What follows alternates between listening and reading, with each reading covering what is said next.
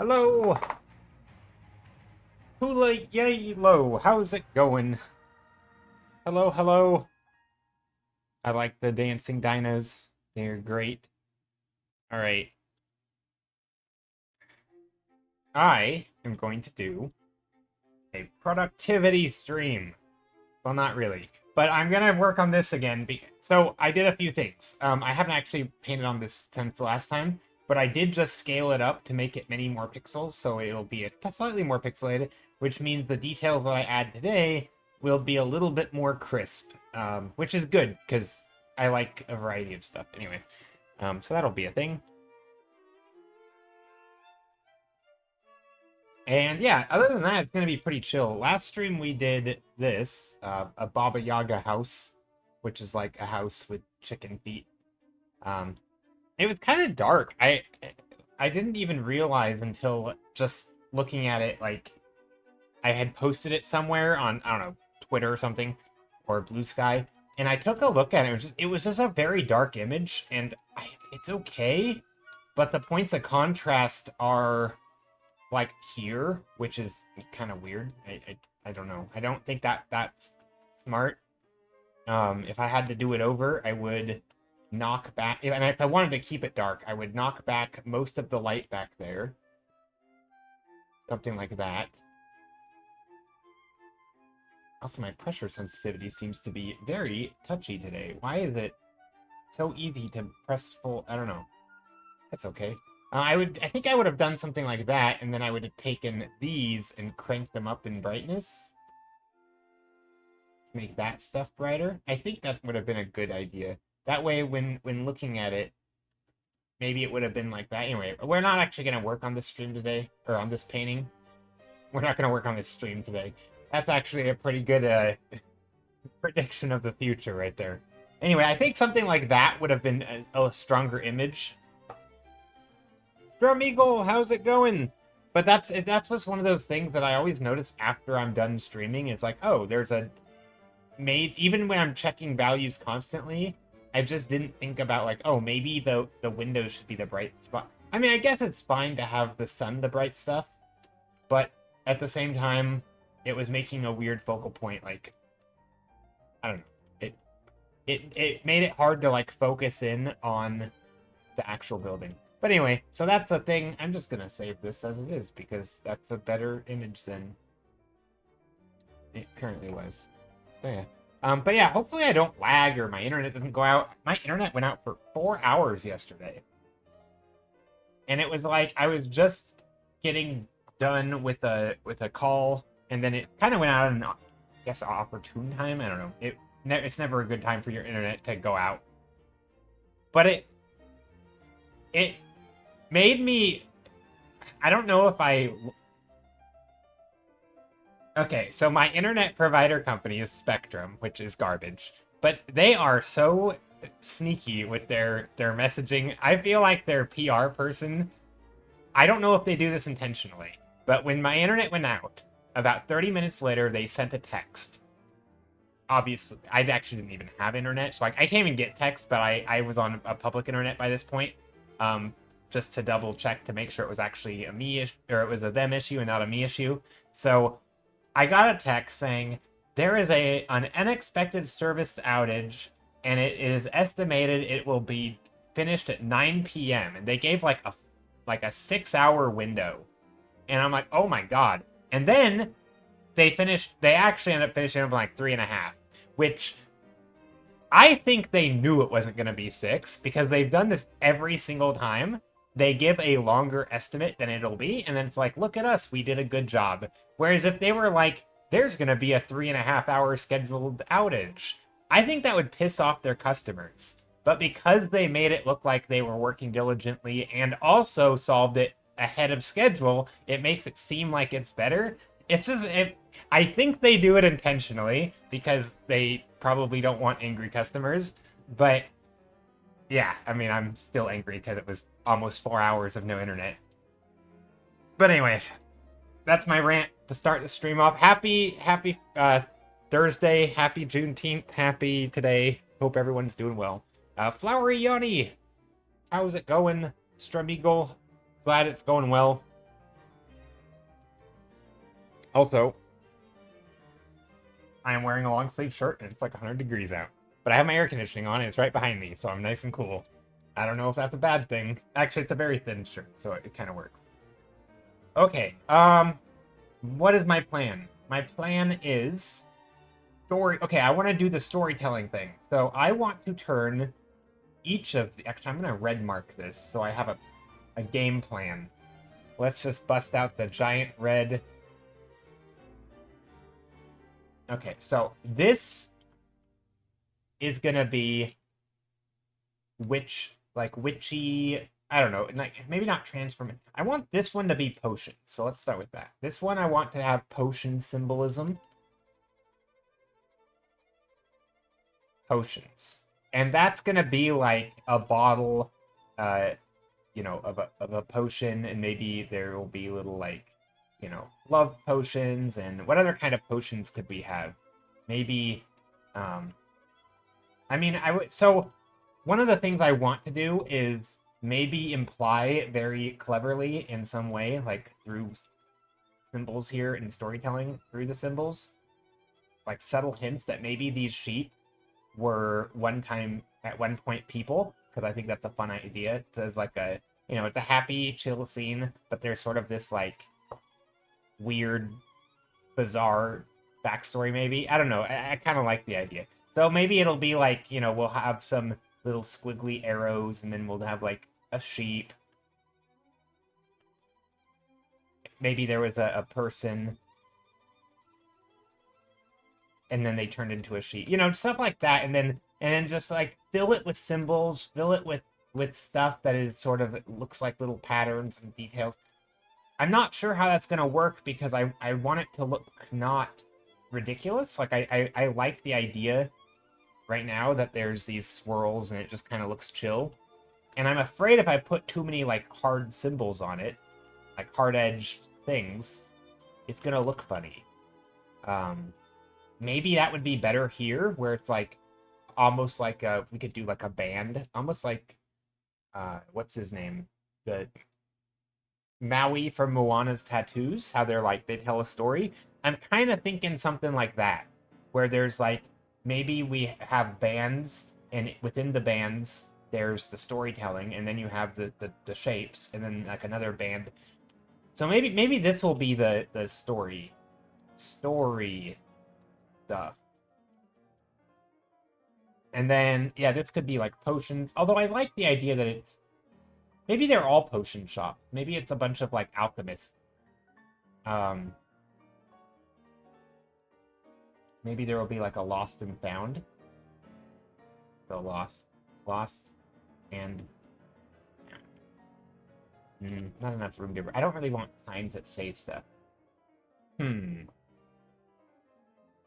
Ooh, maybe like fortune teller. I don't know. We could do like a fortune teller. Maybe we'll write that up here as like as a note. I think my tablet is on like full pressure sensitivity. Ooh, I have an idea. Put one of those targets on this on a stand. Ooh, like to shoot at. I like that. Maybe like a shooting target. Maybe we could. I mean, we could have something like that.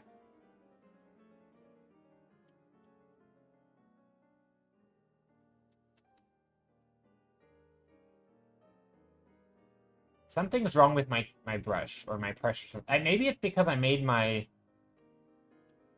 don't know what's wrong. It's way more sensitive than it normally is, and I'm not sure what happened.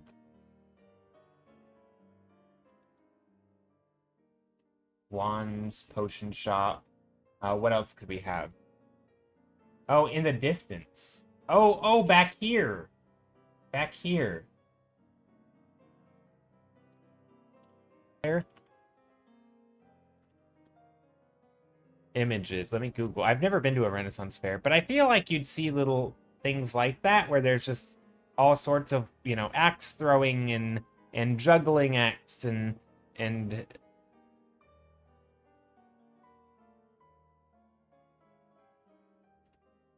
howdy. Like in Brave. Yeah, that would be fun. So targets. I'm just gonna write targets. I'm making a roadmap for today's stream. Hope it's going well. Hey, Skittle, it is going well. Transform. Transform. One, but maybe I want to get done today. But yeah, I basically want to work on that. I want to work on the subtle storytelling. Also, this thing is just bugging me, so I'm gonna move that right now. So we're gonna make this the red layer, and then I'm gonna lock it so I don't accidentally paint on it, because I want to know immediately if I'm starting to paint on the wrong layer, and this will let me know because I won't be able to paint on it. Okay, so now on this layer. But yeah, Skittle, it's going really well. Did I tell you guys? I don't know. No, I didn't, because it was on Tuesday. So on Monday I was saying how after stream I had a whole bunch of cleaning to do because I was going to spend like the next 24 hours just, you know, basically spring cleaning, but just deep cleaning my entire apartment. Because I was going to have, there was going to be like an inspection. They were going to come in, just make sure the sinks are working, make sure my smoke alarms work, the windows, like all the things that need to be there to make sure it's like, a habitable space. Anyway, so the apartment people came over. And, see not brush, how's it going? So I spent to wrap up my story, which isn't much of a story at all, I spent like, I don't know, not actually 24 hours cleaning my apartment, but I spent a long time just, really just like cleaning everything that I haven't cleaned recently, Anyway, so, and then they arrive. Hey, big raid surprise, welcome raiders. What were you doing today? Tell me about yourself and your stream, and if you'd like to share stuff. But anyway, so the inspection people came, and they knocked on my door. I open it up. They say like, "Hey, we're just here to look at the smoke alarms," and it's like right above where the door is. And so they look at it. They're like, "Yep, you have it." They snap a photo and they leave. Why did they send me a piece of paper that says they were gonna do an inspection of the apartment when they didn't even step foot inside my apartment? I mean, look, it's good that I cleaned. It's good that there was an incentive to clean. But I cleaned my entire apartment for nothing. I was like, oh my gosh, they're gonna be like snooping around. I gotta like, really. Anyway, so yeah, that's my story. Welcome in, big raid. That is a big raid. Welcome raiders. How are you? My name's Joe. I paint stuff. So today I'm doing something a little different than I normally do. I am doing the city was. I know, but it was. Well, I don't think it's the city. I think it's the apartment. It might be the city, but it could also just be the apartment owners. They want to, for insurance reasons, probably need to make sure everyone has smoke alarms. But they use a copy-pasted notice, and so they just say an inspection. They don't say smoke. I mean, they did say smoke alarms additionally, but it made it sound like it was like a full-on inspection, because they have done that in the past. And so I'm like, oh, they're going to do that again, but because they just copy-pasted the same, like, 24 hour of entry notice type thing. So they gave me plenty of time as a warning. I think they gave me like 3 or 4 days as a notice. So I'm like, all right, whatever, no big deal. But they didn't even do what was on the notice. And that, anyway. Wow, I left that stream because he was finishing up, came over here, and then the raid. Ah, hello, you're in here already. C-Not, what were you working on? I want to know what you were doing. But yeah, so Norm, okay, so I'll give an introduction to myself for anyone who's new here. Probably most of you, I don't know. I typically do each stream a whole bunch of thumbnails. Sometimes it'll look like this. We'll just make a bunch of random ideas. Some of them are good-ish, some of them suck, and then we pick one as a group. We picked this one, and then somebody said it looked like a house with legs, and so I turned it into a Baba Yaga house. So obviously it developed quite a bit over the course of a stream, but that's what we do. We typically I try to do this almost every stream. Well, I'll open up another one. Here's another example, a bunch of environments or starts of environments. Well, then we pick one. I think we picked this one. Not even I think, I know we did. And then this was the painting that resulted in. So a lot of that kind of thing, right? So yeah, that's what I do. A lot of environment painting, a lot of thumbnail sketching, idea exploration, that kind of thing. A little bit of educational stuff. But today I'm doing something a little different. I've been working on a puzzle illustration, and this, for the first time, I'm like diving deep into details. And so my goal today is to continue rendering this. I just made it larger, so I'm, you know, if I zoom in too far, it's a little blurry. But I want to tell like a little subtle, super subtle story just in the details that you are probably likely to miss, unless you're really paying attention. That maybe these sheep are people transformed, and so I'm going to put almost like Maui's tattoos in Moana, how it's just like little tattoos that tell us like a little graphical story. I want to do that here.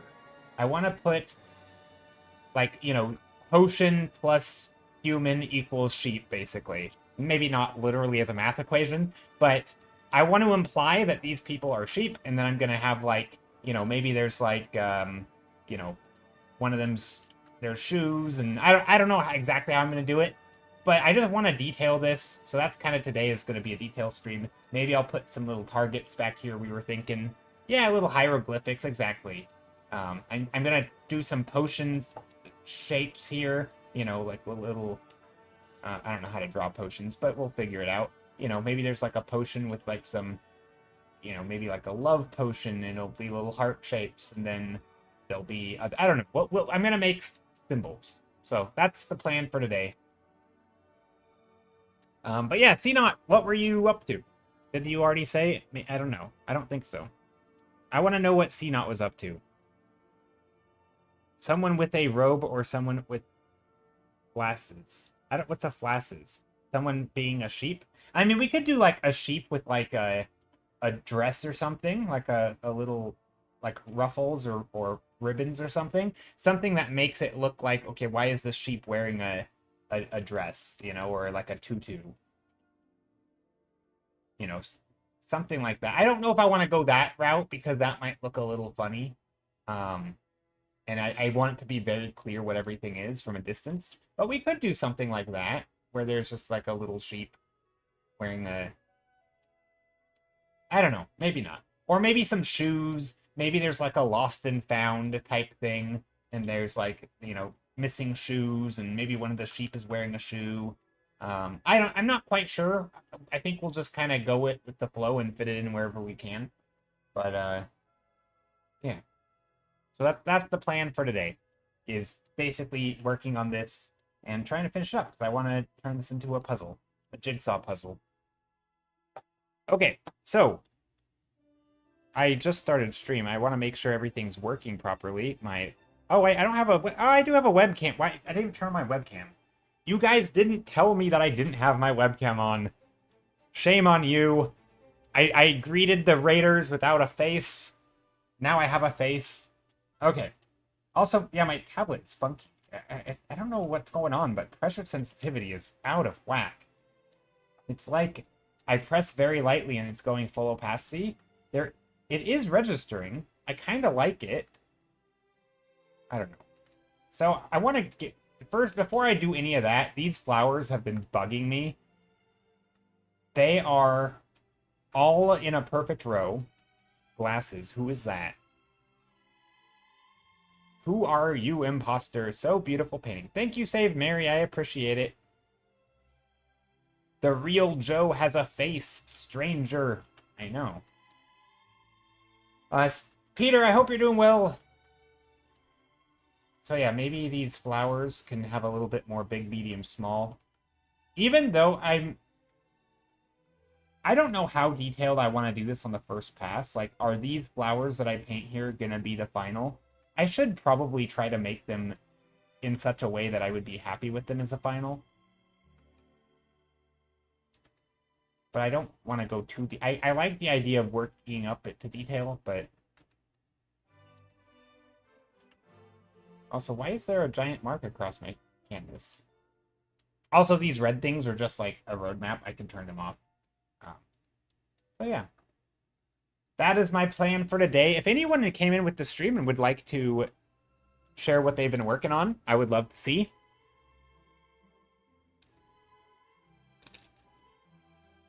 Yep, tea's still too hot to drink. don't forget to save and all that stuff. You know, maybe I'll try unplugging my tablet and plugging it back in. Maybe that's what I'll do. Turn it off and on. Me too, thank you, Stiller. Glad you're doing well. Okay, let's plug it back in. I guess I could have just turned it off. Actually, no, I don't think I can turn off my tablet when it's plugged in. Still very funky. Okay, we're just gonna go in manually and turn down the brush. How do I do that? I forgot how to edit my brushes. Where's that menu? Oh, here it is. Pressure sensitivity. It's not there. Little mark here. Going into my settings. Ink. Opacity. Pressure sensitivity. I want it to be the max pressure is not quite as much. Do I want it curved?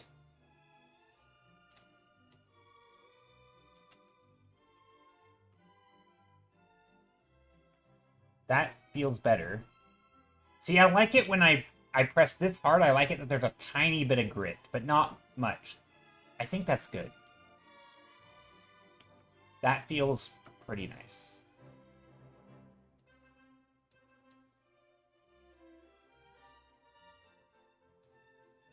Maybe we still allow it to go up to full, but we just lower that curve a bit. Maybe that. Because before it was like I'd hardly touch it to the canvas and it was max opacity. I don't want that. I want to have to press a little harder. Or maybe it's wait, is that maybe I'm doing backwards. I don't know. It seems to be better now. I don't know what I did. I don't know what I did. Change that or anything. It's strange that you have to do these settings now. Yeah, I don't know what it is. It might be just more noticeable because I did change my canvas size like massively. So maybe the larger brush size is somehow maybe it's filling in more. But like I like to be able to put a little bit of texture in if I want, right? If I do like a you know, green over the orange, I like that I can put a little bit of, you know, there's a little bit of grit there. Not much. Obviously, I don't have to do that, right? I can do exactly as much as I want. But I like that the option is there. And before it was too finicky. But yeah, it is weird that I have to do that. Okay. Let's just start with this. We'll just start with the tent.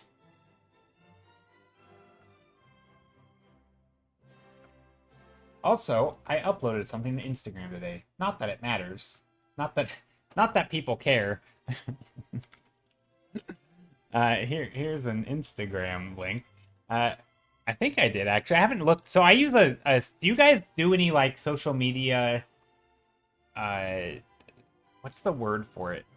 Like pre-posting, like using like I use a site called Buffer that lets me schedule a scheduler.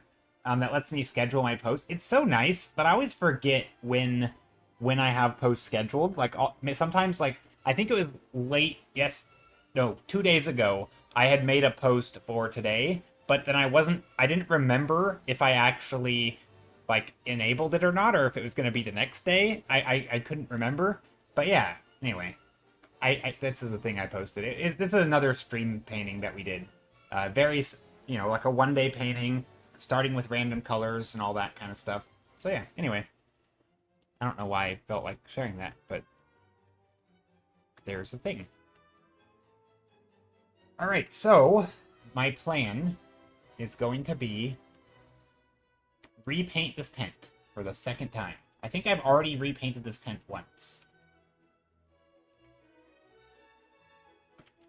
Okay, so we have little shapes. Maybe this should be on a separate layer. Little shapes like a girl in a dress. So very just classic, you know, stick figure-esque type.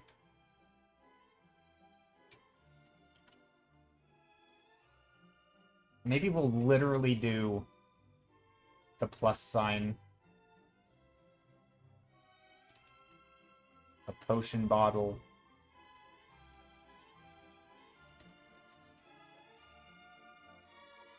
And we can always change the potion, the bottle shape and all that later. But I just want to get some very basic. And then we'll draw sheep. A sheep.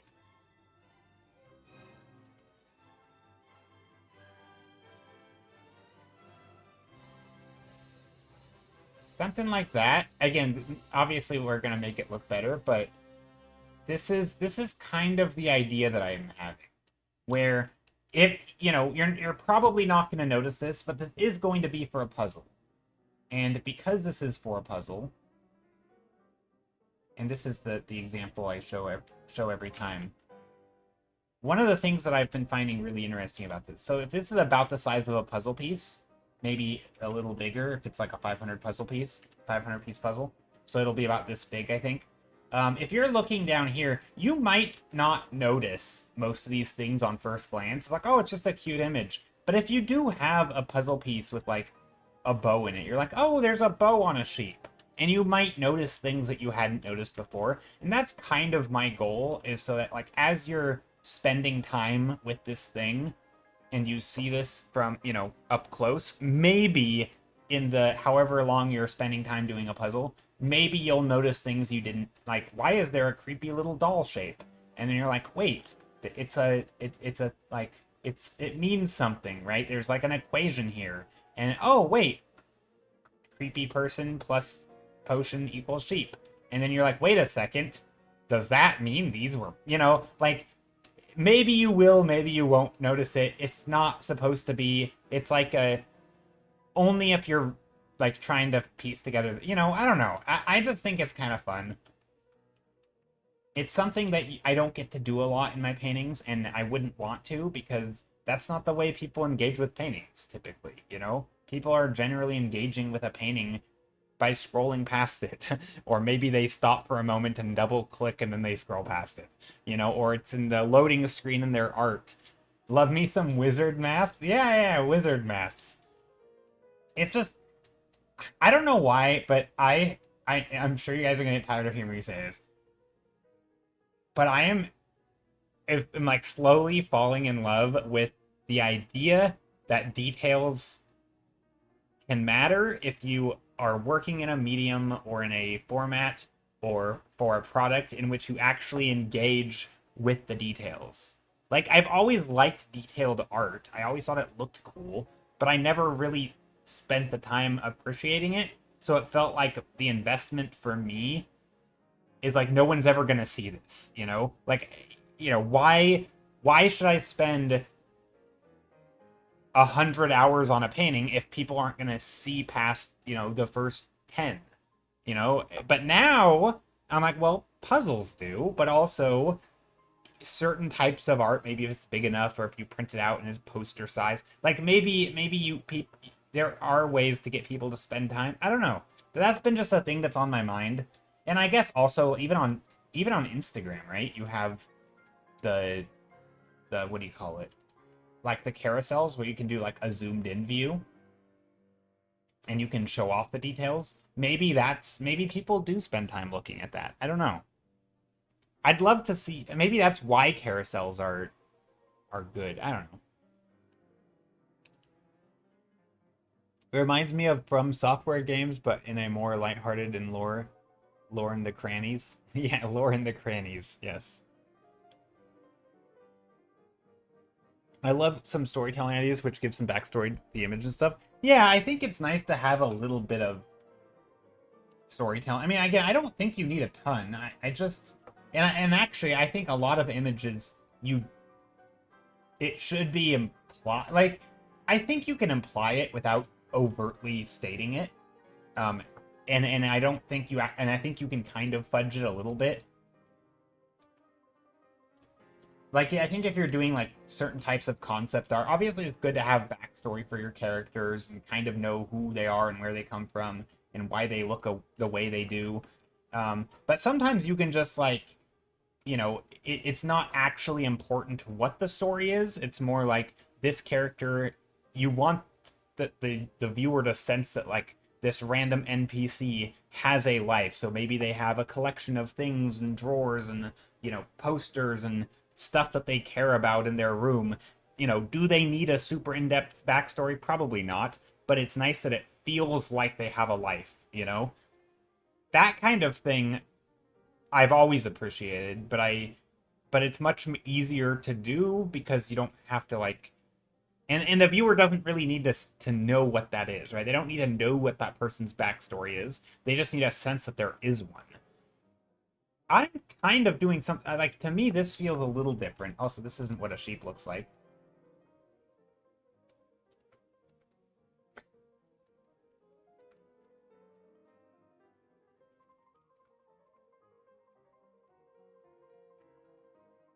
Does that look like a sheep?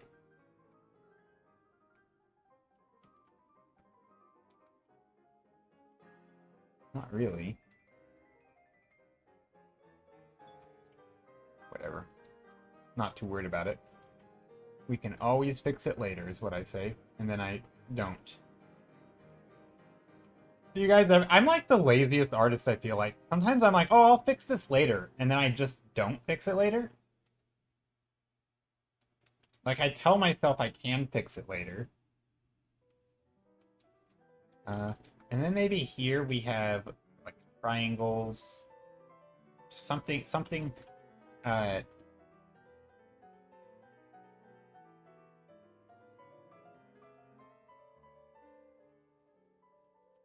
should probably just paint out here. Let's do this. Let's go back here and just paint out these.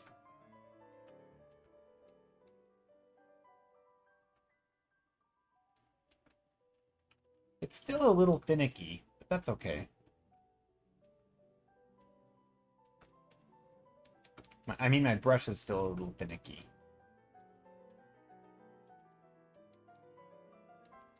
Quite like the details on that character art and stuff. Like the details of a character's armor, the scratches and dents can tell a story in a way. Yeah, I mean, I think, yeah, I think you're right. That type of stuff is the thing that where a little bit will go a long way. Like, I don't think you need all the scratches. Maybe just a few scratches that are big enough that like your brain notices that the armor looks a little scuffed up. Like, it's not so much that like, oh, there is a very particular scratch here, but it's more like this armor doesn't look new, right? And just that sense of this doesn't look new, that tells you something. And I think that kind of stuff I've always done. And you know, again, I think even on details there, you don't have to go a lot of details to get that impression, right? That amount of storytelling, I think you can do a lot with a little. Like, I really don't think you need to... Like, if you want to make something look scuffed up, put a few dings and divots in it on the silhouette, right? Because the silhouette is what's gonna really read, and people will be able to tell that, like, oh, this has a very rigid silhouette because it clearly isn't, you know, super pristine. And oh, maybe the coloring is just, you know, it's not a perfect gradient, it's a little bit scuffed up here and there. Like, I think that stuff can come across almost instantaneously, and I don't think you need to do a ton of detail for that. I don't know. I guess it depends on what you're doing and the scale of it all. Actually, one of the things I have done a lot of that I keep running into is sometimes when I detail, I make them too small, and they actually end up feeling like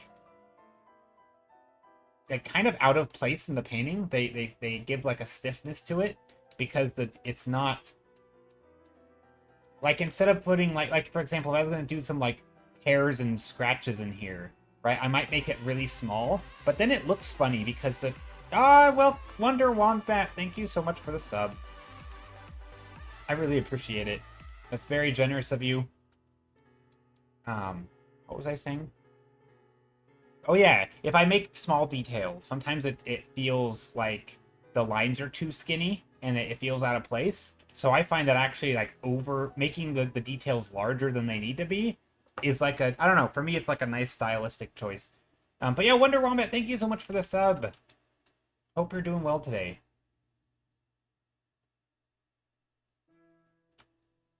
Okay, so here's this.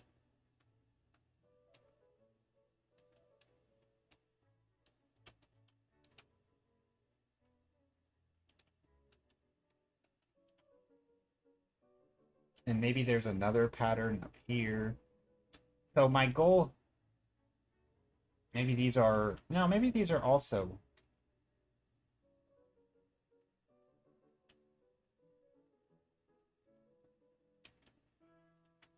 Something like that, maybe?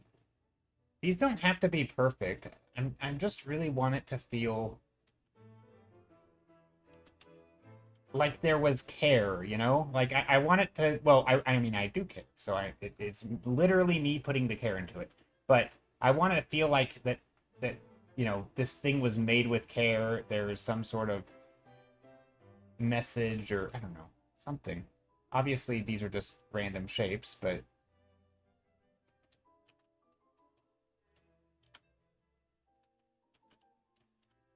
maybe what if I wrote like potions? No. Okay, so here, let's do this instead. Let's copy or cut this. Where do we put it? Obviously, I can warp it and stuff if I want. I think that's going to be the big thing, is warp. Mesh transform, is that what it is? Distort? No. Is it just mesh? I think it's just mesh transform. Is there a way for me to add...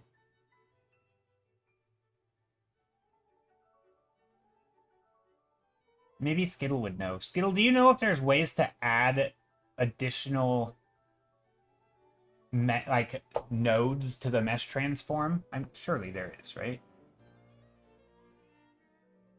Let's go custom mesh. Number of, oh yes, there is. Number of lattice points. There we go. If a woman plus potion equals sheep, does man plus potion equals ram? Or something totally different? Oh, I mean, it was just supposed to be person. It didn't have to be woman. Honestly, I probably should just make it a generic person. I just thought the dress shape was more fitting of like these pyramid shape things. So it was more of like a graphically, I thought it looked better. But yeah, no, I think you're right. Probably should make it not matter.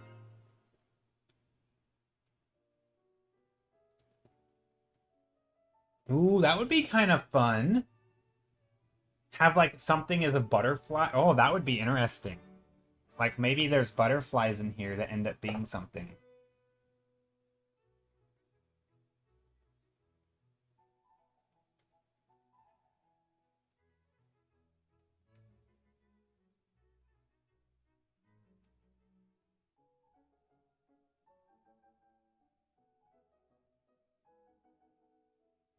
I don't know if this is good. Doesn't look good. Yeah, yes, yeah, because I think I mean I don't have them yet, but put like butterflies here. Just anything that is I don't know. I'll have to think about it. But that's a good idea.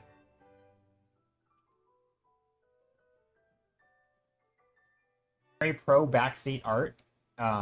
I like ideas and suggestions, and obviously, again, I obviously reserve the right not to do what someone, you know, suggests. It's just it's not even a suggestion, right? It's throwing out an idea.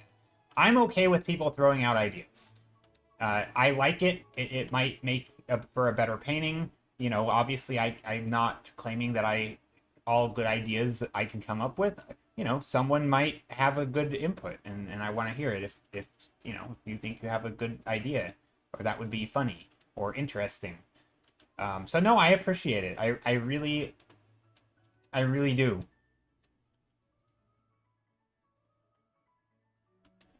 But yeah, I don't know if I'm gonna make it. You know, like I think I'm only gonna do the one transformation thing. I don't want to go overboard on like, you know, this isn't like a game mechanics sheet where I'm like but men are butterflies, and ages this to this age is a moth, and another type of thing is a sheep, and certain things are gonna like I'm not gonna go wild with it. It's just I think people turn into the sheep, and it's cute. Also, this is not. Let's tone down this a little bit with the shadows.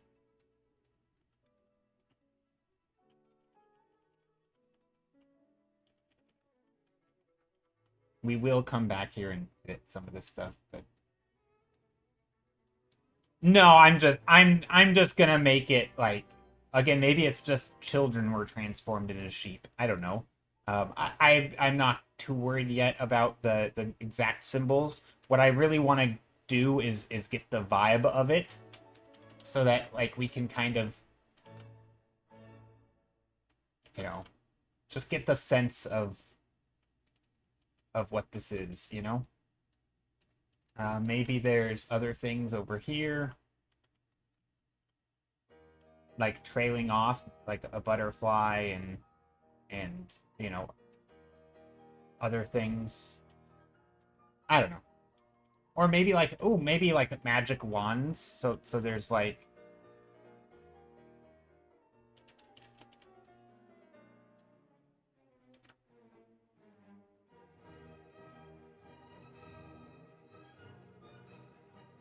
I don't know how to draw magic wands because they're just like pointy sticks.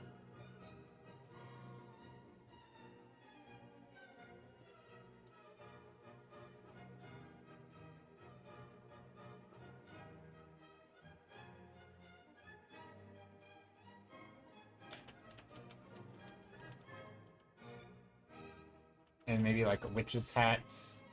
Just maybe just there's just a lots of symbolism here of like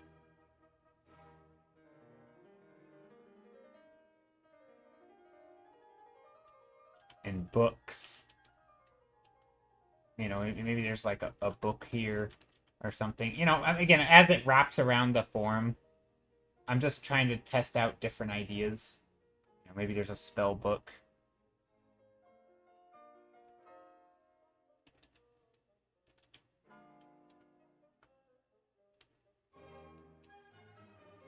Although I feel like a spell book would look better. Like clip art spell book, and the reason I think the spell book would look better is because the wand is too easy to misinterpret, whereas I think a spell book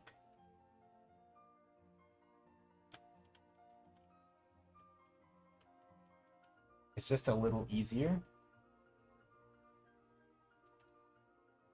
Although if I'm doing anything in like perspective, it can easily go out of whack.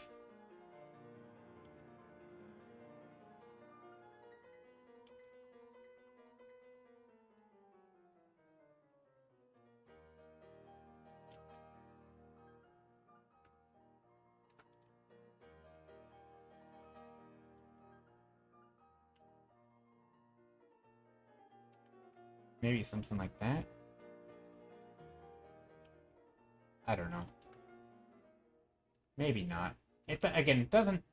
I just want to get the impression. See, that the book doesn't quite look right.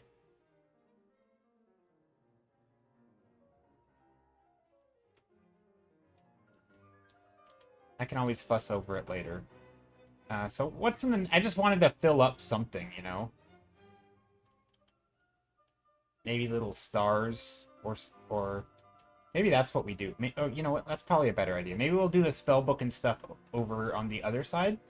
So maybe this part is just the...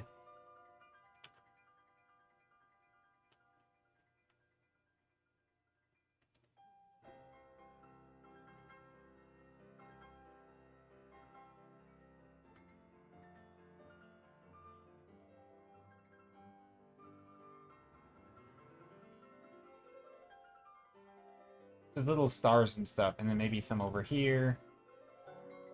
Stuff like that. So it's more about...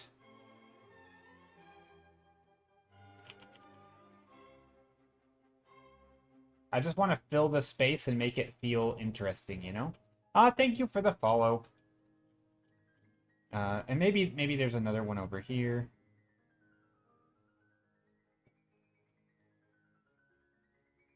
And then maybe there's like, I don't know,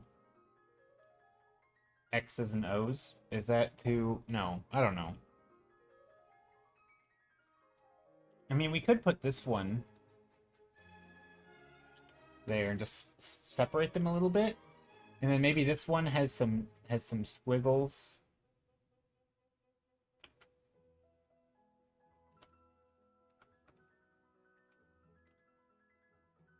See, I'm afraid this looks too repetitious, although it might not. Maybe not once I start getting the other stuff. But yeah, so here, hopefully that if there's a pattern that you're seeing, like with these, that's good, because then this will break the pattern and you'll notice it.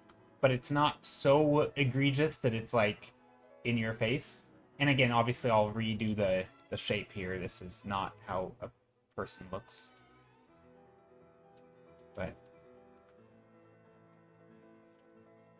that's kind of cute. Ah, Lothar, how's it going? This almost looks like a fairy.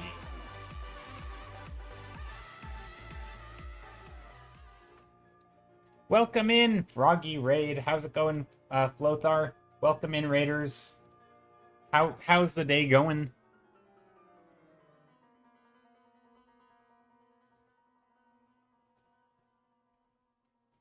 But yeah, I didn't really want to do another render stream, but I don't know when I'm gonna finish this otherwise. There's so many things that I've been doing outside of stream that I feel like I'm never gonna finish this. So I've gotta put some time in on stream and just get close enough that the last little push I'm more motivated to do it off stream. And I think also let's put the little red targets, like in somebody said in Brave, targets in Brave.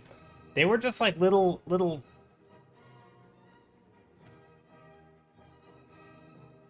Yeah, they were just little white and dark targets of no particular color. I think little targets could be kind of fun out in the distance.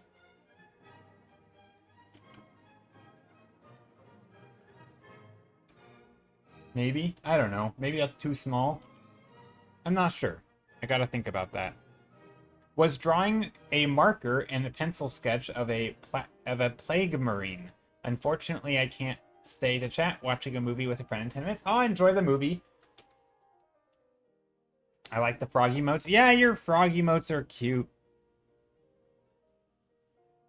Wait, Twitch. Is that floats? Oh, those are yours. Okay. But yeah, how are you? Hope you're doing well. Enjoy the movie. Welcome in, Raiders. Hope everyone's doing well. As always, if anyone wants to share some art, say what they were doing, they can. Also, we can get rid of that little dingy bob. All right, and what?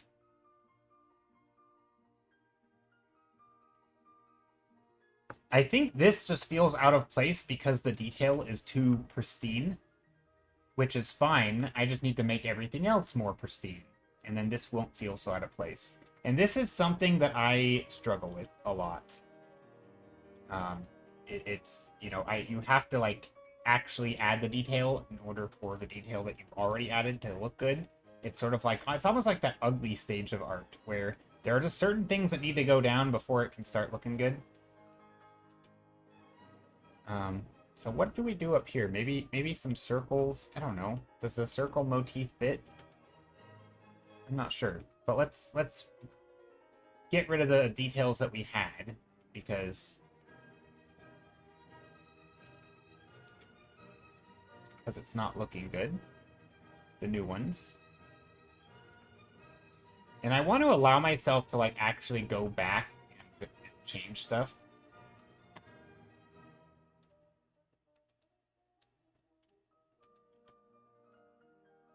What kind of details might be here? Squiggles might look weird.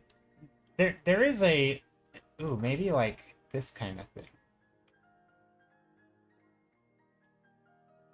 some lines. Okay, we can do a band of lines. That might look good. This will also help contour the thing.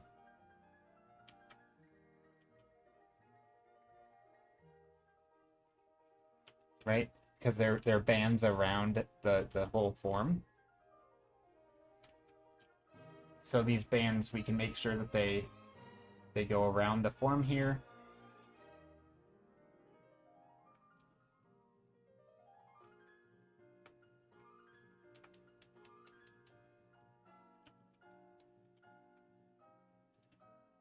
It's going to be important.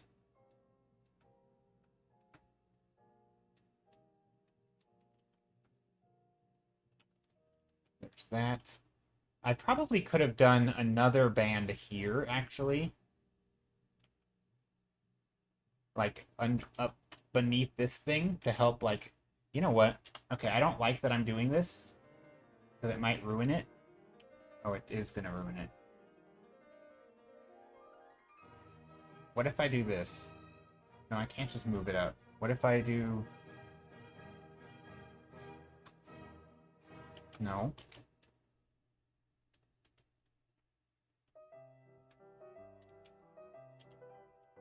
These are all on different layers.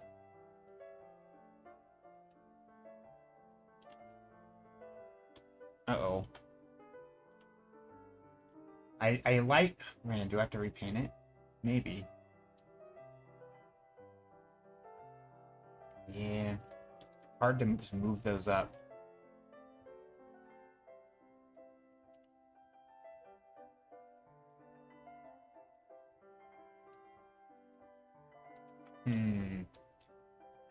I mean, I know I'm stretching here when I do this. Oh, do this.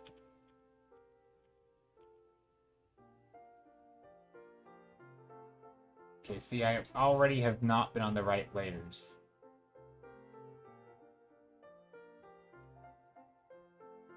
Okay, this layer, though...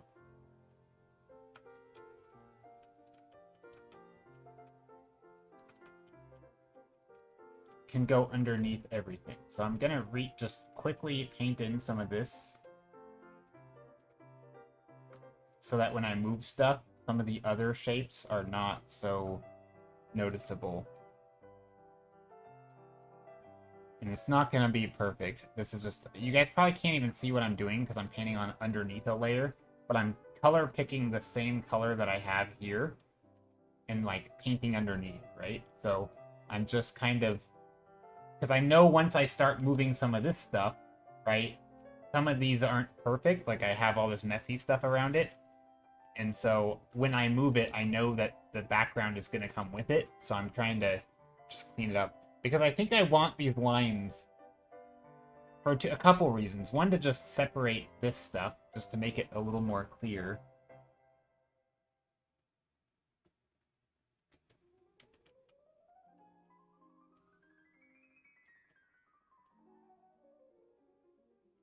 I mean, that's not bad. Obviously, I'm going to have to repaint stuff, but...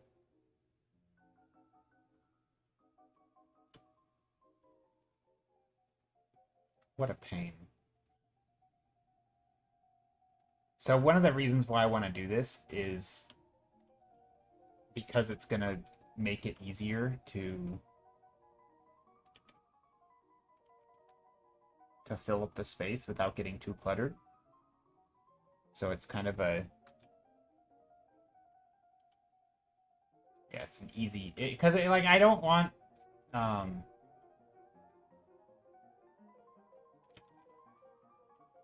Like, I want it to fill up, right? Like, I want the designs on the whole thing, but I also don't want it to be so cluttered that you can't see anything. And I think these little bands here really help. You know, and I can even go, like, little dots underneath it if I want.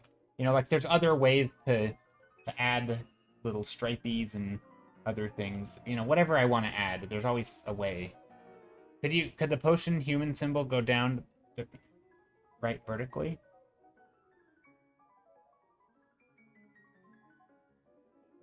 Down from the tent vertically, like that? Maybe. I'm not. I haven't figured out the orientation of it all. I just want to get the vertical spacing like this, so that I can, because obviously like this stuff needs to go away, right, and be fixed. Um. So yeah, no, I just want to get the vertical spacing done before I redo any of the like the specifics.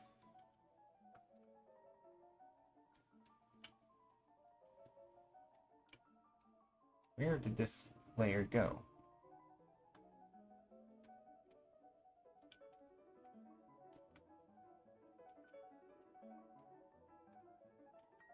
Here it is. But I don't know. What do you mean by that? Could the potion slash human symbols go down the front of the tent vertically? Oh, I see what you mean. Like this. Maybe. I don't think that would be as easy to read.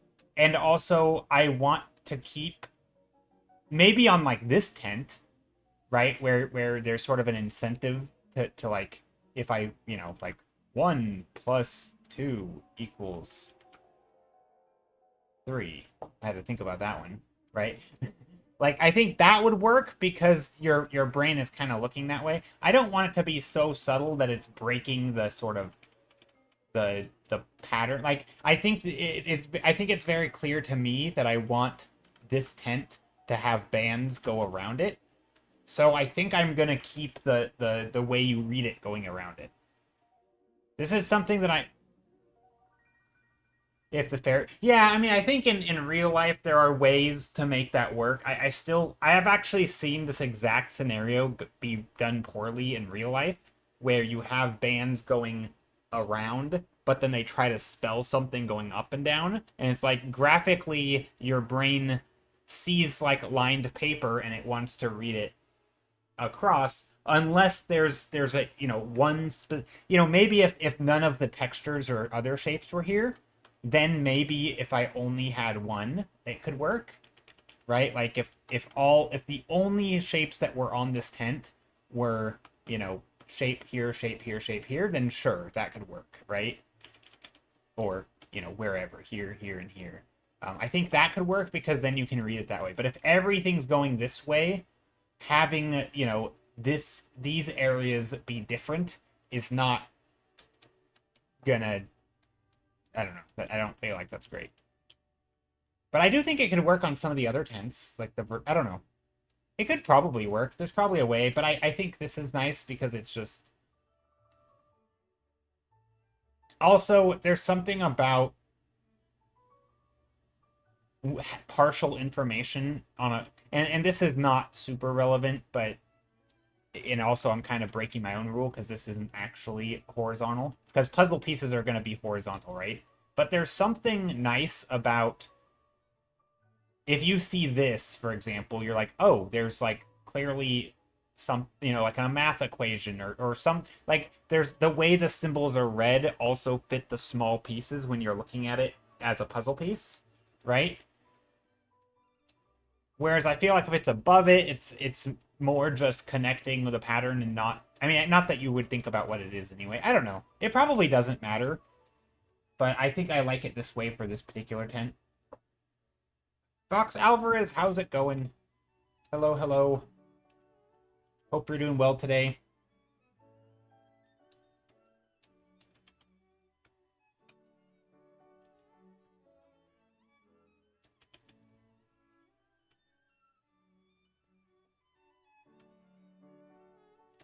So yeah, let's do this.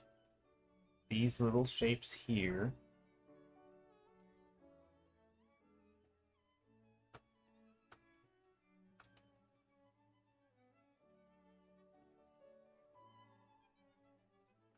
Little details.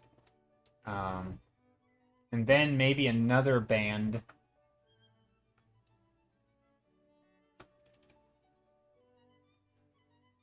Here. Just try and very lightly paint that in. I do not have the best line work here, which is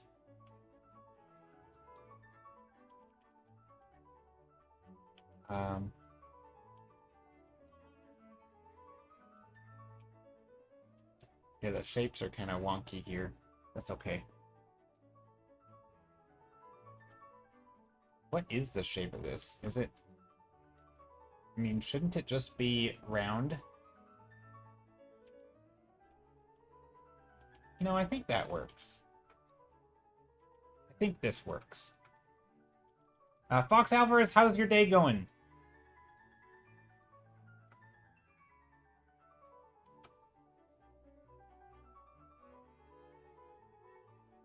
There we go. I think that's better. Yeah, I think that works. And then this, of course, we can put these little shapes here.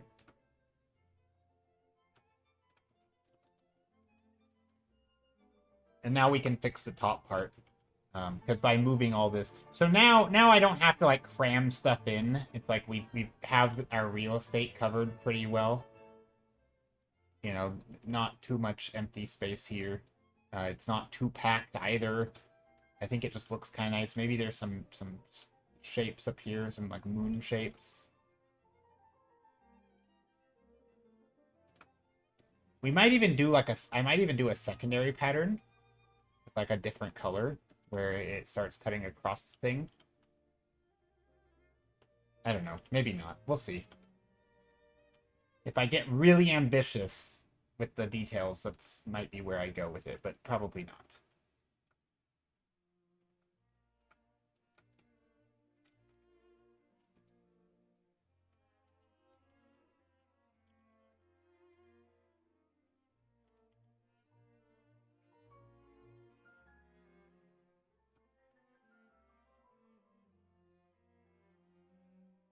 Maybe little lines in here.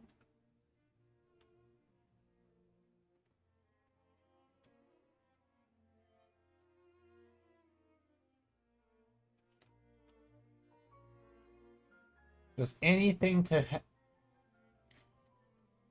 I realize this detail stuff is probably not the most thrilling thing for most people. But okay, so we've got human plus potion, which right now doesn't really look like a potion, but at least I've given myself room for it. Equals sheep. There. Now, maybe over here we do like potion shops and there's a little potion thingies here.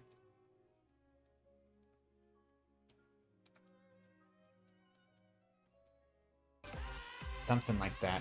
Oh, thank you so much for the sub. Very generous of you. Fox Alvarez, thank you so much. I really appreciate it. Oh, thank you for the sub. That's very generous.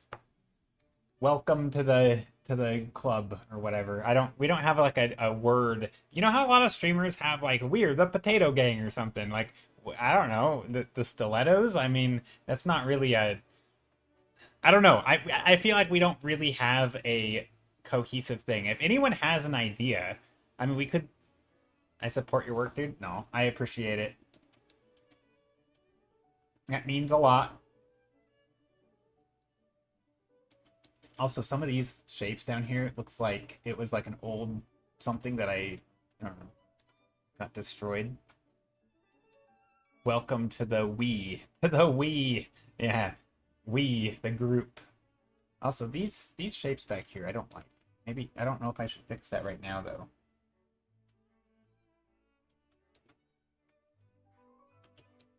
Is this arts commission? This one is not. So, hi on from YouTube. We have DeadSec. This is not a commission. This is a personal project. I'm going to turn into a jigsaw puzzle. So, I am extra incentivized to actually do details for once, because this is not really the kind of art typically that I would make. I generally do more big, like just, you know, loose landscape painting. You know, I generally start each stream with a bunch of thumbnails. I sketch out ideas, just sort of come up with different ideas that I might want to work on, and then I pick one of them, and then we work on it till the end of stream. And so I normally do like a new stream of painting, or a new painting each stream, but this one is different because this I'm spending a long time on it. I'm doing lots of little details, you know, because the goal is to turn into a puzzle. And puzzles oftentimes have small pieces. You often spend long times, at the table working on a single image. So it would make sense that there's just gonna be details, little Easter eggs and things for you to find. Like maybe you stumble across that maybe the people drank the potion and turned into sheep, and then you're like, oh my god, there's a bunch of sheep. Or like little flowers that are different. So like this little cluster is different than this cluster, which makes it easier to work on if you're doing a puzzle. There's the red flowers. There's like, maybe, there's different colors, patches. Each of the tents and stuff are going to have different shapes. There's going to be some textures and patterns. But then you have some bigger chunks that are like gradients. And, my goal is to make it so that this is, at least for me, a fun puzzle to do. It's not meant to be hard. How to use glow dodge? Oh boy, I love this question because glow dodge is amazing. I use glow dodge just by making a layer, I always use layer modes. I don't like using brushes with it. Even though you can put glow dodge on a brush, I don't like that. It's destructive. It's it's hard to fiddle with if you need to after the fact. Not that I really do, but you basically, so glow dodge does a couple things. I love glow dodge. I think I used it in this painting. Actually, here, I'll show you in this painting. Because this is the one that I used it in, right? I used a lot of glow dodge. So I generally use it on an airbrush, something that I have a lot of control over. It works best when you have grays, because what glow dodge does, I mean, it's kind of like color dodge, but it makes things brighter, which you probably know, and it makes it more saturated, right? So not all colors can get more saturated and brighter. So, for example, blues are really tricky because it's hard to make this blue any brighter, right? So you oftentimes, if you already have blue on your canvas and you want to make it glow dodge, all it can really do is change the hue and make it white, right? It's very hard to make this bluer, right? Because it's already fully saturated and fully bright. So if you go to like glow dodge here and try to like glow dodge, right? It's just changing the color. It's not making it beautiful, right? Whereas if you do like a color like a yellow or something that can make it brighter, it looks quite nice. But even on the blue, right? It's still just, it's either gonna be like it makes it look ugly. It's hard to glow dodge blue. It's definitely best, in my opinion, when you have grays, and particularly like dark grays, because dark grays allow you to both get brighter, right? And obviously you can add saturation to dark grays. So if you have a dark gray, or just any gray, let's even make this one darker to show you, and then I glow dodge like a blue, well, here we can actually get some range in here. It looks a little better. It still doesn't look amazing, but like here we can actually make differences, right? Whereas in the blues, it doesn't, I don't think it looks as good. But like these little subtleties here can look quite nice. So generally, I find that if I'm going to color dodge something or glow dodge it, I want to make stuff gray. So here, let's do a thumbnail. So like this thumbnail. Yeah, let's do this thumbnail. So in this one, I could just jump straight in with glow dodge. But the issue here is that these are already pretty saturated. They're not perfectly saturated, so it'll probably work. But some of these, if I go like an orange glow dodge, it might look nice in the greens, like here. But it kind of has this like overly saturated look to it that just isn't very good. See what I mean? I wasn't 100% sure that's what it was going to do, but I was pretty sure, right? Because it doesn't have anywhere to go because it's already bright. It was already saturated, and so it's just pushing it into like this yellow. But if I were to then first take this and tone some of this back into some grays, maybe, maybe I put some grays in here. Maybe this stuff is a little more desaturated. Let me just paint on this for a moment. Right, I'm kind of graying all of this down. This should allow me to really play with some of these. I mean, and I still want to keep it green because I don't want to totally ruin my color palette, but glow dodge works best when you have a lot of desaturated colors and you want to add a little bit of brightness. So you know, maybe this whole painting is just a little bit dull, and you're like, you know, if only there was a way to bring some vibrancy into it. Well, good news, Glow Dodge does exactly that. So if you already have a painting that looks kind of dull, you can start pushing in some of this orange in here. And in my opinion, you can get some really nice glows.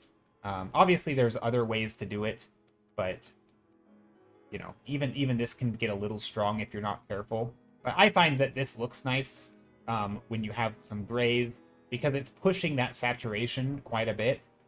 And so in these spots where you have this bright orangey red, it's nice to have some balance around it. Because if the whole thing's super saturated, it's just going to look bad. Like, you know, if this is super vibrant, it's just too much.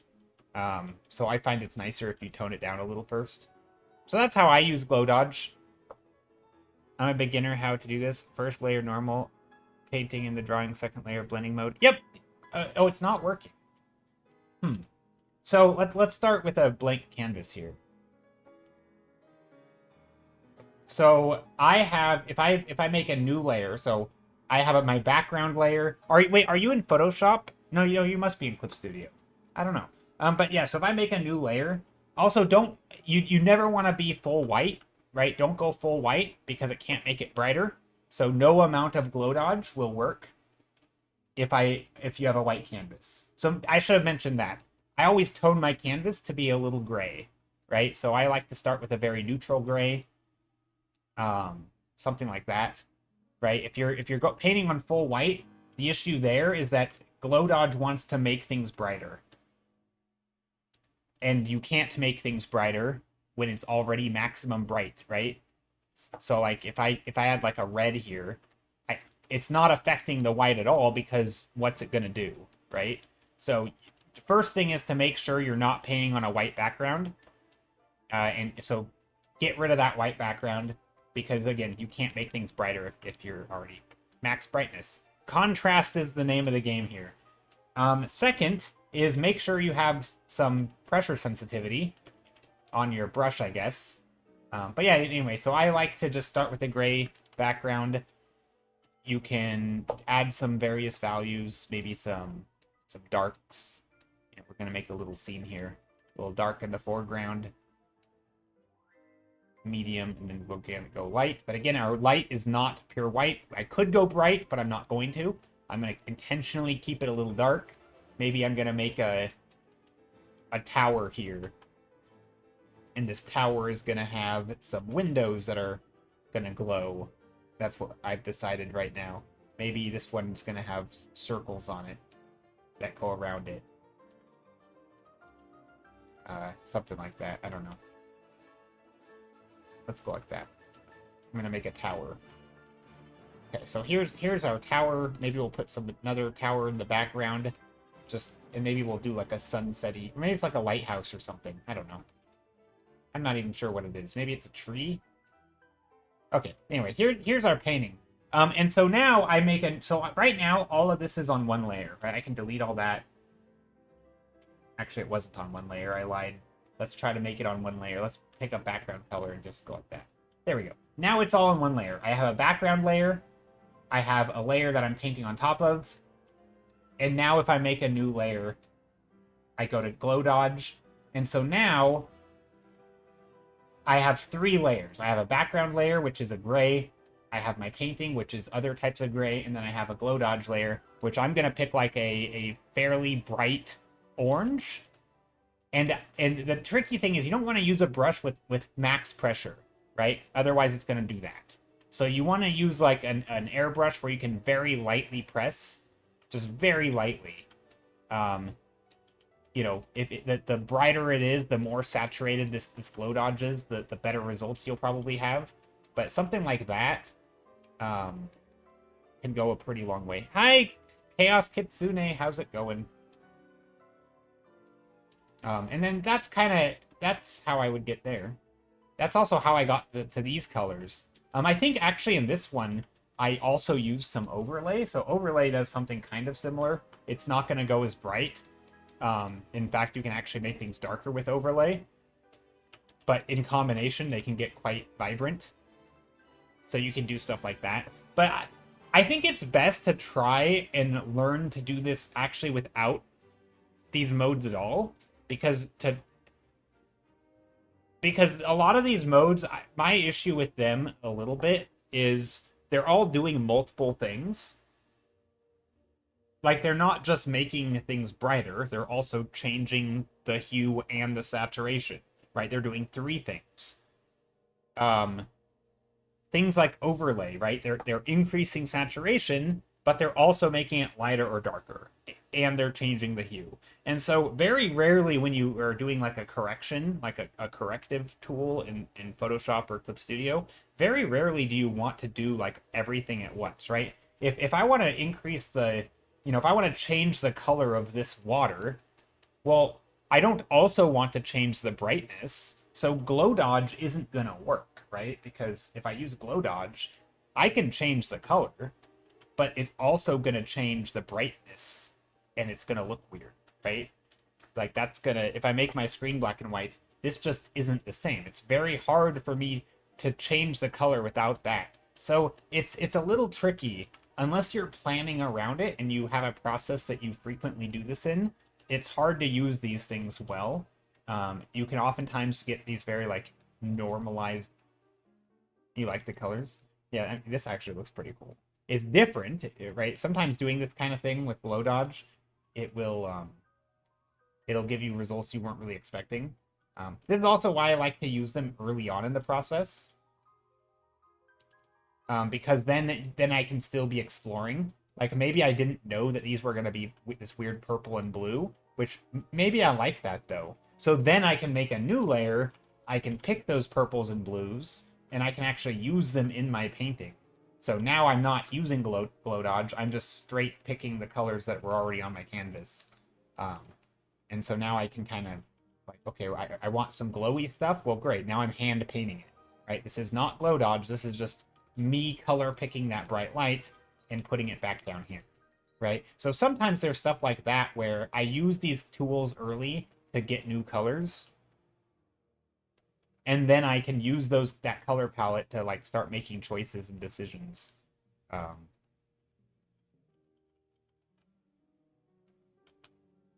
Yeah, stuff like that.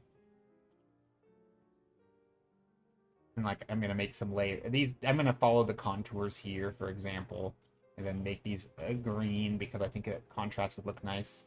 But maybe I get a little bit of that white from the sky shining in, so I'm actually adding some of that back there.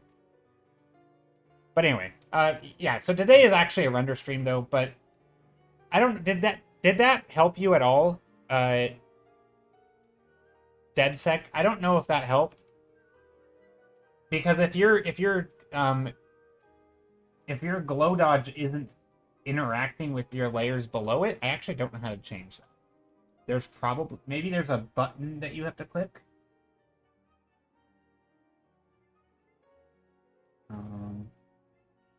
It should be working as long as you pick a bright color and it's somewhat saturated. It should be affecting it. Whether or not it looks good is a different story, but you should be getting some sort of layer effect.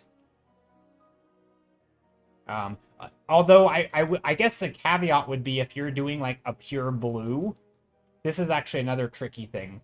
A lot of these layer effects, they interact with like RGB values, and certain colors like pure blue, because it's only blue and it has no red green in it.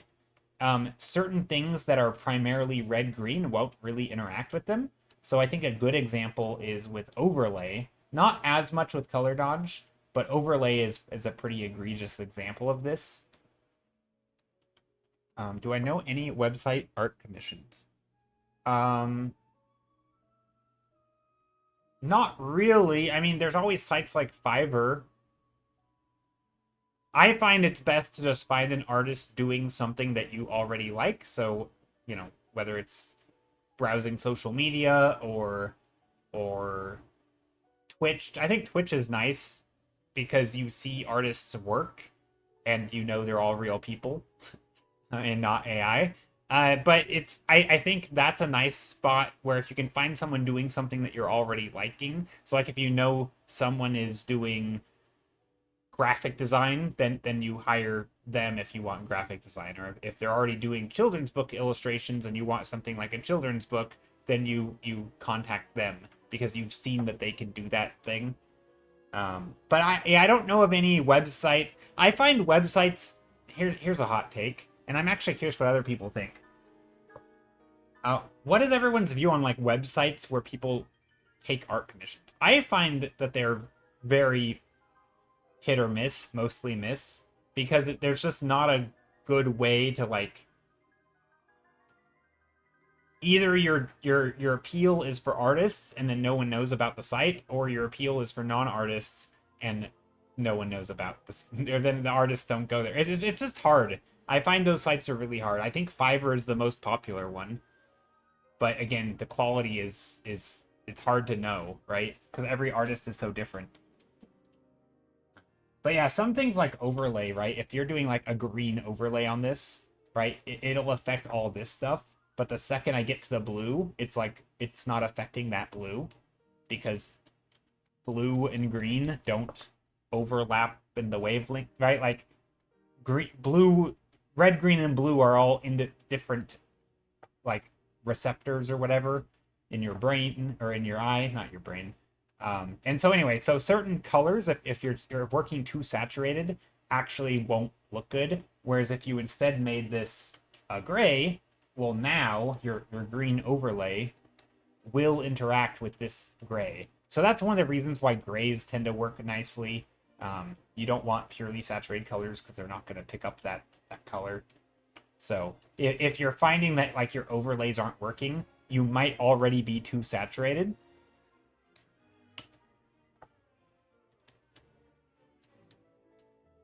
So yeah. All right, back to working on this. But yeah, something like this, because it has a lot of gray in it, pretty much anything I do with overlay or glow dodge is probably going to look okay.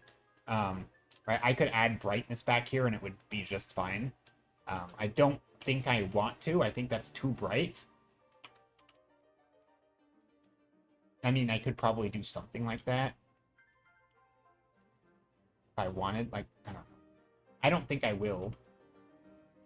Maybe a little bit, but not this bright.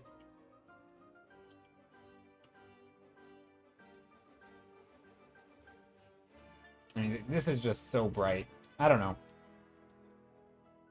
But glow dodge is nice. I don't know. I like it.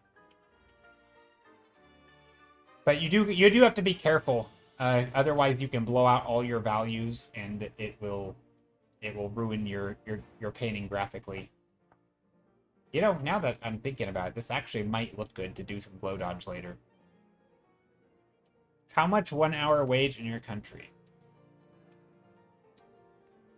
In the US, we have a, well, if you're asking just like general, like the minimum wage, I think is the in the US the federal wage is like $7.50 or something, and then in my state, because I live in Washington State, it's 15 something. I think it's $15. Maybe it's slightly more. So yeah, my minimum wage in my state is like $15. Generally, if we're talking art commissions, I don't typically charge by the hour, unless I'm doing like concept art or something where it's an unknown end time. Then I would. That's the only time I would charge per hour. Otherwise, I'm going to charge per project. So if somebody wanted to commission me, they would tell me what they want. Basically, they would describe it to the best they can. We would discuss, you know, the timeline, all that, and then we would come to an agreement on how much it's going to cost. And I would just give them a number, and they can either agree to it or not, and then we go from there. Because otherwise, it gets way too messy with. Yeah, it gets too messy if we're charging by the hour. Because, like, what about, like, right now? Am I painting or am I talking? Right? What if I paint here for another 5 minutes straight, and then I start. It's tough. It's I don't like charging by the hour unless I'm working for a company, and yeah, and then typically the advice is you charge like double what you would make it like a normal job, because you have to pay your own uh, insurance, you have to pay taxes on it, so there's a lot of like other costs associated with it.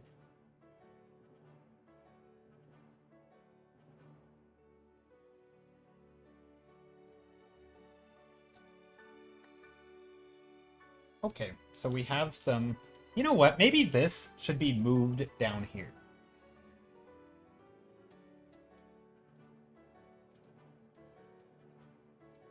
I hate that I'm doing this again. But I'm gonna move all of this.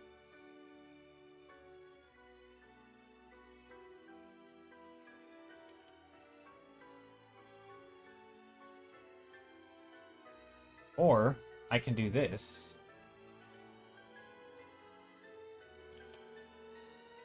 Here's what we'll do.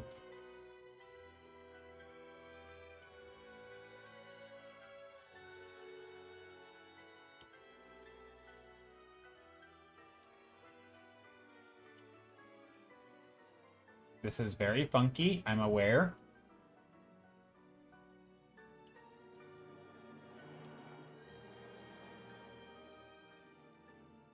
I'm trying to give myself space over here.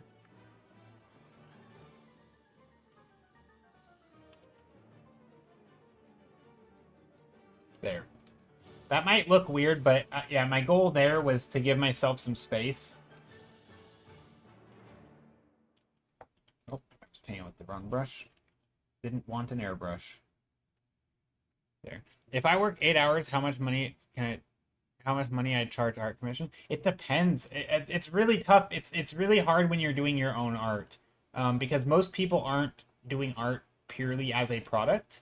Like there are your there's the you that you bring to the table with art. Um, it, it's hard because like sometimes people will hire you because they want you to make art, right? Like if you want a commission from me, hopefully it's because you like my art, right? So in that sense, I can charge whatever I want, right? So long as people are willing to pay it. From like an industry point of view, people are gonna want the cheapest they can get. So you kind of have these two competing factors of like I want to pay the least I need to pay to get my product made, but also I really like that person's style, and so I kind of want them to do it, but also for as cheap as possible. Like it's really tricky to name a price. I say my advice for like anyone starting out with art commissions is to just start with like making it worth your time. So, whatever that means. If you think if it requires if you know that you have to spend 20 hours on a painting, charge for 20 hours of like minimum wage. And if that's not enough, then up it a little bit, right? Hopefully you're not in a position if you're just starting out that you have to make money from it, so that way you can, say I like painting, so if this painting takes, let's say, 8 hours, I'll just charge 8 hours at like minimum wage or a little bit less. And then then from there you up your prices each time until people stop paying you. And then you like, okay, well, I'll come down a little bit, right? I think the best way to figure that out is just offer up commissions, and each time you get a commission, raise your price, basically, a little bit. I don't know. It's tricky. It's not easy. It kind of depends on who you are, what you're doing, why people are coming to you in the first place. If again, if you're doing, like what are you offering that makes your work worth getting? I don't. It's such a tricky thing. And of course, there's different business models, right? I mean, even on, everybody can run their business, so to speak, in their own way. So if you're doing like freelance work, it also depends on like who your clients are. But yeah, I mean, some people like I know some people who do have a Patreon. I mean, I have a Patreon, but I don't do this. Where if you are like a subscriber for on Patreon, then like every 2 months you can get like a custom art made. So it's not so much a commission, but more of like I'm already getting paid, and so part of that deal is to make art for people. And so that there's stuff like that where it's not really a commission, and you're not charging hourly, but you're charging for a different method. I don't know. One day, $10 is cheap. Yeah, $10 for one day is extremely cheap. I would never go under $10 an hour if you're gonna do hourly. I wouldn't even charge by the hour. I mean, because if I know how long it takes me to make a painting like this or something, or here, let me show you the one, like this painting. I know how long this took me to make, right? I made this on stream, right? I did a bunch of sketches. We picked a sketch, and then I worked on it for the rest of the stream, and in total, it took me about 5 hours, right? So this took me 5 hours. But this was also my own art direction. This wasn't a client saying, I want this, this, and this, but not that, do it this way, and like that adds a whole nother thing. But if I knew that I could make this in 5 hours, the minimum I would probably charge would be, again, even that's hard, but let's just say $15 an hour, right? I don't $20 to make it easy, $100, right? I would not even take it. I don't take commissions for like $100. I typically like 200, 250 for like a full painting. This isn't a full painting though. I also don't like doing sketches as commissions typically because it's harder to price. But I have done like $50 sketches. So I would take $50 sketches, but not like this, because this, again, now we're getting into like $10 an hour territory, and I don't know. I mean, it kind of also depends on what it is, right? Yeah, like if you're asking me to paint an environment, a sunset castle environment, something that I already paint, sure, I would do that for $50, a quick sketch. But if you're asking me to do, your own character riding into battle on a dragon that's made of water, well, no, that's going to require a whole lot more time and effort for me to even get reasonably looking good, right? Because then I have to do design work. I have to figure out what these things look like. What does the dragon look like? Right? And then I need to make sure that you're happy with it, which you might have your own revisions. So, like, I'm not going to do a full painting like that for anything less than, like, $250, probably. It kind of just depends on what we're talking about. Because, again, I have to either spend my time, which I could be doing something else, or I could just be at, like, a normal job working and get paid more. So, yeah, it's tricky. Pricing art is hard because people do art for fun, and everyone's always looking to get the cheapest price they can get for commissions, but then also some artists are unique and you're paying them for, like, even within paying customers, different customers will pay for different reasons. Some people will pay just like take D&D art, for example. I think D&D art is a really good example of this. Some people will go to an artist because they can make their D&D character and it looks good. Right? It's like they want a product made, right? I want a sketch of my character and I want it to look as cool as possible. And you do a really cool job and I want that. Other people will say, I like your style and I'm paying for your work because you're the only person who does this thing. Right? And I like the choices and design decisions that you make. Well, in that case, you kind of get to set your own price because you're the only one doing you, right? Like, hey, Chrissy Carson. For example, if I wanted a commission from Chrissy Carson, she could set her price at whatever she wants, right? And if I don't like it, then I'm out of luck because I can't go and get someone else's art. Like, someone else could make my character for me, but it's not going to be the same as if she made it, right? And so, sorry, I'm using you as an example, but you just popped in, Chrissy. So, uh, that's always that's a tricky part with art because we're not just like it's not like you're a contractor doing like I need a bathroom sink installed. Okay, great, I can do it for this amount. And someone says, well, I can do the same job for this, right?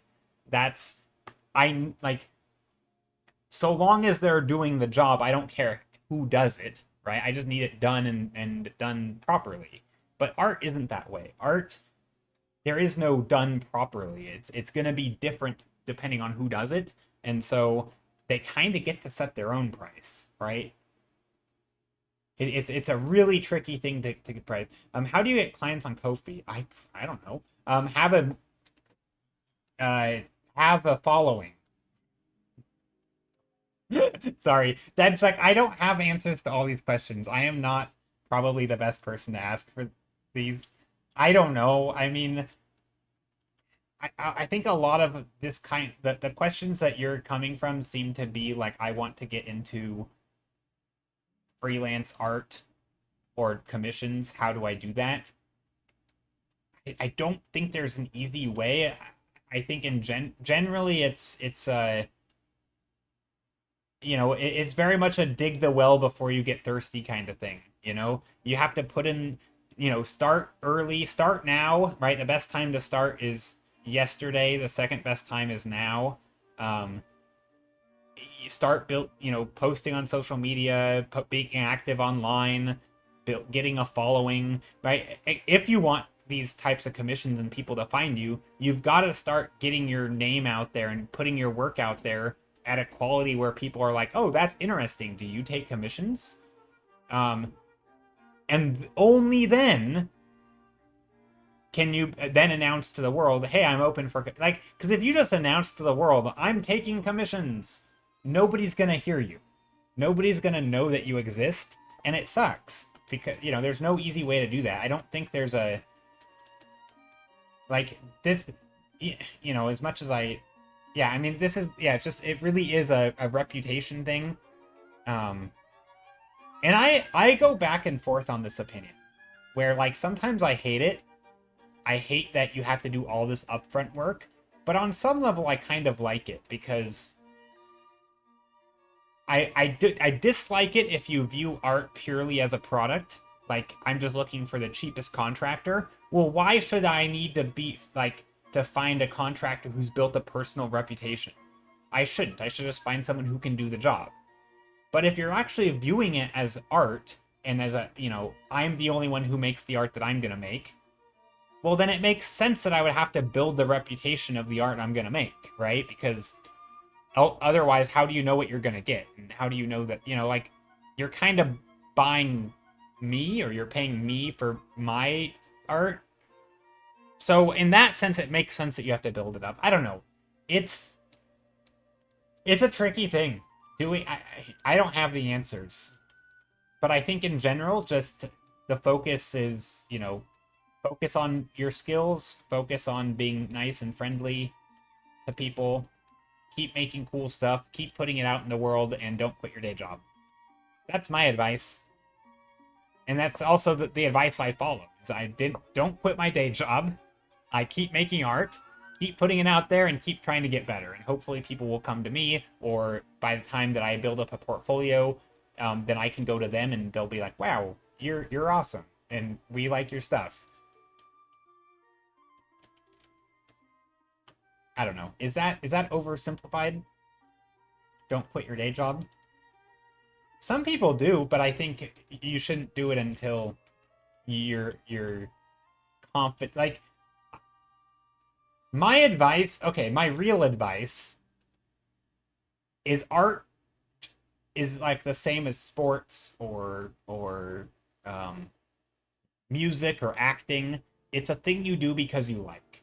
And you should not expect to get paid to do the thing until you start getting really, really good and there's clear interest and you're like, okay, maybe I can turn this into a thing. Like, people seem to really notice me when I sing or when I put my work out there. And like maybe that I got a real shot at turning this into a career. But I think until that's happening, it should probably like do it like a hobby. I don't know. I think there's sort of a rush for everyone to do art professionally, and like you are allowed to just paint and have a job that isn't art, you know? Even if it's a minimum wage job like I have on the side, you know? Like sure it's part-time and I do make money from art, but I don't need the biggest most lucrative job ever because I can supplement myself with art. And also, but if I don't make money right now with art, I'm not going to be homeless tomorrow. So like it's tricky. It's not easy. I don't know. I'm not the best person to speak on this, I don't think. I mean, I know I'm not. Making money is hard with art. It's not.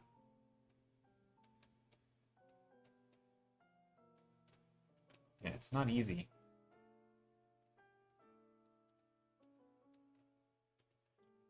Another way to make money with art, though, and since we're on the topic, is make a project. Don't do commissions. And actually, I don't like saying this because I think commissions are fine and all, but I also feel like they're much harder to get. I don't think commissions are ever a long-term goal.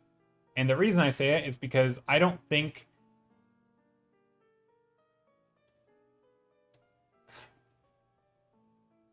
I just don't think the math works for commissions. Maybe it does for a few, like the 1%, you know, the super famous person who has a massive following and all the people know them and they have tons of repeat customers, but also like an infinite pool of new customers because they're so big. Most people, you don't have a big enough, like, enough traction to get new people in, to have repeat customers. Like, it's not, you know, you might spend a week on a commission and then now you need to find another one. It's not going to be the same person, right? It might be a year or two before that one person comes back to you. So what, you need like 150 different people who are constantly cycling through with new commissions. Like that's a lot to even make like a basic minimum wage or something. Like it's very hard to support yourself on commissions because there's just you have to keep on getting new work and it's really tough and they're typically not big clients and it, I don't think my end game would ever be commissions. I wouldn't want it to be commissions. Commissions to me are like a thing you do because you happen to have free time and you're okay with spending that on making more art and making a little bit of extra money. And it's, you know, you're kind of giving back in a way for money, obviously, but still a little bit. I don't know. To me, yeah. But I think if you make your like, I think this painting that I'm working on now is an example of kind of what, you know, maybe a goal would be for someone, which is make a project, make a thing, make, you know, like this is going to be turned into a jigsaw puzzle. Make a painting and make a good thing. You can talk about it, you can advertise it, you can use it to, you know, to help grow your social media, whatever, but try to make something that you can actually put out into the world. And then at least it's a thing that will forever exist. And, you know, I don't know. To me, that feels like a better way to do it than try to, like, hunt down commissions. I don't know. Some people can make commissions work, but it just feels like a lot of treadmilling. You're constantly, like, hoping to get new commissions, and the ones you do have are... I don't know.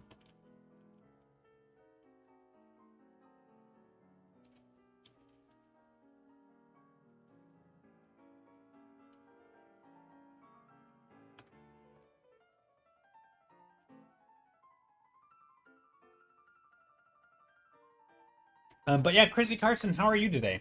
Did I ask you that? Oh, you said totally fine. Glad you're doing totally fine.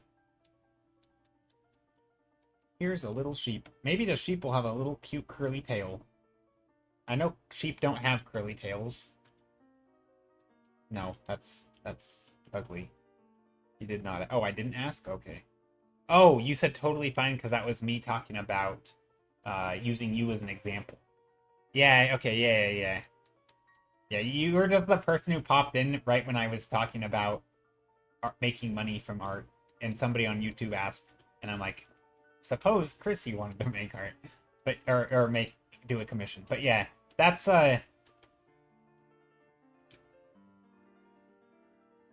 yeah. I just feel like questions around, how do I get commissions or how do I make money with art oftentimes feels like it's sort of putting the cart before the horse. Like, I really think it is just a matter of making awesome work, keep on making it, and hope people discover you. And, obviously you can do some self promo, but no amount of self promo probably is gonna, like, I don't know. I don't, maybe I'm weird here, but I wouldn't actually want commissions purely because I'm a great marketer. We actually had a conversation a few streams ago about marketing and why I oftentimes get this like queasy feeling when it comes to marketing. The idea that I could, if with enough marketing, I could sell garbage to someone, right? Let's say my skills were just really, really amateurish. And I'm not saying that it would make all my art garbage, right? It obviously, art still has meaning always to the person who makes it. It's fun, it's worthwhile, it can add nice stuff to the world, right? I'm in no way diminishing like a beginner's work, but I don't feel like if my marketing skills were up here and my art skills are total beginner, I don't like the idea that if I was just super good at marketing, I could sell all of my beginner level work. I don't like that. That makes me feel like it's not about my work at all and it's all about my marketing. I would much rather just focus on getting good, and then when people want me to make art for them, I know it's because they like my work, not because I marketed so good, right? Then it's like, okay, you actually want to buy the thing I'm selling. Not I've convinced you to buy it, right? To me that is completely different. And so in some ways that's sort of the way. Yeah, I mean, there's obviously nothing wrong with putting yourself out there and commission and like, advertising that you're open for commissions. But I think it needs to sort of be in line with your skill. Like, don't be thinking like, I just need to hook the right fish to reel in my money and my paycheck. Like, no, why not just make the stuff, put it out there, and people will say, again, and maybe once people start asking you if you take commissions, then you can be like, yes, I am. And then maybe you use that as a reason to be like, oh, by the way, I am taking commissions. I'm open for them. But but nobody owes you to pay you like for a commission. Like, I don't know how to word it. Yeah, Chrissy said, folks put too much focus on getting commissions versus gaining skills. Yeah, I think. I mean, I just think as long as there's a good balance and it stays on both, I don't think it has to be like one or the other. It's a tricky topic because you can't. Yeah, it's a tricky topic. Welcome, Raiders! We're getting raided by 30 people. Jerby, welcome in Jerby in the gang. How's it going? Happy June 19th. We're arting. We are painting some stuff.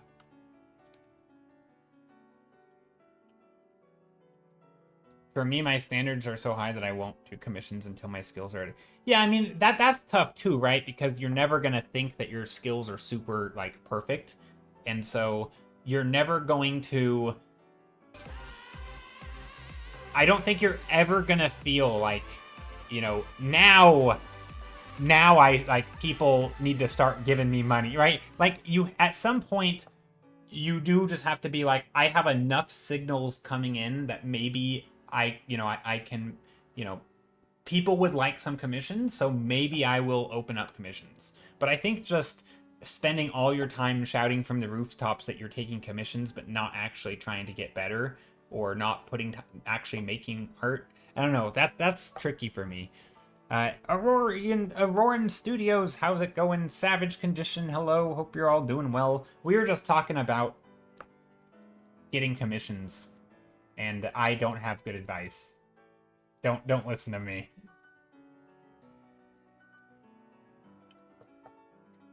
You've hit that threshold, but I just don't want to do commissions. Yeah. I mean, that's kind of how I am too. Like, I don't really advertise them because I don't really...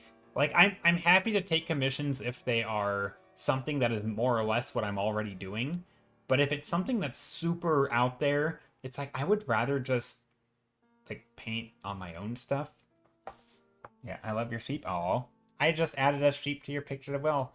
Oh, nice. Also, welcome in Raiders. Savage Condition we just got a double raid. I didn't even... That was the worst welcome raid message thing from me ever. So, Jerby just raided us. Jerby, first, what were you working on? And also, Savage Condition, what were you doing? Feel free to drop a link. I would love to see some... I would love to see some art from you guys. I don't think anyone has good advice on that. Yeah. Yeah, I just don't think commissions will ever be a stable income for me or for most people. Like, it's one thing if it's like a side thing, but if that's like your end goal, I think you're gonna be in for a real disappointment when you realize that it's hard to like constantly get new people. And I think at some point you need, you know, commercial work or making your own project are just gonna be better long-term goals. Like, taking a commission here and there is a nice way to sort of learn client artist interaction, you know, learn how to meet deadlines and do work that is out of your comfort zone. But ultimately, I feel like if you're gonna go sort of the independent / freelancer route, either getting the big clients who are like, you know, studios or some, you know, like Magic the Gathering, right? Like work from, like, for a company, right? So freelance stuff, you know, working for a publisher or working for, you know, doing illustration for card, you know, tabletop RPGs or something, you know, something like that. Or making your own work as an independent artist where you're creating a thing. You know, I'm making a board game, or I'm making a puzzle, or I'm making a book of some sort. And then you find a way to sell the product. I just find that trying to constantly ring in new individual non-commercial commissions is just like this treadmill that, you know, some people can manage when you're like the big name, but that's like the 1 in a billion people. It's just not... Like, again, if someone comes your way and like, hey, I would love for you to paint a fantasy landscape at sunset that kind of looks like this, but maybe is a little bit more of like a dome shaped or something, I'm like, yeah, I can totally do that. That's great. You know, like, I'd love to work on something that is kind of what I'm already doing for money. But if it's... Yeah, I mean, I just think it's tricky. It is tricky. Hydrate, thanks.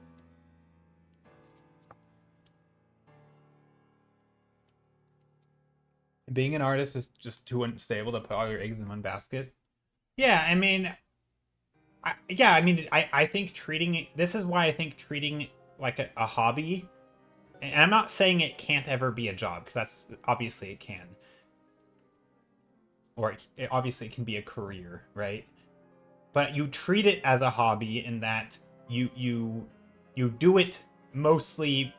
Like, you build up, right? You don't... Just like in a... Like sports, for example. You don't pick up a soccer ball for the first time and say, I'm gonna be a professional sports player. Hey, how do I get hired for the European Soccer League or whatever? You know, how do I get signed on to Manchester United? Like, you don't do that, right? You don't pick up a soccer ball and think, I want to be a pro one day. Maybe I should start practicing. How do I practice? Like, no, you do the thing. You try to get better, and at some point you're like, you know, there's a lot of people who are like talking about me being pro. Maybe I have a real shot at it if I you know, train extra hard, and then you make the leap. You don't make the leap until you're like all getting close, right? Like that's how I feel art should be, an art business. Like, hey, I'm making things that are cool, and people are they want to throw money at me. Maybe I should make this thing a real thing and put it out there, you know? Like I was already gonna make it, but maybe I should market it a little harder now because I seem to be getting these signals that this thing is actually worth doing. You know, like that kind of thing, or you know, I'm getting a lot of signals that people want to buy my product. Maybe I should start reaching out to publishers to see if they want to pick me up, and then you can start reaching out to publishers because you've already gotten those signals that your thing is worth buying, right? That's my thought. Is like you start by doing the thing you want to do anyway, and then if you get enough signals coming in that the thing is, you know. Anyway, you get my point. Okay, rant over. But yeah, I want to see what people are working on. Drop links to your art. Here's your Instagram if you'd like. Great. Savage Condition just rated. They are... Ooh, these are so cool. I know last time I looked at these, I was blown away. Look at the textures and stuff. It's such a wild ride. They're really, really interesting. I love the tree. These trees are so cool.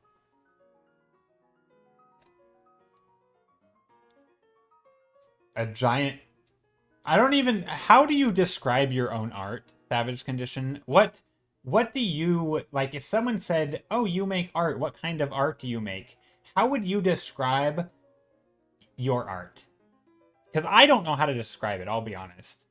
I'm completely lost. The sheep is in the top corner of the swing. Do we have more art to share? Oh, there is a sheep. Look at that, there's a sheep up here. Upside down, there's a sheep. Abstract and environmental. I'm learning creature design. Okay. Yeah, this is like abstract environment collage, kinda. It's very interesting. Multi-scene madness, usually. Yeah, it's very interesting. This definitely gives me, like, fine art vibes, you know, where there's sort of it's a, yeah, I don't know, it's very interesting. I like it, and each of these are, you know, on their own right are gorgeous. You know, if I tilt my head sideways, this icy landscape with the trees and the mountains, you've got these big trees here. They're all each individually, they're, you know, quite interesting pieces. Right? I think if we go down here, you have a lot of really cool stuff. Oop, let me click some stuff. There we go. I'm following you now. Surrealism with lots of color. Different pictures depending on your view. Yeah, it's super cool. I like these. I love I love the use of all these textures and different tools. Like, it feels like you're really experimenting with lots of different things. I should do more of that.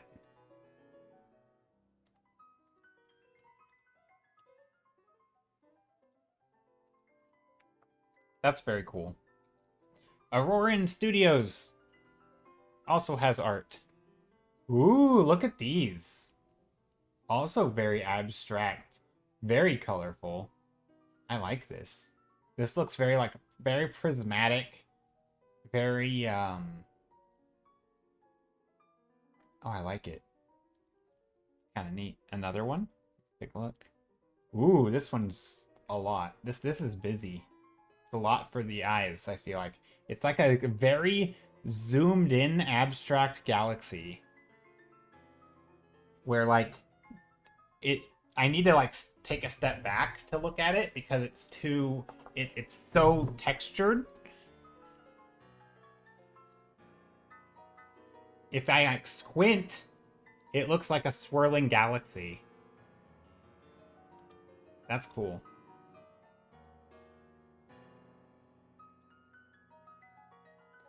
These are neat. Thank you so much for sharing.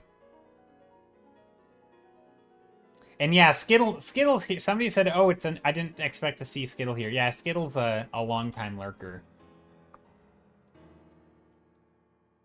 Okay, so we've got a little bit of a story here with our person plus potion. Does this look like a potion? No, not yet.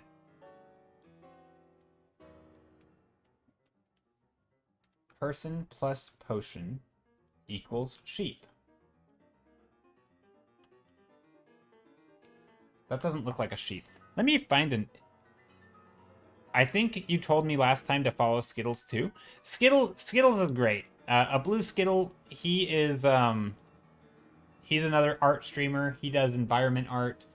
He is quite cool. Quite a cozy, chill stream.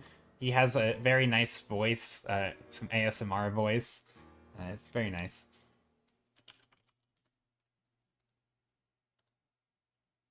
I'm finding an image of a sheep. Okay, I'm gonna do something that I don't like. The sheep silhouette.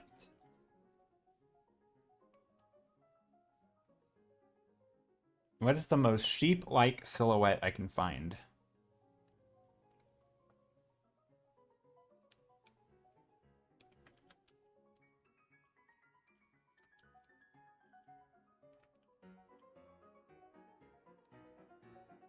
Okay, let's try to make this sheep look a bit more sheep-like.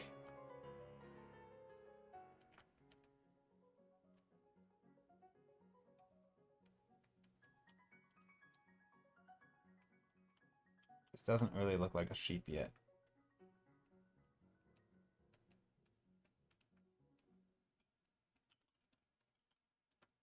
There, something like this.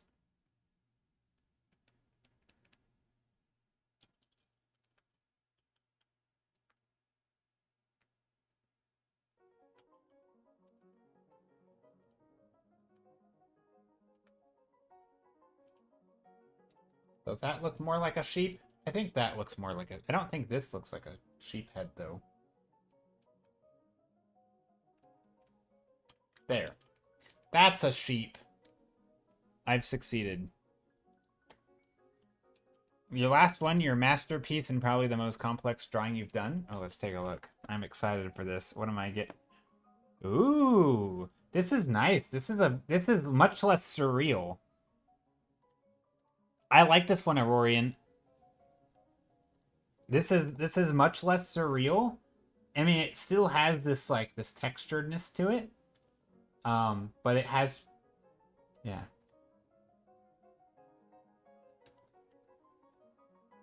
Very nice. Yeah, massive canvas. That's a much larger canvas than even I'm working on. I don't typically work on a large canvas. I actually made this one larger today. My canvas here is only 6,000 pixels wide by 4,600, and I don't think that's... I don't think I can go any larger. I mean, I maybe, but I don't know if I want to. Does this look like a potion bottle? Maybe we'll make it a little smaller.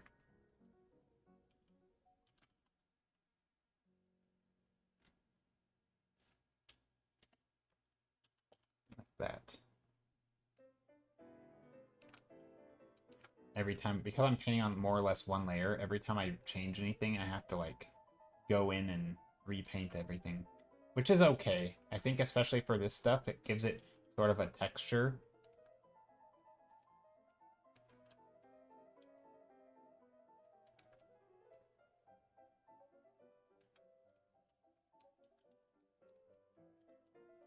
Does this look like a plus sign? Or do we want to change the... Or maybe times. Maybe a times symbol. That? Times. Not plus. Yeah, that's what we'll do. We'll take this and we'll rotate it.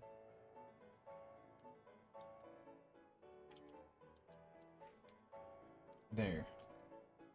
Something like that could work. What happens if you go larger? Will your computer explode? I think I could probably manage it, but it would take a long time to save. I'm not sure. I would be afraid of crashing. I could probably pull it off. I don't know how large I want to go though, because I do tend to paint with a lot of texture. Oh, and it's a bit painterly, and so I don't know that it matters. Well, I think if I'm doing detail work, it would be fine. I think in the early stages, I wouldn't be able to do it because I'm painting very large, and if I wouldn't be able to paint this. I mean, even this starts to lag, right? But if I'm doing little details, I think it's okay. I could probably do very large paintings.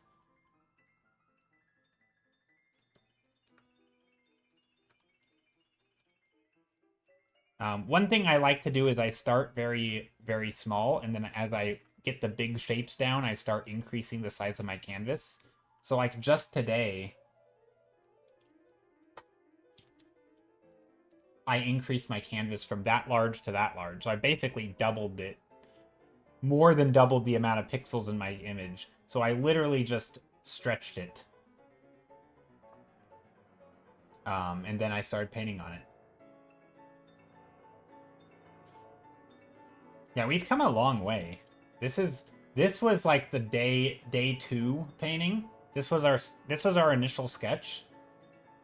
This is the end of the first day, I think. And now we're here. Have I tried Krita? I haven't. I've never tried Krita. I don't know why. I should.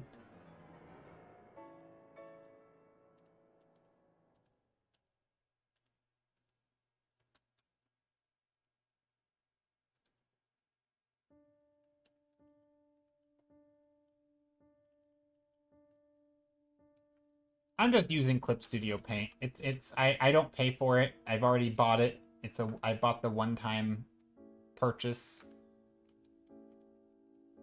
And so it's been working for me. Wait, I had little markings here.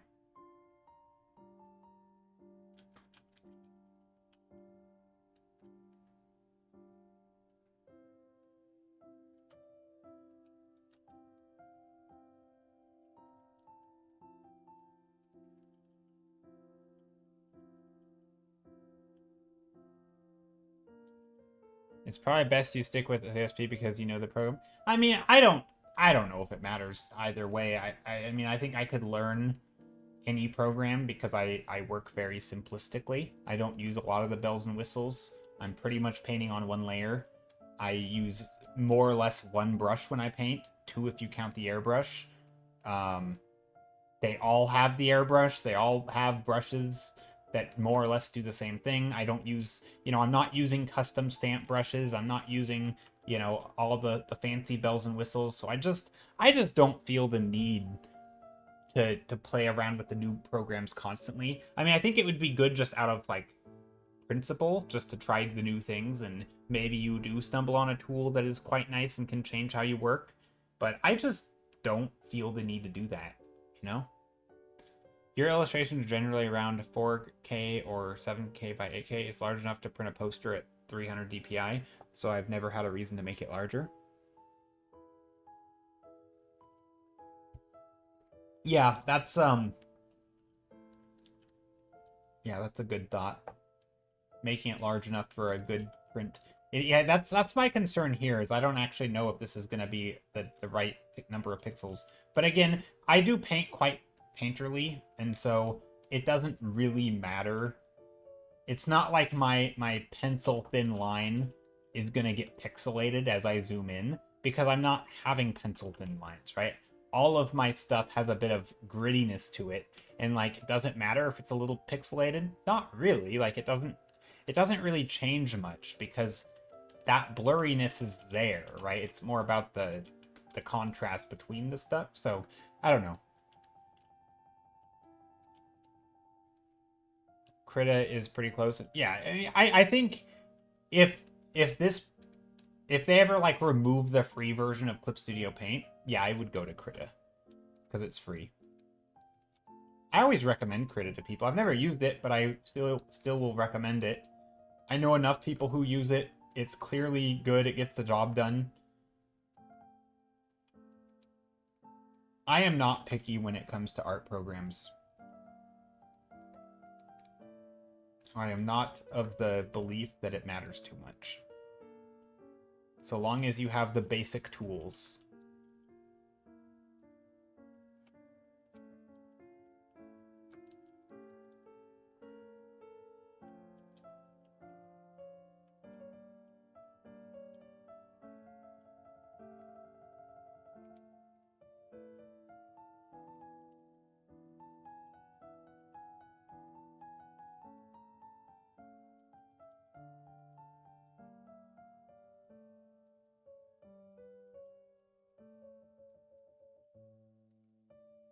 Even it's better for rendering, even rival CSP that spot.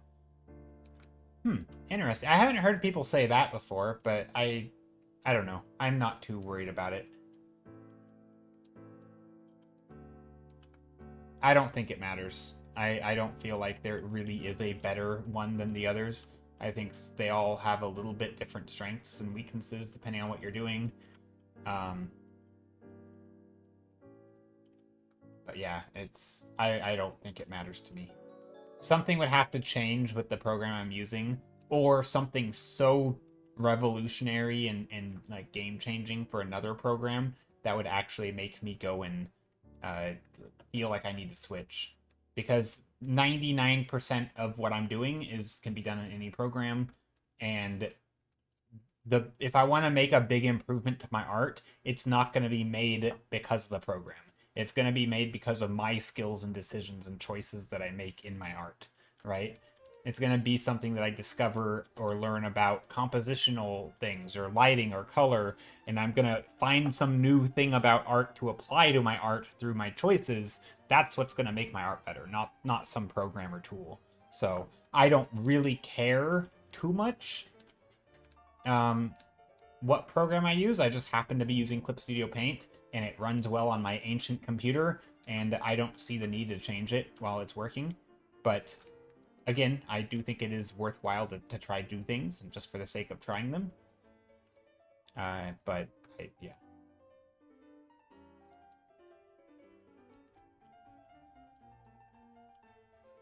Thank you for the follow. Hope you're doing well today.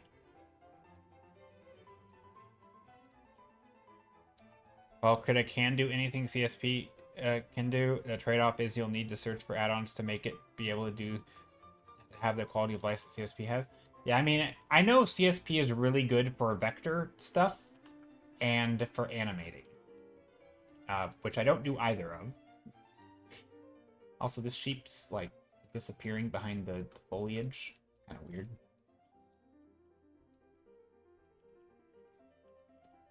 Let's make this sheep eating some blue flowers.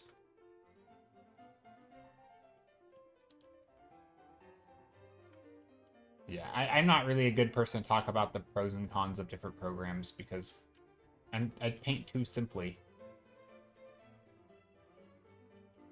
I'm very much like, if there is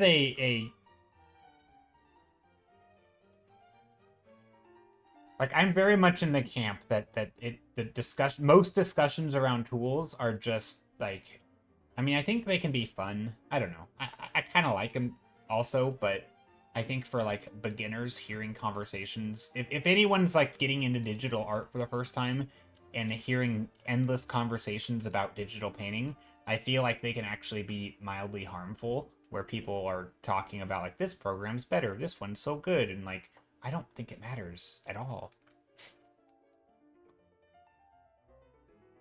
That being said, I think any program is pretty good, and so like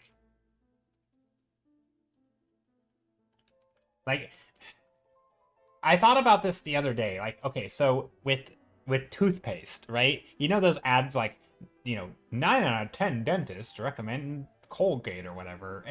4 out of 5. Like, look, it's not hard to make a toothpaste that does the basic stuff, right? The ingredients are all the same. The little tiny fiddly things that you do with it that makes your brand different than another brand, like, it's inconsequential, right? So long as it has the basic active ingredients that's going to make your teeth you know, like, does it have the fluoride that others do or whatever? Yes or no. Does it have this other stuff? Yes or no. If it has that, dentists will probably recommend it because it does the job, right? Is it harmful? If no, then good, right? That's how I think about art programs. They all kind of do the same thing, and it doesn't really matter. The little fiddly bits that are different from one to the other is so inconsequential. Like, as somebody who works with programs, if you were to ask me, do I recommend any of these 10 art programs, I would say yes to all of them because they're all perfectly great. So I just don't think it matters unless you're highly specialized. Then, one, you'll already know what programs you want to use because you probably wouldn't have been able to get there. And, like if you're highly specialized in photography, certain programs are going to be better than others. If you're highly specialized in doing animation, then certain programs like Photoshop aren't going to work for you because the animating in Photoshop probably sucks, right? Compared to even Clip Studio Paint. I think Clip Studio Paint is actually pretty good for it, right? If you're really into vector art, certain programs might be better. But if you're just painting, right? Basic layers, no fancy stuff, I don't think it matters. Fire Alpaca is another good one. Yeah, like I said, I think they're all pretty good. I don't think there's really any bad art programs out there. I mean, there are some that maybe aren't as good on higher end or on lower end computers. There's probably some that, depending on a person's very specific needs, may or may not work for them. Or if you're coming out of one program, GIMP. No, people make great art on GIMP. There's nothing wrong with GIMP. What do you mean? You can absolutely do just fine on GIMP. I mean, is it just as good as Krita? I don't know, probably not. But like, your art's not going to be any worse for using it. You might have to like, go through menus more or like fiddle with settings, but your art's not going to be any worse. I don't know. None of these are going to make your art worse. And that's my whole point. I realize I might be an outlier here. I just do not think it matters. I mean, granted, I've only really used Clip Studio Paint and Photoshop, and both are considered good, so maybe I'm biased, but I still don't think it matters. I mean, I even used MS Paint. Outside of hotkeys, if you're rendering those, then it matters. Maybe. I don't know. Depends on what you're doing with rendering. Everybody renders differently. I don't agree with that. I know there's plenty of people who render in GIMP.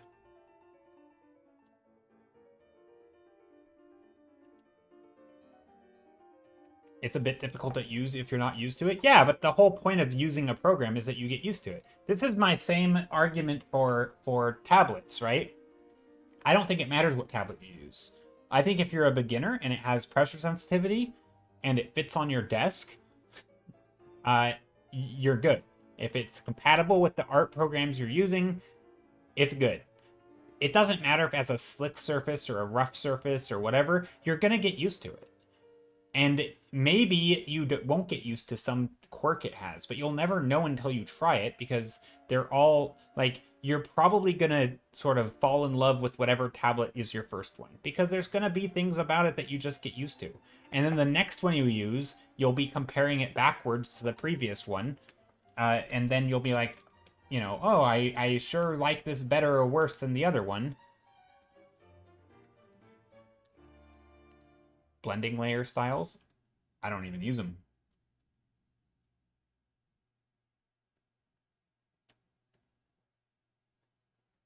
I use GIMP and I could not achieve the same result. Yeah, but it looked like you're using lots of you're experimenting a lot with digital, like, the tools. If you're just looking to, like, learn to draw, right? Learning to draw, learning to paint, learning to do basic stuff like that, I don't think it matters because they can all do the basics. They all have layers. They all allow you to draw lines with pressure you know, some dark lines, some light lines that you can blend, you can color pick. They're all doing basically the same things. I don't know. Maybe I'm just like a...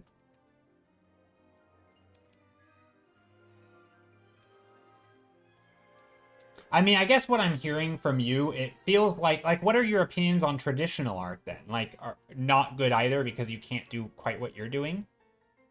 Like, to me, it doesn't... I treat digital art kind of like traditional.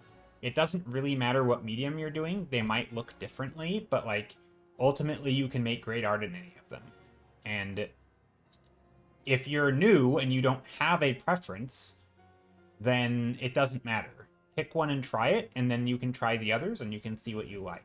But to say that, like, one is better than the other, it just... I don't know. Yeah, I mean, I think... if you are specialized, like if you're a professional animator and you're like, I want to animate, some programs simply aren't going to allow you to do what you want, right? That's just a fact. Some aren't.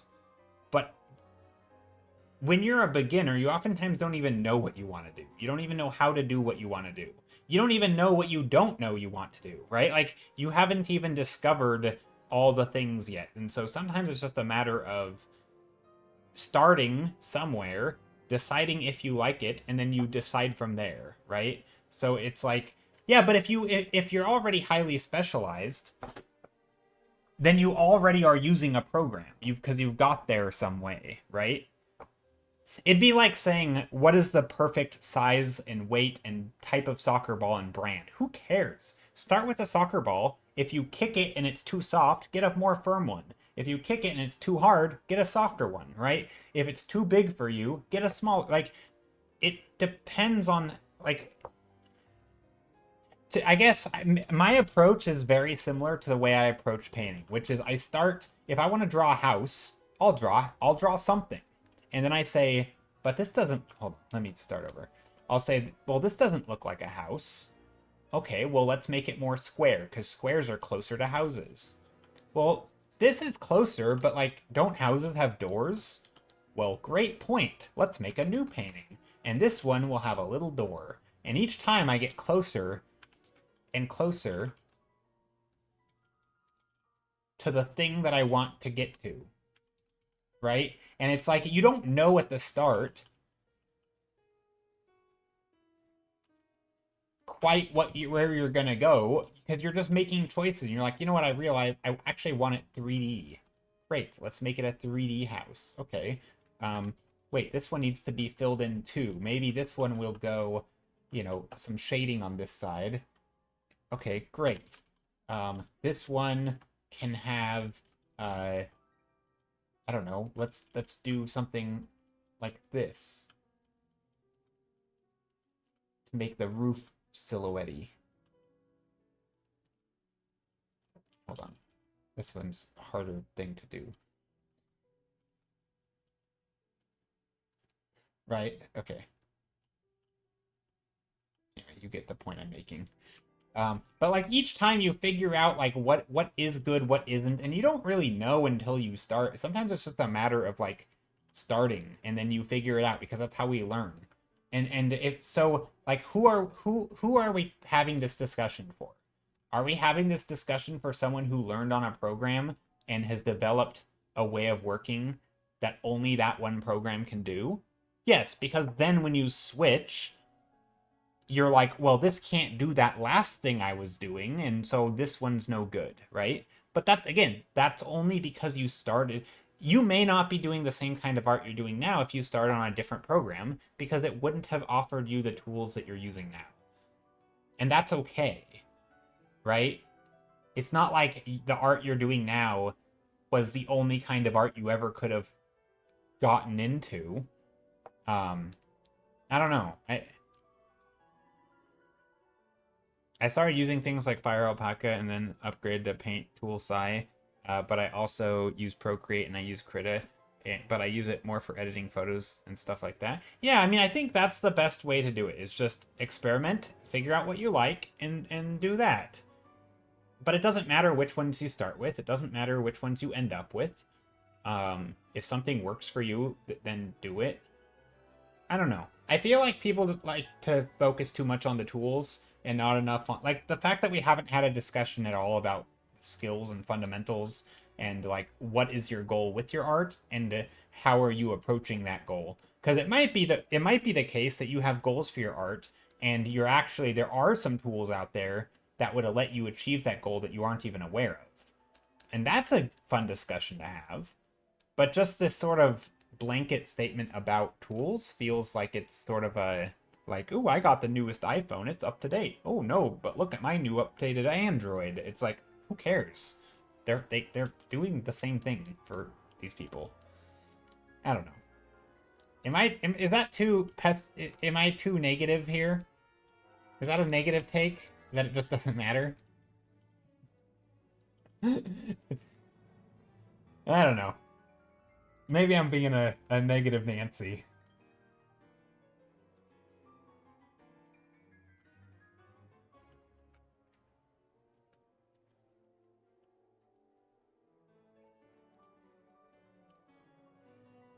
I think I'm not explaining correctly. If all you're doing is simplistic stuff. Yes, but how did you get to the point where you're not doing simplistic stuff? My point is that you don't, when you start doing art, when you first pick up an art program, because you're like, I want to do digital painting, you don't have a way of working yet. You haven't figured it out. Right? We can't have this conversation from two different perspectives and flip-flop every time that we run into an issue. Either we're talking to a person who doesn't know what program they want to use and they're like a beginner, or we're talking about someone who's highly specialized and does have a way of working. And yes, always, always, that when you're going from, I have a very particular way of working, then you have to be picky and specific about what you need, right? If you are an animator and the program can't animate or it can't do a very specific thing in animation that you need it to do, then yeah, it's no good for you. But if you haven't defined that, it's just a useless conversation. Or we can have a conversation about a beginner and then we can speak in more general terms. And the general terms are it genuinely doesn't matter what you start with, so long as it has like the literal bread and butter of digital art, which is like, you know, the undo button and pressure sensitivity, you know, like maybe layers. Like, does it have those things? Like, if so, then you're good, because you'll learn, you'll fall into whatever work. Also, I'm not sure I like this foreground stuff.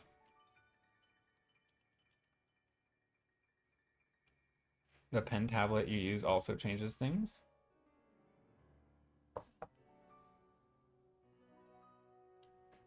Art. Oh, okay. I think I got it back up. Chaos Kitsuna says, also art tools change the program as well. Are you using tablet and pen that's on the screen or a small device to draw digital? I've seen people. Yeah, I mean, some people have started with using. I personally would not recommend starting with a mouse. I would rather just draw on paper if that were the case, because it's just like a pain in the butt. I don't know. I don't. Maybe if you're doing like a Blender or something where you're doing like 3D with nodes and stuff, but if you're trying to paint with like pressure sensitivity, but you don't have it, and so you're just doing like the best you can with a mouse, that feels like you're better off just using pencil and paper. I don't know. You could. Even that, again, people have done it. I wouldn't recommend it at all, but again, as long as if you have pressure sensitivity on a tablet, I don't think it matters what tablet you use. I don't think it matters if you have a screen. I don't think it matters if you have a big one, a small one. Doesn't matter at all. You will get especially if you're a beginner, you will get comfortable with whatever you start with. And then from there, as you start figuring out more specific the way you work and what your needs are, then you might say, you know what, I would like a larger tablet, or I do this very specific type of work. I would like one that, again, the more specific that your needs are is going to be more, the more seasoned of a pro you are, where you have you just have a lot more experience and you have these little nitpicky things that are important to the way you work. But if you're starting out, you don't have those yet. right? I don't know. I don't think it matters either what tablet you use, or what brushes you use, or any of that. Doesn't matter. You can make good art by understanding art and making, good choices, understanding the fundamentals, defining your goals, working towards them by understanding how art can achieve those goals, whether it's storytelling or design or whatever. Like, there are ways to get there that, I don't know, just feel like I'm being negative today because I'm just arguing against both of, not so much Chaos Kitsune, mostly Evorian. I feel like I'm in very maybe I'm not totally disagreeing with you, but I feel like it's a very non-nuanced topic, which is rare because I typically like nuance and I think it's important.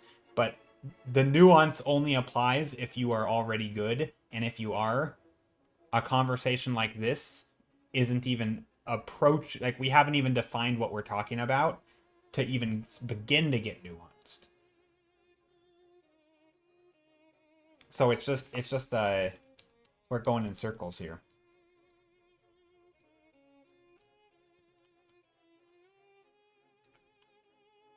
It's like we're having a debate about something and we're like, no, it's good. No, this is good. But we haven't defined what good is in this context because it differs for everyone.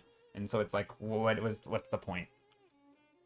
Also, when it comes to video editing, I have tried using Adobe to edit videos and found it too complicated. And I used DaVinci. Adobe is more professional, so it's better for using it if you're making more professional videos. But I edited and works on YouTube videos, so I don't need professional. So DaVinci does the same job for any. Yeah, I the little video editing I've done, I have used DaVinci Resolve. I've also used some Blender. I've used, I think, just those two. Blender does feel very complicated, but it also feels like it has all the tools. So again, doesn't really matter if you're. I mean, I also have a little bit of the belief that, like, if you learn on the hard thing, then you can do anything, and so it's actually might be worth your while to learn the hard one because it's gonna be more sort of rudimentary. I remember learning to drive. There was a big old metal giant Suburban, huge vehicle, just massive, like almost twice as big as any other vehicle on the road. It's just like, and like trying to learn to parallel park that monster. Like, if you can parallel park that massive vehicle, you can parallel park anything. And it's so like, I think some people would say, "Oh, you don't want to learn to drive in that. That thing is terrible for a beginner." Or it's really, really good because then you can learn like, that's kind of, I feel like that's the other perspective. Like, that's in some way my perspective. Like, I think it's okay to use the basic tools that might make it a little harder, where you have to be more innovative and really figure out what you want to do. Right? Like,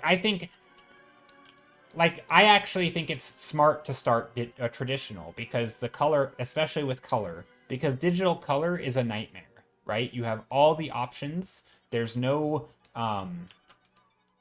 this many options. You're more like, if you don't understand what you're doing with color and you just start picking colors, your colors are going to start sucking and it's not going to make any sense, right?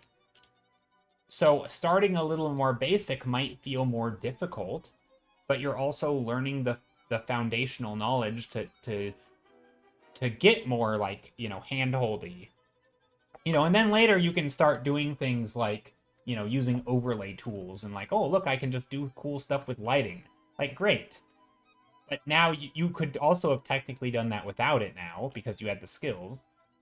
But if you're relying on a tool to do a thing that you have no idea what it's doing, this actually is pretty cool. I do like this. I never would have done this without these tools. But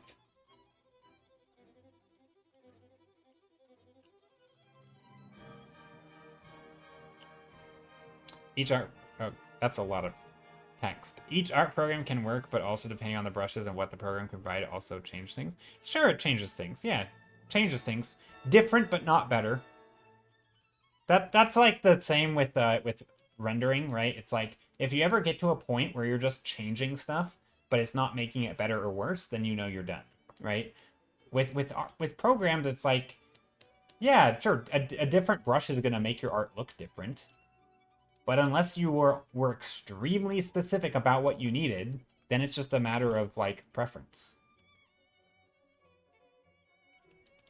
And if you don't know, then you just experiment. Like I use one brush, but yet I have hundreds of brushes. Literally hundreds of brushes. And I use one of them, maybe two, maybe three. And not because I've tried them all and this is the best, but because this one is adequate and I don't care to keep exploring more. You know, again, sometimes I just... Maybe tomorrow I'll wake up and try a new brush and I'll be like, oh, this is a cool brush, let's keep using it, and I'll use it for like 6 months. I don't know.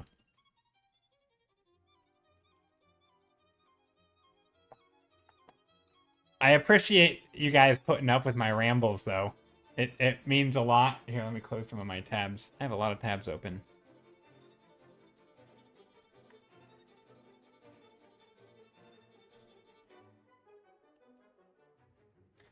I feel like there's always like a bit of, in these types of discussions, there's always like a bit of amnesia where like somebody will say, well, I couldn't do what I do without this very specific program, right? Therefore, this program's the best for me. And it's like, well, how did you get to the point that you're using that program, right? Is it the first thing that you found and then you got into it? Or did you experiment and then you land there? Because either way, it didn't matter where you started, right? It either mattered in that it was a fluke and you just fell in love with the first thing you did, which again would happen for anyone, and so it doesn't matter because you're going to end up saying the same thing about a different program, or you experimented and bounced around and found that one, right? Like one of those two scenarios are going to happen. Or maybe there's other scenarios, but I don't know. I just feel like it doesn't matter. This conversation triggers me a little bit. Just a little bit. This is like the what brush do you use? It doesn't matter. I mean, by the way, I do have my... I use a brush by Zach Retz. It's really nice. I quite like it. It's called the Sample Brush 37.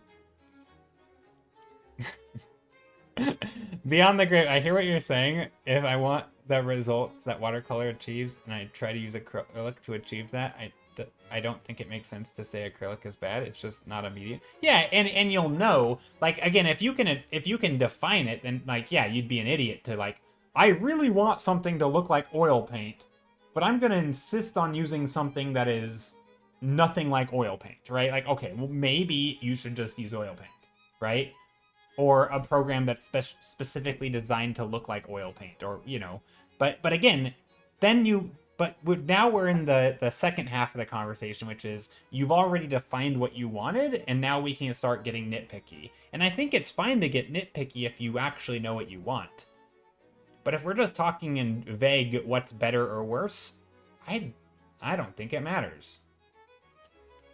Which, and also I do want to point out, most of this stream is geared towards, like, learning art, you know, more beginner-friendly.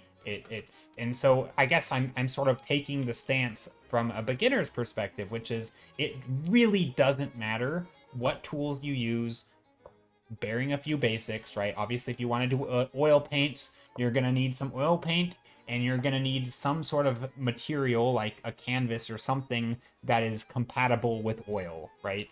Certain things may literally not work.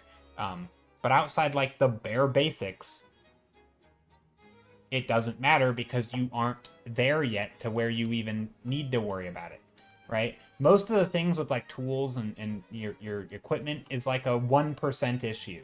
You know, it's like you have the other 99% you could focus on, and yet we're deciding to nitpick the 1%. It's like it does not matter. It's not going to affect your art. It's not going to make it look better or worse. Not to any degree that it would, just like learning some basic fundamentals. If you learn those things, sure, then come back when you're a pro and you know all the other stuff. Now you can start getting super nitpicky on technique and process, or maybe technique is better. That's fine. But, you know, you can start getting super nitpicky on, like, you know, the fine-tuning stuff. But, I don't know. Not important. Not important. Just have fun, paint, and try to get good if you want, or don't. Or just have fun. That's the most important. Of course, it can also be fun to experiment. What kind of flowers might these be? Little swirly flowers? Swirly doodads? I think there's no wrong way to make art. You're going to start off small when it comes to art programs, and then over time you might... Yeah, exactly. You start small, maybe within your budget. Focus on the obvious concerns that you have. Like, can I afford this thing? Does it do the basics? And then once you decide what you actually need or want from a thing, then you can start making upgrades and more choices. Yeah, I totally agree. Like, the idea that you need to get it right, or that there is even a right in the first place from when you start, like, you don't know what that means. I mean, when I started, my first drawings were characters. I didn't know I was going to do environments. How can I make any choice when I'm starting about what is good or right or any... Like, no, the only thing I should focus on is, like, art skills and learning to paint and making choices when I paint. And then I can experiment with different things to paint, and depending on what I'm painting, maybe certain mediums would be worth exploring, you know? Like, if I knew I was going to do creature design, maybe I'd dabble in some 3D Blender, right? Great. Not Blender, and some ZBrush, because it's really good for organic stuff, or so I hear. And so I have dabbled in that, because I wanted to do some sculpting. But, like, and maybe if I would have fallen in love with sculpting, I would have kept using ZBrush. And then I'd be like, well, if you want to do sculpting, do ZBrush. It's like, I didn't know I wanted to do sculpting, right? Or I didn't know I didn't want to do it until I tried it. And so, like, it wasn't the program that came first. It was my want to do some sculpting that came first, right? Like, that's in my opinion, what we should be talking about, is like, what do you want to do? And then here are some things you can go and try and explore. And you know, like, if you really want to make black and white art, there are lots of mediums and ways of making it. Right? And you can explore them. Maybe you want something tactile. Maybe you want something, and you want to do traditional stuff with, like, charcoal. Or maybe you want to do black and white digital paintings. This stream made me want to try GIMP. It's free. Might as well try it.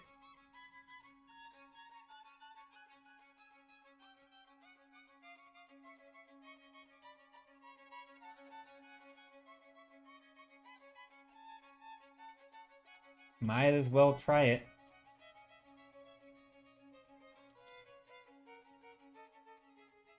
Yeah. I'm also normally not big on details, so if any of this conversation is sounding weird to you, like, why would someone who has this view be so focused on the details in their painting? I don't normally do a lot of details. So if it sounds like there's a weird contradiction in sort of my philosophies here, that's probably why. No, I don't think there is, but...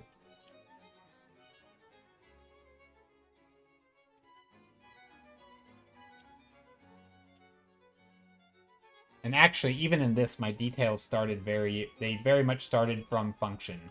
So I don't typically think details are that useful or that important to do, but I had a reason I wanted to do them.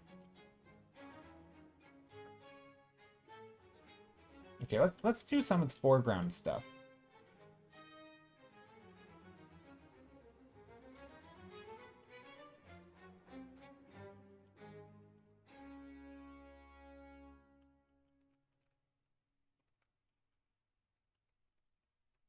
Let me find some references for tulips.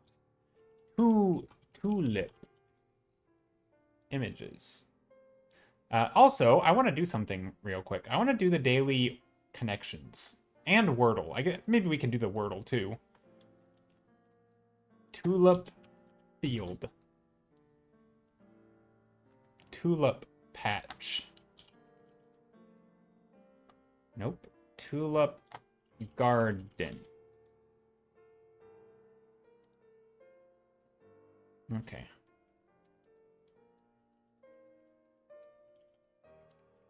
What do their flowers? Oh. Here, I'll show you guys what I'm doing. I'm finding some references for tulips because I want to know what their stems look like. It's not super important for me to get them to be perfectly right because it's more about the color, the shape, just like vague, like, you know, it's like having a, my goal is to have just a patch so that we can, you know, if we're doing a puzzle, we have an area we can work on that's red. But I do want to know what these, oh, these leaves are very leafy. Okay. So yeah, I'm looking at these leaves, trying to understand them. So they look like they have a stem and then a couple leaves, big chunky leaves.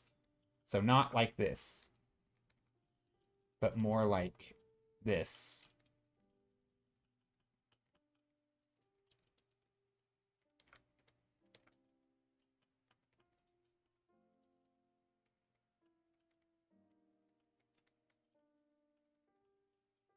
Big chunkers of leaves, which is nice. That's good for the foreground to have chunky leaves.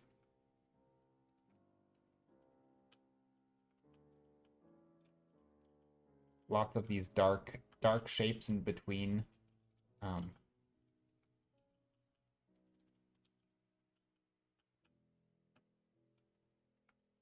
actually showed this painting to my brother, and he was like, "There's a lot of blurry stuff in the foreground. I don't like blurry stuff." And I was like, "You know what? That's a good point. I didn't think about it at the time, but I do have a tendency to make quite blurry stuff, and I think for a puzzle, it actually there's a lot of sense not to have blurry stuff." So, some more details in the foreground is always kind of fun.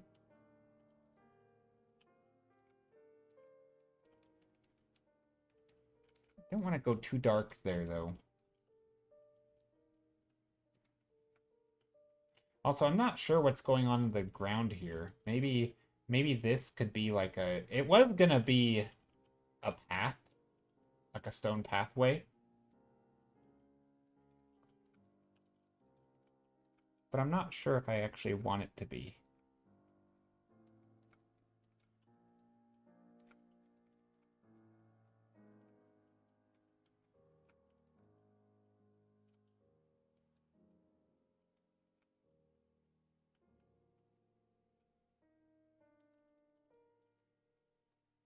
There, maybe little shapes in there.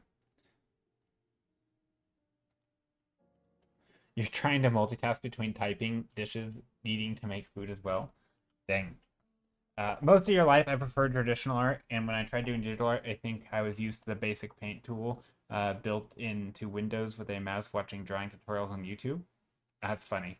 Yeah, I find that's typically the way it goes, where you sort of you start somewhere, you learn, you grow, you decide kind of different ways of working on those tools, and then at some point you switch.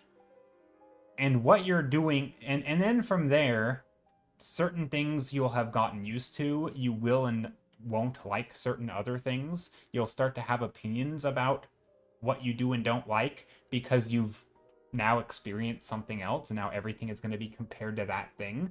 And then if you're like me, you'll probably just tough out the bad stuff and you'll learn to like the new thing as well. And like you'll probably end up being able to like anything. I don't know. It's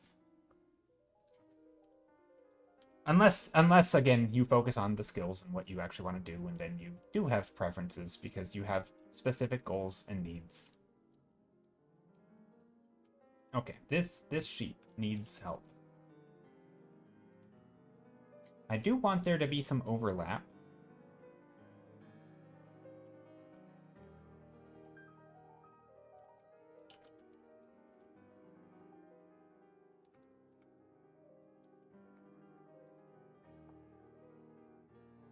I was only probably like 12, so I didn't have access to money to get anything fancy. Yeah. I started digital painting because I got a tablet for Christmas from my mom. I asked for it, so I knew I wanted to try digital painting. And when I started, it was so bizarre. It was funny. I remember I was so ignorant about digital painting when I started. I actually thought all pen tablets were screen tablets. I didn't even know. Like, I always just thought, oh, pen tablet. The idea that, like, I had this idea in my head that, like, I just want to be able to, I can sit on my couch and paint. That's so cool. And so I got a pen tablet, and it was on the box. The way here, let me Google this just to try and find it. Wacom Intuos.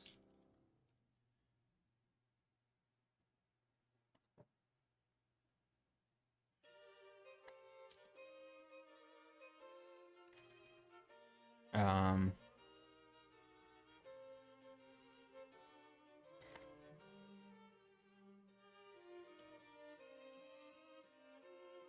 okay, well, all the boxes here make it look like it's actually a tablet or a pen tablet. I swear, when I got my tablet, it looked like this. So it was a box, right? Here's the box that it came in. And on it was a picture of a tablet. And then, so here's my tablet, but on the tablet, it had a picture. Like, oh, what's happening? We're getting a raid or something. It's a raid. Jen, how's it going? And then on the tablet, on the box, I believe it had a picture, which is not how tablets work. Maybe it didn't. Maybe that the art was around it. But either way, I had this idea that, like, oh my gosh, I'm gonna be able to sit on my couch and paint. And then I couldn't. And I wasn't upset. I just didn't really know what I was doing at the time. But I remember that first year of me trying to digital paint, it just wasn't like I didn't know what I was doing. It was kind of a mess. I didn't love it. I didn't hate it. I didn't fall in love with the tablet or anything in that first year. It just kind of every time it felt alien to me. And then eventually I started liking it. I got used to it. And then my very next tablet, it was like, man, I kind of liked my old one, you know?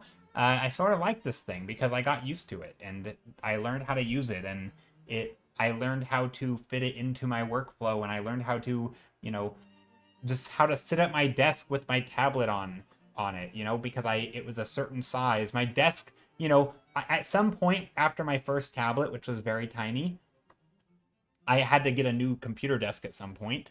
And so one of my requirements was that it fits my tablet, right? I wanted to make sure it was big enough that my tablet can fit on it.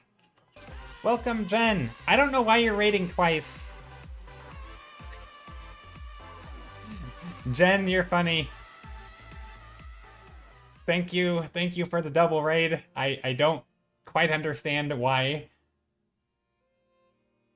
Like, totally sparkle. OMG, they still over like totally raised to your fancy lands. Yeah. Thank you, Jen, for the custom raid. Something got stuck on your end. All right.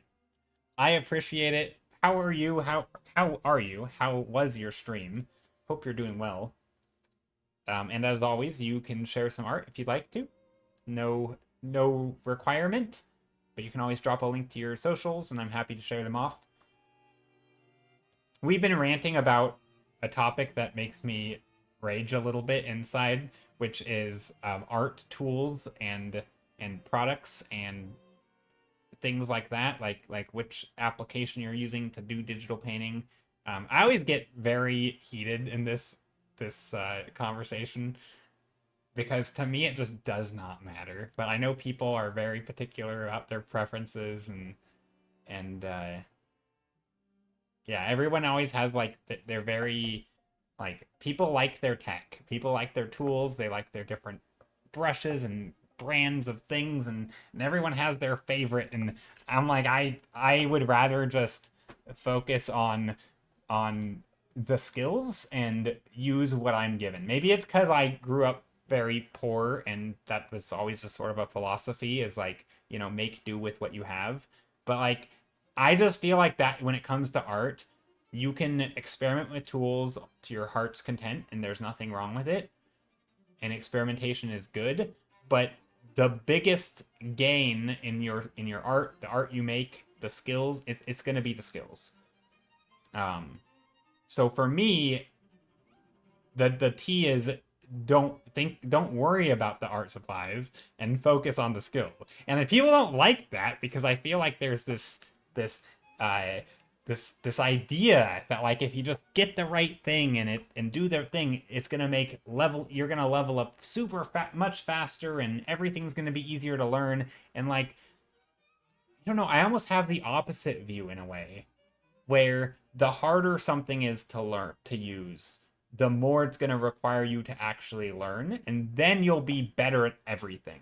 Because if you learn with the crutch, right, then are you really learning that much? So like, some tools are like, they have little crutches, the little quality of lives that are making things a little easier. I'm not even convinced that it's, I don't know, I feel like learning traditional pencil and paper, number 2 pencil on printer paper, like, I don't know, like, paint with a ball pen, a Bic pen that you can buy in a pack of 10 for $5 or something. Like, paint with that on printer, or draw with that on printer paper. Like, I don't think it matters. It's the same skills, whether you're painting, drawing. I mean, I guess painting and drawing are slightly different, but not really. They're kind of the same. But anyway, that's the summary of my rambles. Oh, this is so gorgeous, Jen. Look at this. Look. Also, Jen, I haven't been to a stream of yours yet. Do you ever stream when I'm not streaming?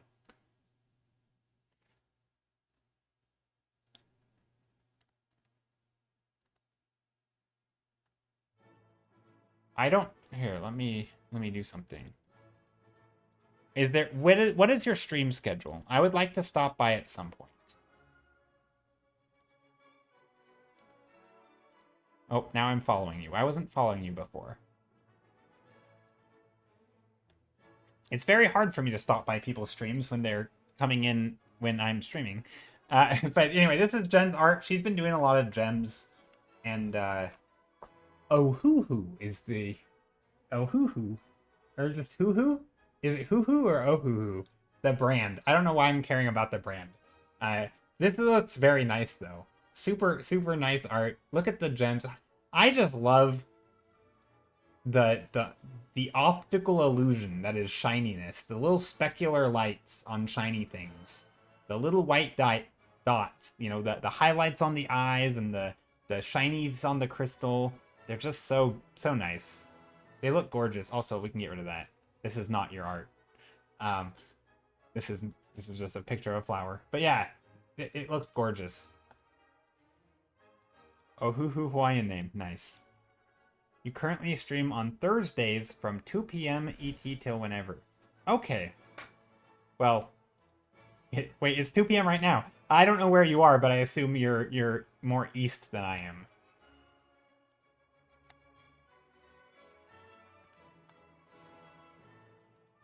Yeah, I love your stuff.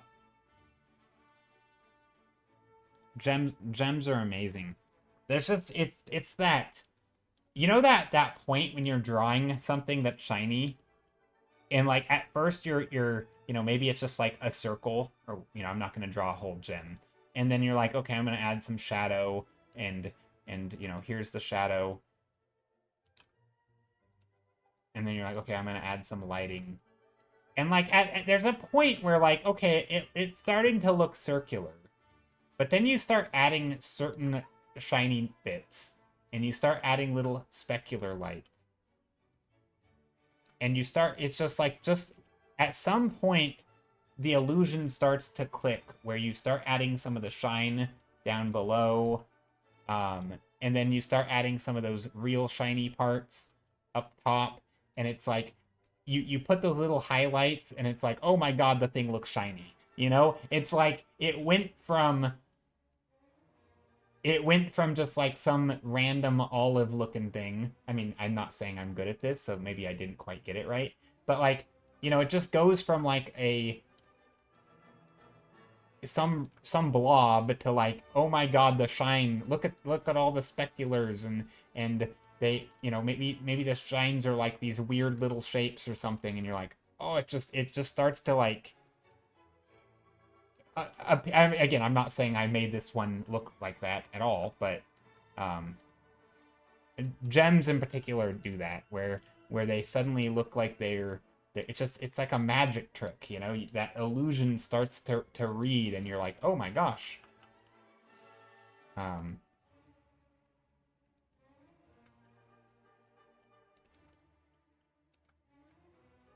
This is me doing it without reference, so probably not very good.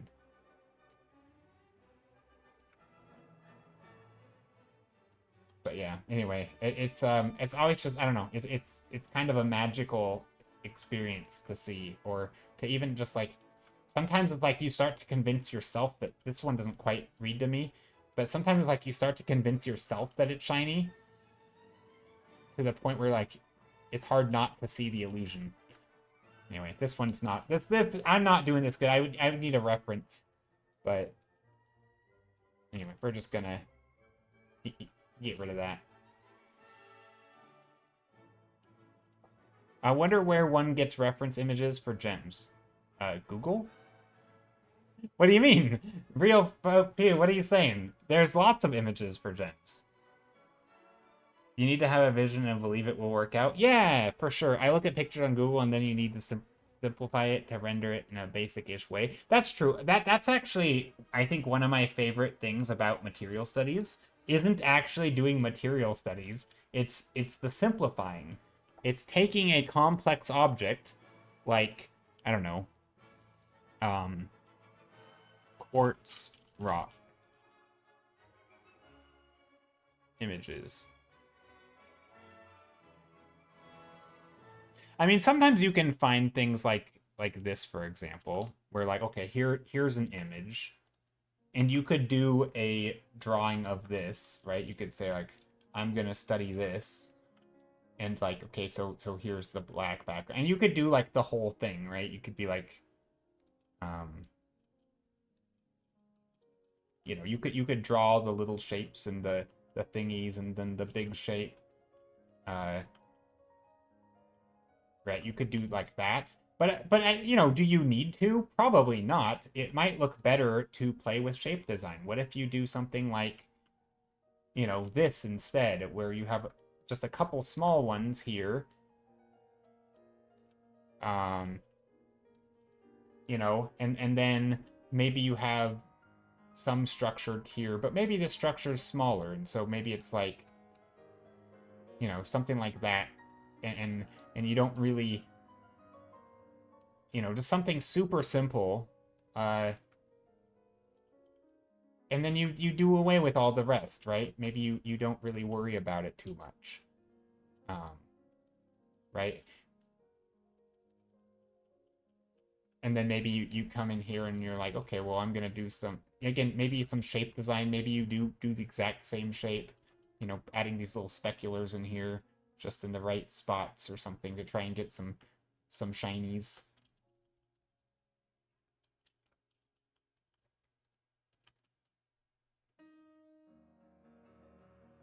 I don't know why I'm painting gems here, but they are kind of fun. They have their I quite like it. It's, oh, what just happened?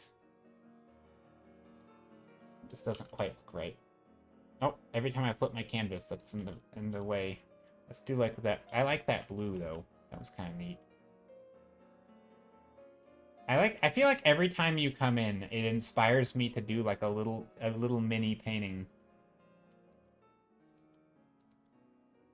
And then I like that there's a little bit of yellow in here in the reference image. Down here in no particular way. Just there's a little bit of yellow in the nooks and crannies.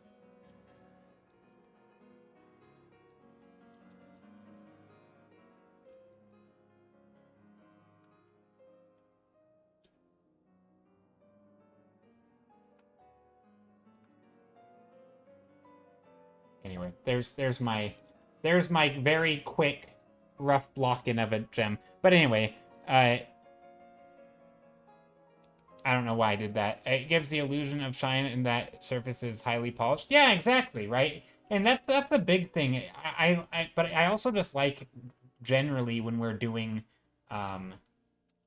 like these types of things is that a lot of it is less about drawing exactly what's in the photo. And yeah, it is just simplifying, right? You're making these little choices like, you know, maybe I want this to be a slightly different shape. And so I change it up a little bit, and you know, maybe it's gonna be a giant chunker like this, where it's just more big on the base.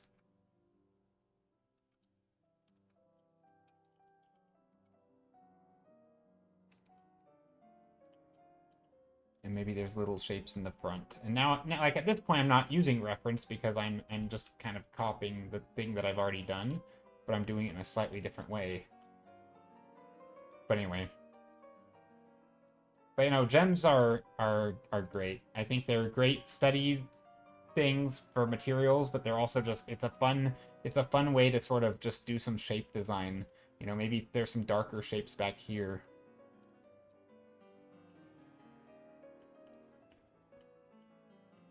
And you know, compositionally there's all sorts of fun stuff you could do. Anyway, there's my little thing. Okay. Let's paint. How's it going? Deep Pixel, how's it going for you? Long time no see. Just got done streaming, says Jen. Yeah, we got a couple raids today. Jen just came in. We've had some other people come in as well. Today is a pretty chill day.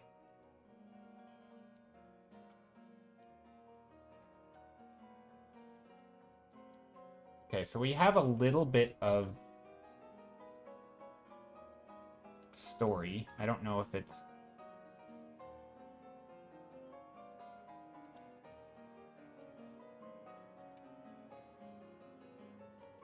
Ooh, working on the puzzle art. Yeah, I'm working on the puzzle art. I want to add a little bit of story here.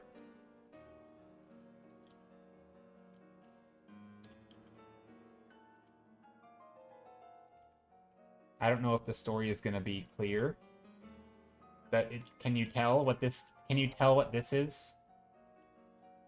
Is this, if you saw this, would you be like, I understand, or not? Does this, is there any, like, it doesn't need to be super obvious, but I feel like this kind of reads. I don't know. What do you guys think? Does this read? I mean, is it too subtle? Person times potion equals sheep. Yeah. Mixed. Or you could do like, you know, drink. Maybe it could show like potion going into person's mouth, and then equals sheep. I don't know how to do it, but the idea, you know, is that these is the bow. Nope, the bow's not a new addition. I just zoomed in on it. That's one. It's been there since the start. Maybe we'll. What if we do like a bow? No, that looks like horns. I'm trying to think. What if we did this?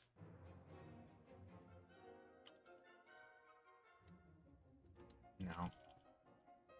I don't want to go too detailed here.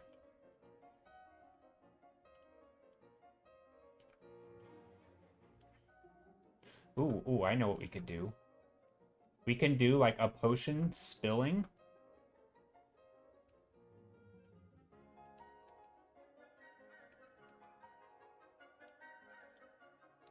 Maybe like a spilling potion.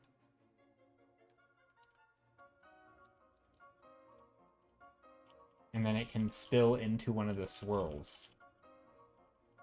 I've got an idea.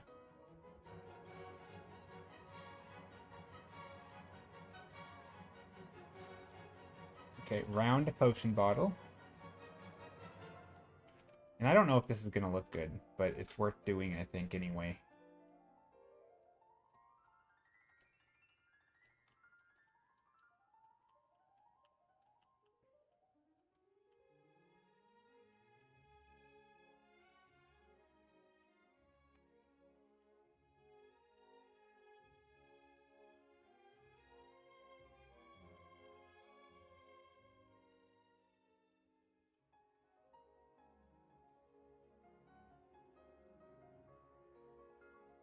Maybe this one has another potion bottle here. Just so that we know that there's potions here. Little cork stopper up here. I didn't ask, but Deep Pixel, how are you today? Hope you're doing well. There we go. There's some...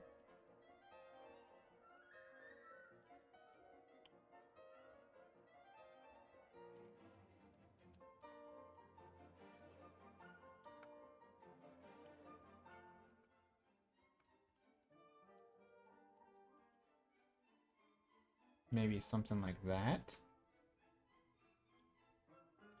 I don't know if that one is if we can. I don't think I got the shading right, but that's okay. We'll worry about that later. Not that important. What about here? Maybe there's another potion on this side.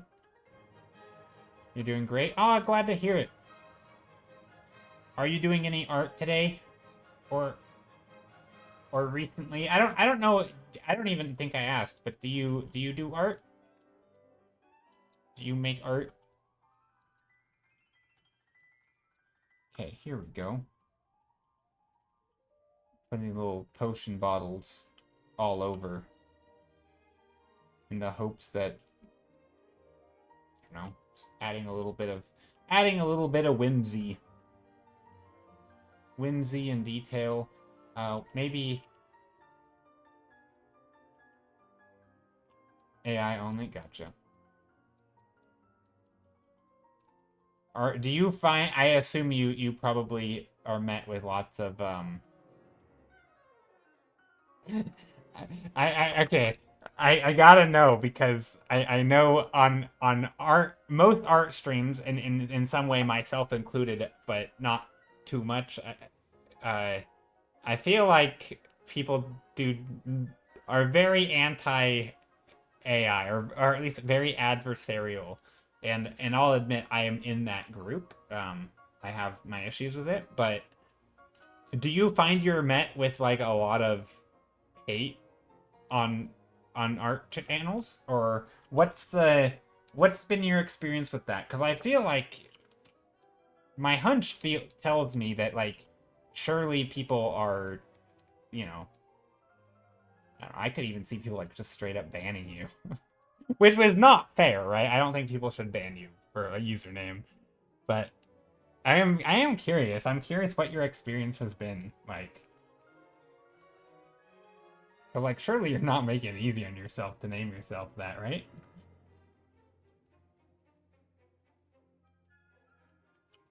Or maybe it's been totally normal. I don't know. I try to be nice. Yeah, I don't really want to get into an AI discussion, but it's yeah. Also, I don't like the value structure here. I think we've got to do something. I think at one point I had these lines here specifically to help guide the eye and break up that silhouette, but I didn't think I liked that. But yeah, so here's the hint that the person is being turned into a sheep. Obviously, these will be, you know, graphically, they will... We can tone them down a bit. Because this is turning the form. Some of them blocked me. Okay, I can see that. I can see that.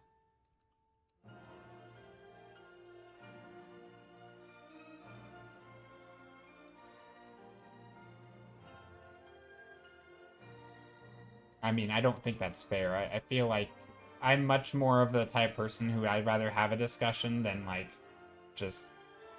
I don't know. I obviously would like to change your mind, probably.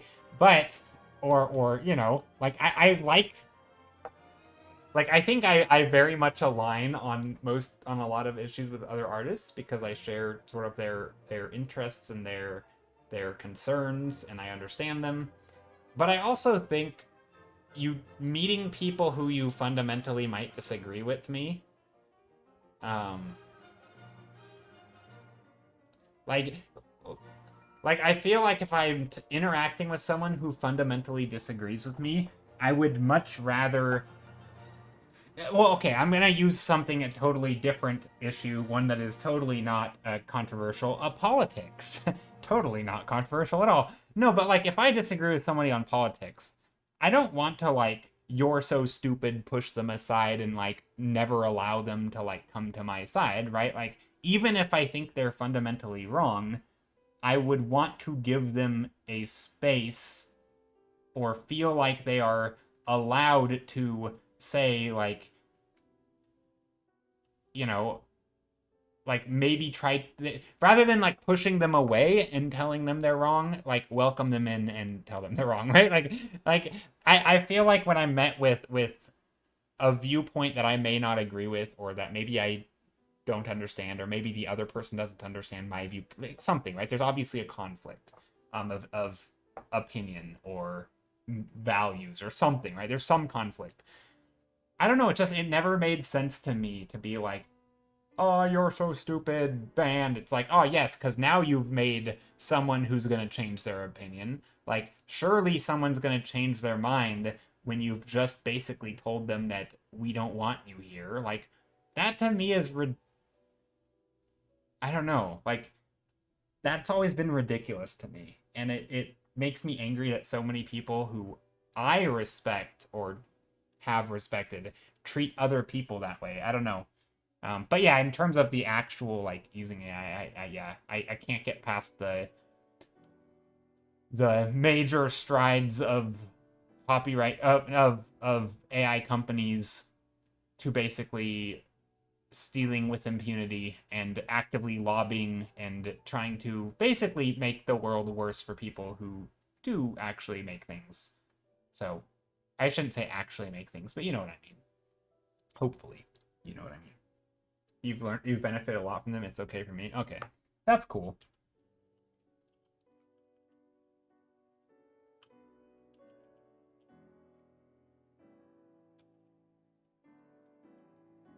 But yeah,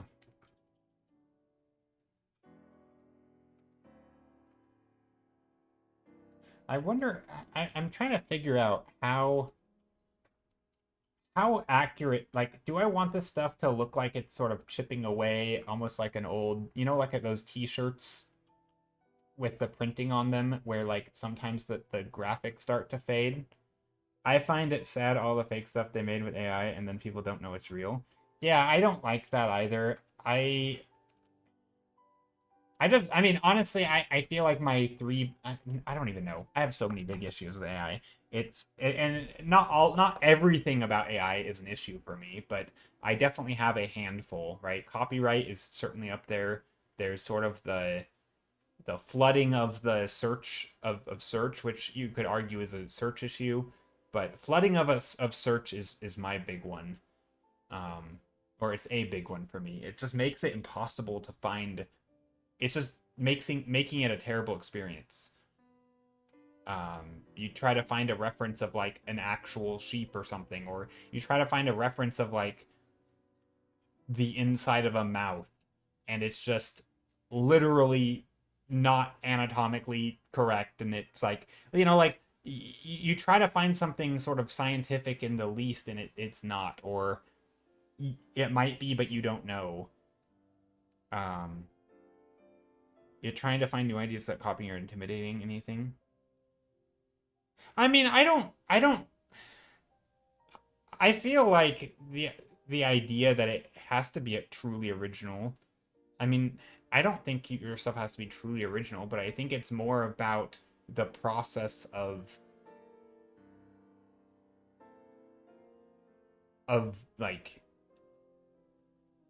getting there. I don't yeah, I don't know. I mean, obviously I know some people will use that argument in defense of AI, like, well, isn't it the same that it's being trained? Well, no, it's not the same. And also, it's not about the output of AI, it's about the input, right? Um, the output of AI could be fine so long as it's not a, literally a business that is formed on theft. Um, but the AI itself, like, yeah, I mean, to some degree, I think it could be fine to ideate with it, and are you going to get something truly new? And and again, truly new, it has its nuance, right? Because I think the truly new stuff isn't truly new. It's just built on further. It's more steps of ideation, and it's more lateral thinking, right? And it's more mishmashing. It's doing it in ways that haven't been done, that AI can't do, right? I think that's a lot of the truly new stuff.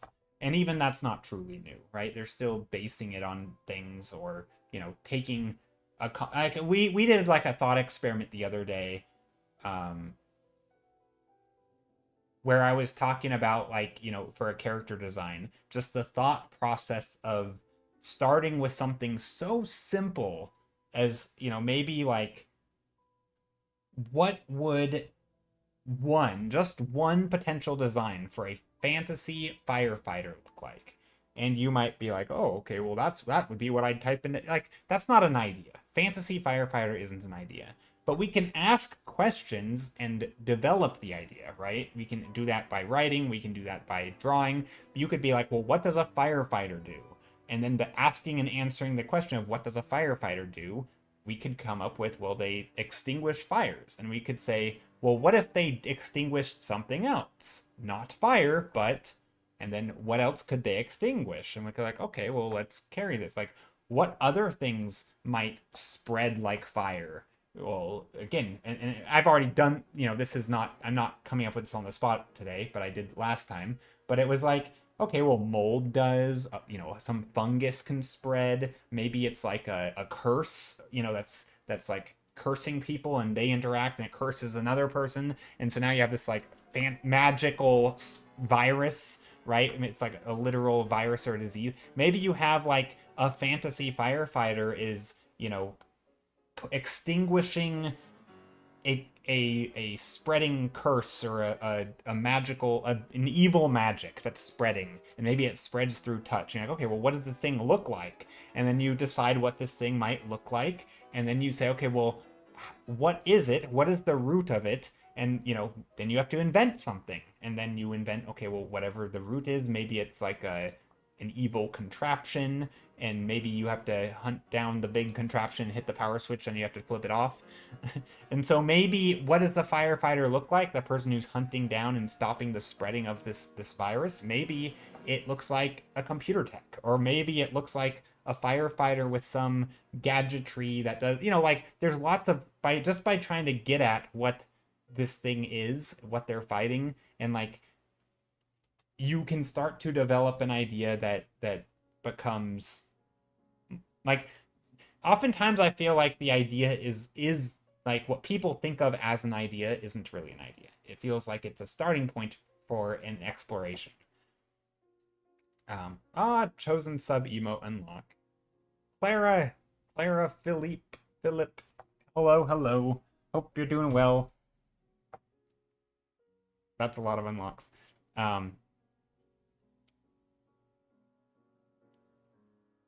I've been working on a few pieces lately. I would you be open to taking a look at sharing your thoughts? I think maybe. My only concern is, oftentimes I don't know how to. So I think one of my hangups with AI art, minus all the laundry list of things I have mentioned and people have mentioned that I'm not going to get back into today.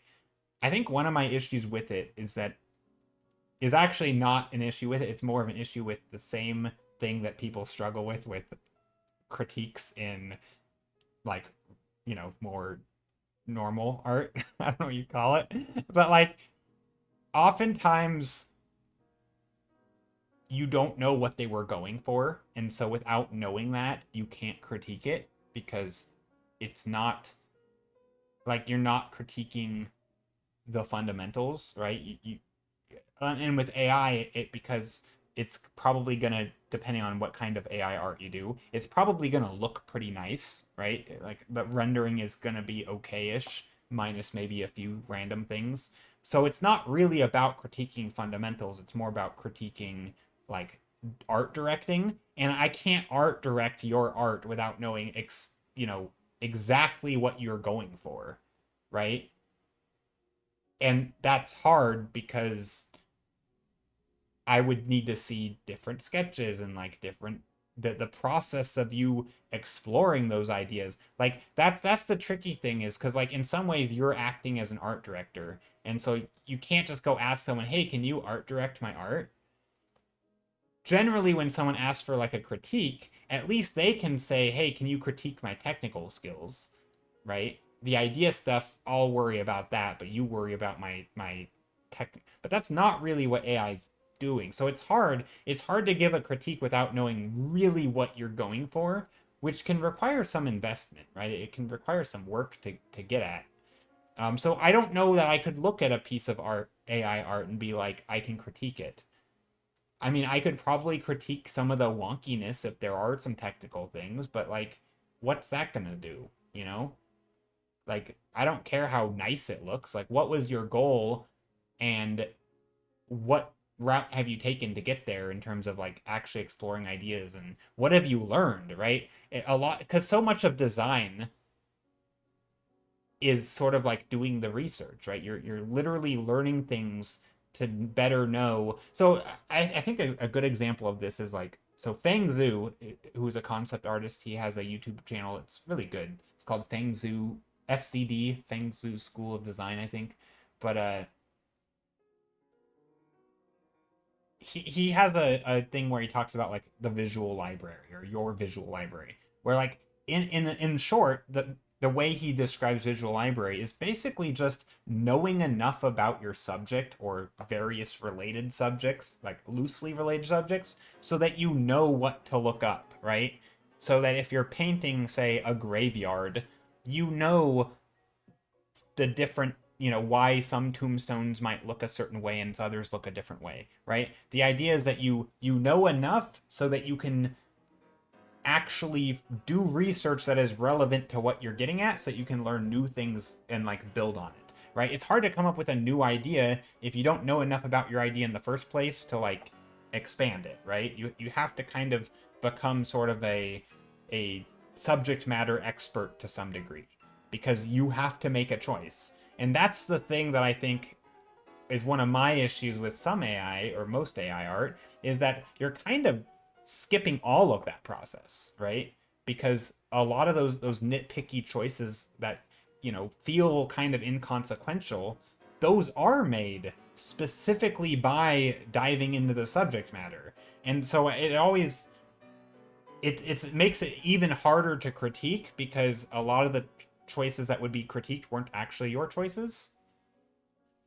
And so and maybe they are. Again, I don't know your whole how exactly you work with AI because I don't really know much about it, to be honest, and other than just like how it functions. But I'm sure just like anything, different people work different ways, and some people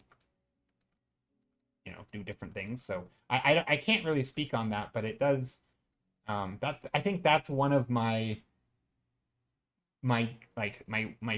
fears almost or concerns is that it's, I mean, again, this isn't just with AI either. It's really just with a lot of art. A lot of people will come in and be like, hey, can you critique my piece? And they'll show me a piece that's like, it's rendered well, but it's like, well, what do I say about it? Like, I don't know what you were doing. Like, it looks cool, but, you know,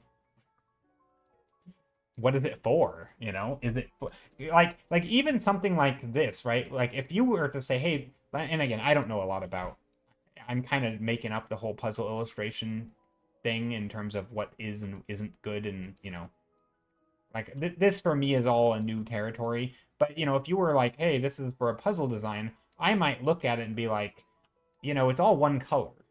is that what you wanted? You know, that's at least something I could be like, oh, I can critique that because you've at least said that it's for a thing, right? Or if you said this was for, you know, a card art illustration, okay, well, like, what are the properties of the card, and does this properly depict them, right?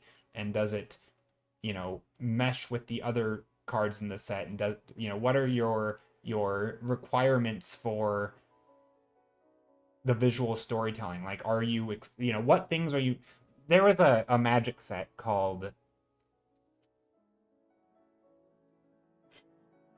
I don't know what it was called.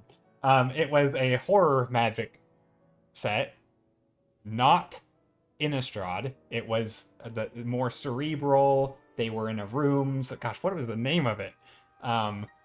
If anyone knows the set where they were like in like a giant mansion of horrors, of like psychological horrors, if you guys know the Magic set, let me know. But basically, the set took place inside of like a giant mansion.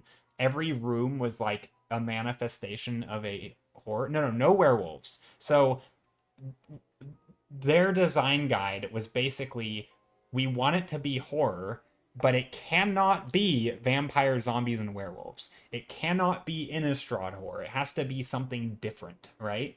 And so a lot of their design requirements weren't, we have to do this, this, and this. It was, we have to avoid all of these things so that ours is distinctly different in feel. Because we have a feel that we want, but it can't get too close to this stuff, because this stuff is already established. All right, we already have Innistrad. It's a gothic horror set.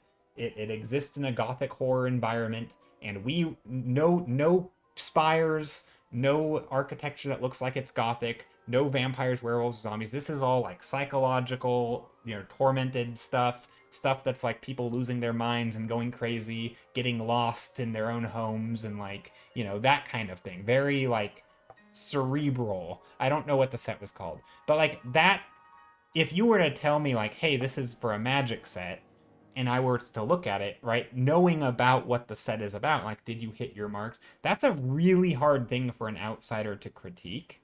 But from the outside view, when you're looking at the final and you see all those cards lined up, you're like, this is a distinct place, and it's distinctly different from this other distinct place. And that's the thing that I think is like, you know, that's in the realm of art direction, right? This is a long pitch for your $80 an hour I don't have any mentorships. I'm not selling you anything, but you are welcome to subscribe if you'd like. Thanks for being here. Hope you're doing well. But anyway, that's one of my, like, it's that design process where you flesh out an idea, you develop the visual language for your project, you know. That stuff may not happen specifically like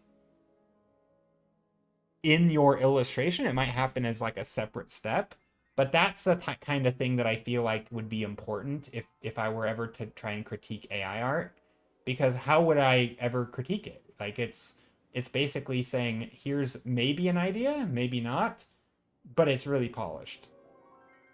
I can't like, at least with like, if you know, hand-drawn art, at least you can always critique technique. You know, you can always critique some fundamentals. You can always, you know, sometimes there's an idea that isn't very pushed, and you're like, you can make a choice to use the lighting to tell the story, or you can, you know, dial back the lighting and it'll tell a different story, right? Because you get to choose the direction the story goes in. One of the struggles with AI art, I find, is that because it's always pushed somewhere.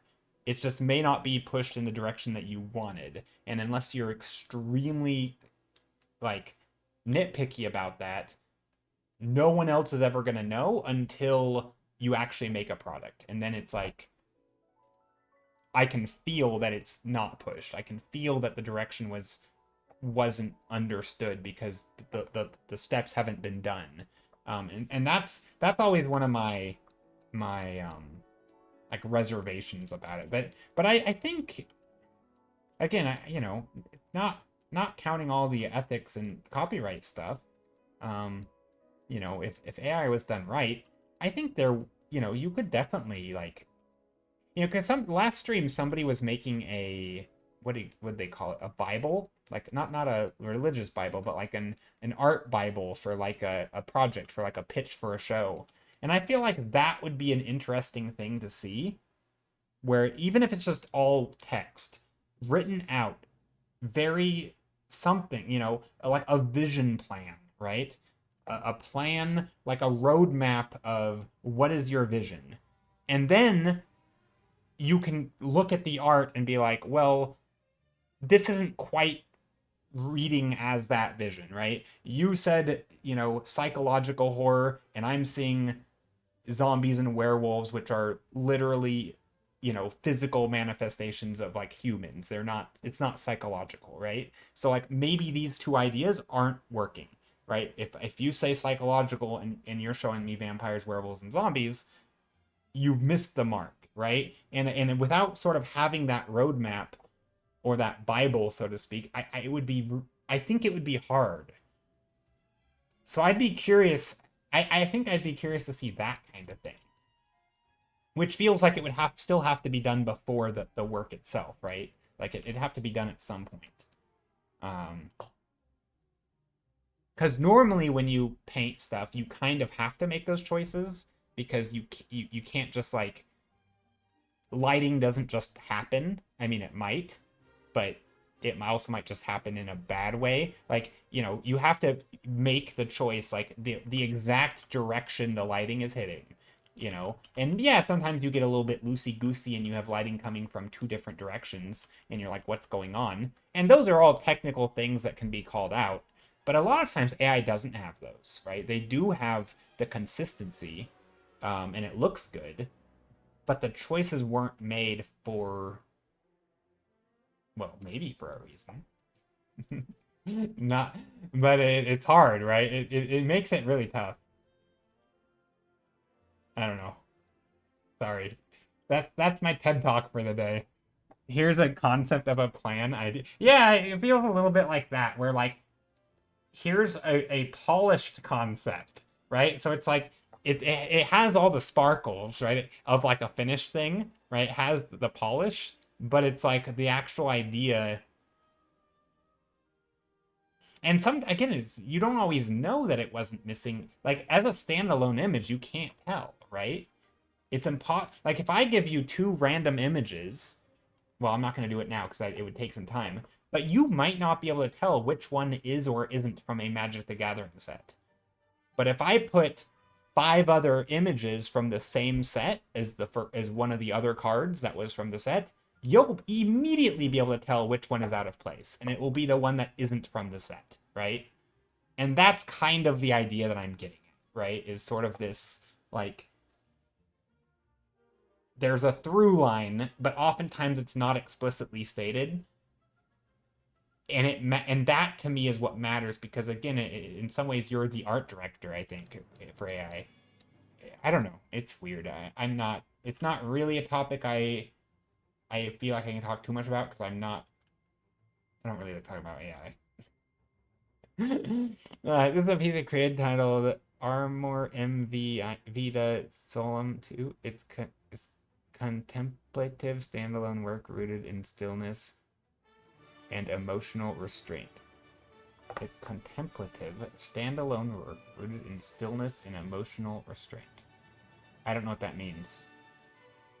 A faded flower, a quiet bloom, and a serene face form a fixed composition.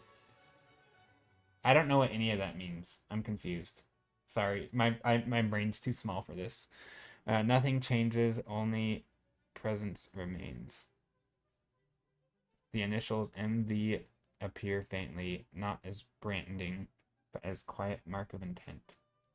Quiet mark of intent. I'm not sure. I'm not sure what we're getting at. I mean, that's a lot of words, but I don't really get what that. I don't get it. I'll be honest. I'm not quite. This feels too artsy for me. As an artist, this feels too artsy for me. Is that a I don't get it. Beyond the Grave says AI art feels like how I would imagine uh commissioning someone feels like, except you skip paying someone for the skills they've built up and now you're saying it's yours because you told them. Yeah, I mean there's that, right? And again, I think you can compare it to art directing, and art directors don't say I made this, right? Um it'd be like saying it'd be like art directing work that you know you didn't make that was actually taken from other artists, and then also, yeah, I don't know. It's tricky. It's I don't want to get too much into that because I don't like AI for that reason currently. But if I were trying to put aside all of that, right? Imagine something that was trained ethically on open source, on royalty free sort of public domain stuff, right? Stuff that is allowed to be used. Um, we could then still be having this conversation, right? An art director who doesn't know how to make art, probably. Well, yeah, that I mean, yes, I agree. But well, you could have, for example, like, oh, an author. You could have an author who is in the art making, like in the process of like the concept art, and they could have say that, sorry, this does not meet the vision, right? They could definitely contribute something. They may not be as good as an actual art director, because art directors have to give the advice on like how to make those things happen. But the writer could at least say, does this or does this not hit the mark? They may not be able to tell you how to fix it or how to make it hit the mark, but they could probably tell you, right? Because they at least have that, like, they've gone through some of that vision. And I think we could be having this conversation still if AI was done ethically. So I think I we can pretend that we can just sort of put that big giant elephant aside, and I think we could have this conversation in a genuine, unhinged and slightly not unhinged manner. Amanda says this sounds like song lyrics. Yeah, it does sound like a little bit like song lyrics. Like, if there was a thing you were referencing, it could make sense. I don't know. It's all, I don't know.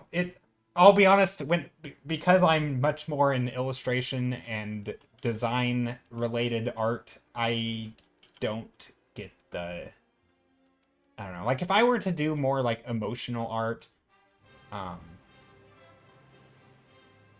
I would still have to define to myself, I think, at least like what emotion it is, right? A lot of art is communication. It's being able to communicate what you're feeling or what you want to feel. Always get Joe to go off an AI lately. I know. Well, yeah, a little bit. It's not hard. It's easy to trigger me into a rant. I definitely feel alienated by artsy artists. Yeah, I don't know. I don't know about alienated. I just feel like I think that I hate. Gosh, this is like sketchy territory for me to get into publicly. I feel like there's a fine line between having a thing that you feel very strongly about, like maybe you're making art to show depression, right, or something, and you have experienced this thing, you understand it, and you want to communicate it, versus adding like BSing your way kind of through a thing and making it feel like it's more important than it is. And that there's this fine line between those two, I think, where you the thing is very expressive and emotional, and there is a lot of stuff behind it. But the difference between those two for me is that I think the artist can actually typically explain clearly what they actually were going for. Whether or not that's what the viewer feels is a different story, right? And that's where the critiques can come in, right? If the viewer says, "What is this?" and they're like, "It's depression," and you're like, "I don't feel it," right? That's a point of critique, because surely there is a way to express that, right? Um, And I think sometimes I don't know. I've never liked the word salad. Uh, uh, Artsiness. I don't know. Hey, Sarah. M Blinky Face. Yeah, I've never liked the word salad descriptions of some fine art, and I know that's a mean way of saying it. Some people like that stuff. I never got it. Maybe I don't think it's objectively bad. I don't think it's for me.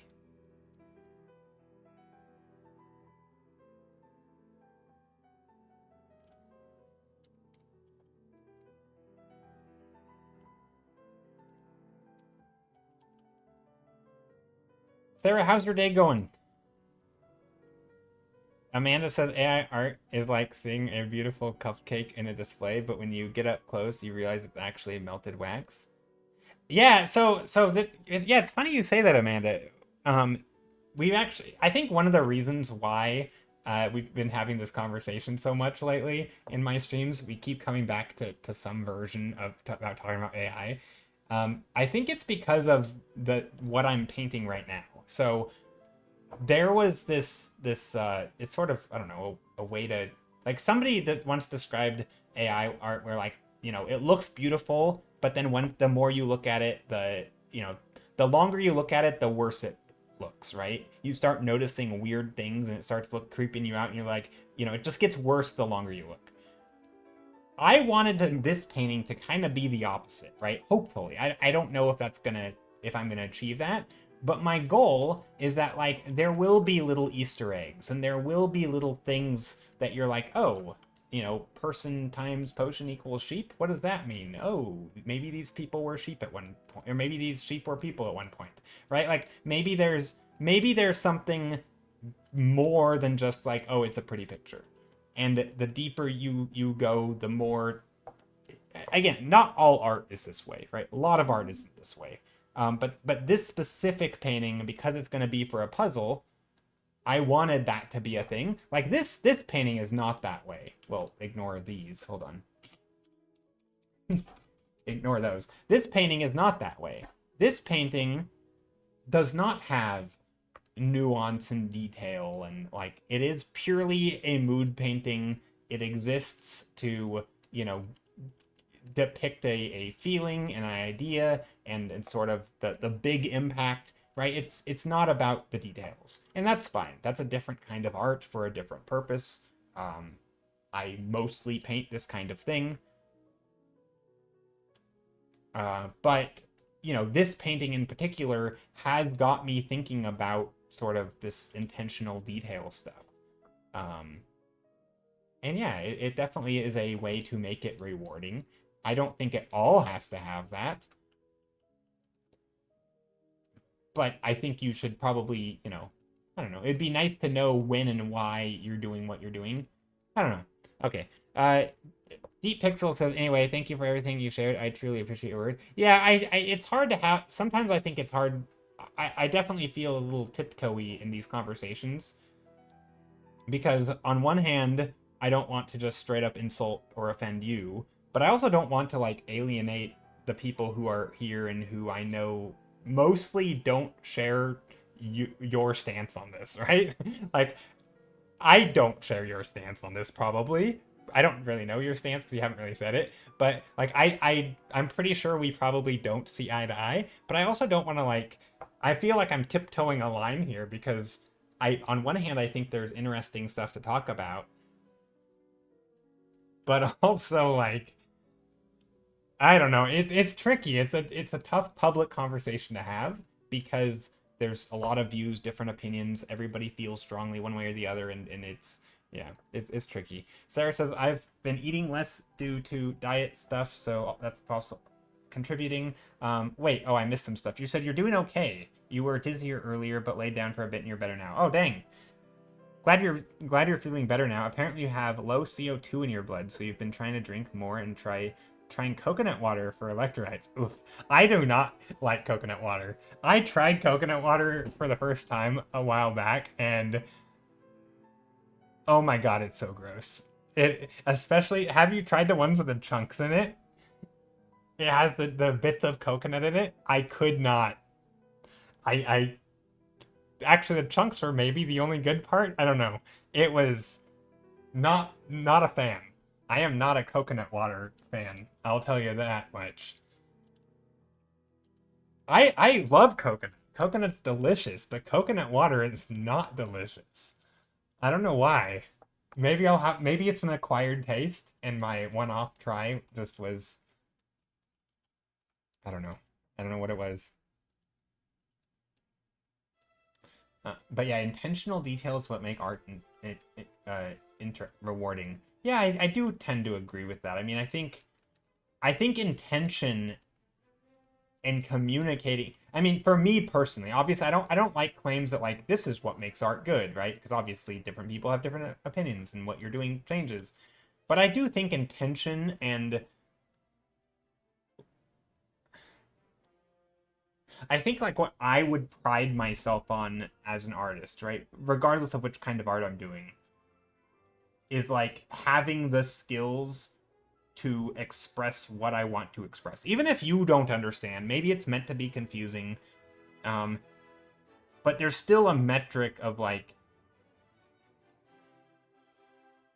being able to do a very specific thing, right? It makes me think of like people who like lay brick or like they cut stone in the like make paths and they have those little patterns. And some stone cutting is like really precise, right? If you need a weird triangle corner piece for a stone, you have to like measure it and you cut it with your big stone cutter and you plop it in and it slides right into place and it looks beautiful, right? There's sort of like I know that those people, some of them they could do anything, right? Any design or pattern or idea that you could possibly have, they have the skills to make it, right? Because they can demonstrate they have the skills. Um, I like that stuff. I like from my personal point of view with art, I like having the skill so that if I can communicate what I want to do, what to say in the way I want to say it, right? It's sort of like in some ways like I think of myself as a communicator except with art, not with words because my words suck, but my hopefully my pictures don't suck as much. And I want to be a communicator, and I think part of communicating is being versatile in how you say what you say and really having control over that language, right? You should be able to, the more control you have over it, the better communicator you are, right? Kind of. I like, and again, that's my sort of stance on this. That's where I come from, and I just don't get that from like art directing. Art directing isn't really being the communicator, right? You're just like helping someone proofread their speech, kind of, right? Like, not, it feels like a, I don't know, it just feels weird.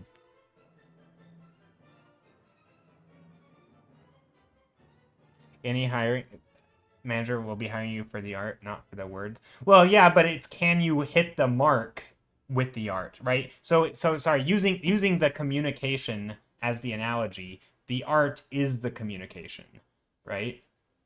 So they're hiring you for your skills.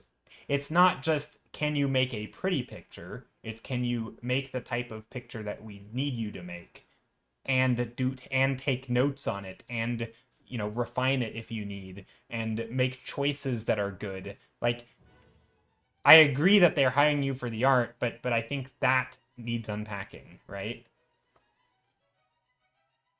Like what the art is for the job is extrememely particular. It's the artists are the masters at being nuanced and careful and deliberate, right? They're like puppeteers and they have complete control over all the moving parts.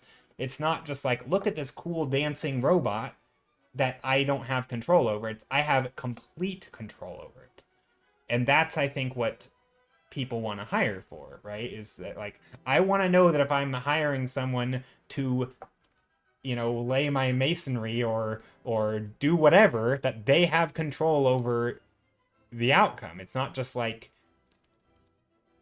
bunch of they're not just outsourcing random stuff. Like you don't want there's a reason why like if I hire someone, you don't want someone else just outsource someone else who then outsource someone else because there's going to be like you're going to kind of probably not get there's going to be a lost communication somewhere.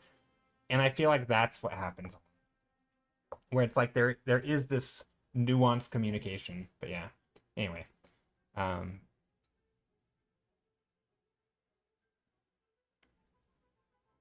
yeah, I was referencing how you don't like flowery word salads. Yeah. I mean, I don't mind a little bit of it, but typically I don't know.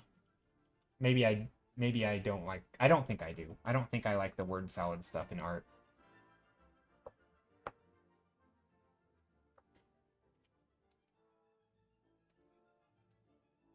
Because they often attempt to mask whatever's lacking in the art. Yeah. I think so.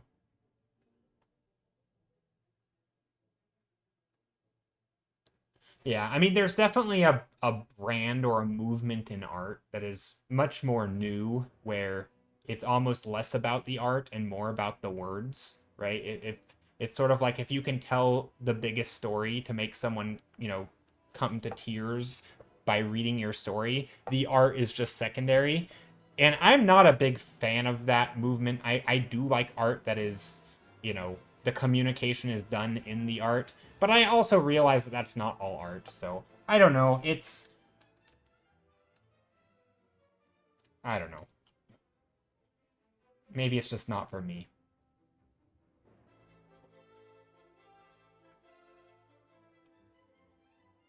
Or I just don't get it, and maybe someone can make me get it. I don't know. I'm open to trying, like, I don't know. I have had people try to explain it, but every time it happens, the only thing I get from it is that I feel like we're just on a fundamentally different view of like what their goals are with art. I don't know. Communication using visual arts versus words are two very different skills. Being unable to describe art doesn't mean what the art is communicated poorly defined or thought out. Wait. Being unable to describe art doesn't mean what the art is that the art is communicated poorly defined or thought out.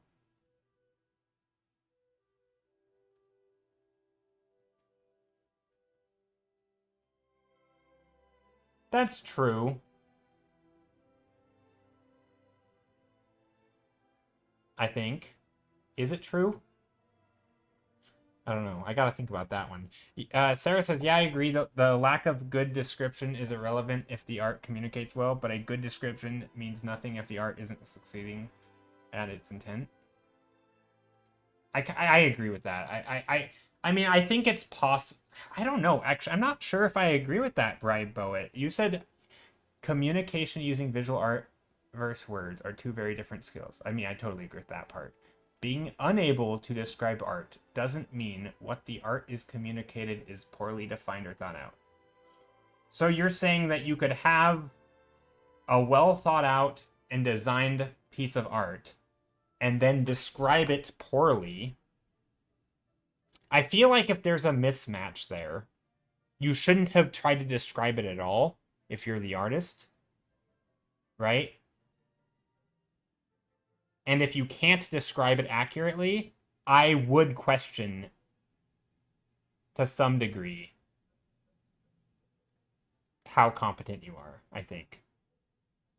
I don't know. It always makes me think of that quote by, I don't know, Richard Feynman probably, where it's like if you have to use big flowery language to explain a topic, you probably don't understand it as well as you do. And I don't know how if I totally, I'm not going to treat that as like gospel or anything because some things really are just very complex. But I do seem to think that oh, like why put the big flowery description if the art is already showing it? And if it's not showing it, then you didn't need it. I just feel like it's never the case that it's necessary. Unless the art isn't doing its job. I don't know. Maybe I'm weird. I'm not sure. I'm gonna be quiet. I'm gonna go back to painting. This conversation's breaking me. I don't know. I don't know what's going on anymore. Who am I? Where are we? Who are we anyway? Okay. Philosophical. I'm ending. Done with the philosophizing. Absolutely, as a student, I found myself having to try to justify my work a lot, where I don't feel the need to do so much now. Yeah, I mean, I think it can be good to maybe not justify. Like before you popped in, Sarah, I was talking about. I don't know if you caught this part where, like, I think with AI art, because it's oftentimes pretty, you do need to, if you want a genuine critique, you do need to explain where you're coming from, right? So that we can say, does it align with where you're coming from? Like, is the thing that you were going for the thing that you achieved? Because if it's not, that's right. That's how you would critique it. If you just give an image and it's painted nicely, there's nothing to critique, right? It's like, oh, it's pretty. Well, no, I'm saying, but hypothetically, you could have a pretty picture that is just a pretty picture where it completely missed the mark of what you were going for, right? Maybe you said, like, paint me a beautiful dog, sitting on a windowsill. And maybe it gets it 100% right, except it's actually a cat. It decided to make a cat, and it was a perfectly anatomically correct cat. And we're like, oh, what a beautiful kitten. That doesn't mean it's a good painting of a dog. It's awful, right? It's a terrible painting of a dog because it made a cat, right? So if you can't get it to do exactly what you want, right? If you say, oh, I was going for a gothic horror, grim, moody, grim dark type genre thing, and it's painting sunsets and rainbows, I don't care how beautiful it is. If it, like, right? Like, how can it take art direction, right? So, like, at some point, it's not about is it nice, it's about what were you going for, and did you achieve it, right? So I think, and I'm not sure if that's explaining your art. I don't think that's explaining your art. I think that is when asking for a critique. The art should be able to stand on its own, but if you actually wanted a critique, then you can explain your art, right? So I think I agree with you, but you also, right? It should stand on its own. But I think most art doesn't purely stand on its own. It stands with the project, right? So, like, if you show me an entire project where you have, 20 designs for a thing, you can kind of see the through line, like, oh, these all fit in the same universe. If you then have one that looks cool, but it just looks like it's from a different universe, you're like, that one's weird, right? But if you take it out of that set and you're like, oh, what a beautiful thing, right? Like, I think that matters. So I think you have to view it in context of the project. So most art isn't just totally, at least anything to do with, like, games or illustration. Most of the time it's not a standalone image, right? Because, I mean, sometimes it is. I don't know. It's tricky. It's tricky. Communicating is tricky. God knows I'm not good at it. Or maybe I am. I try.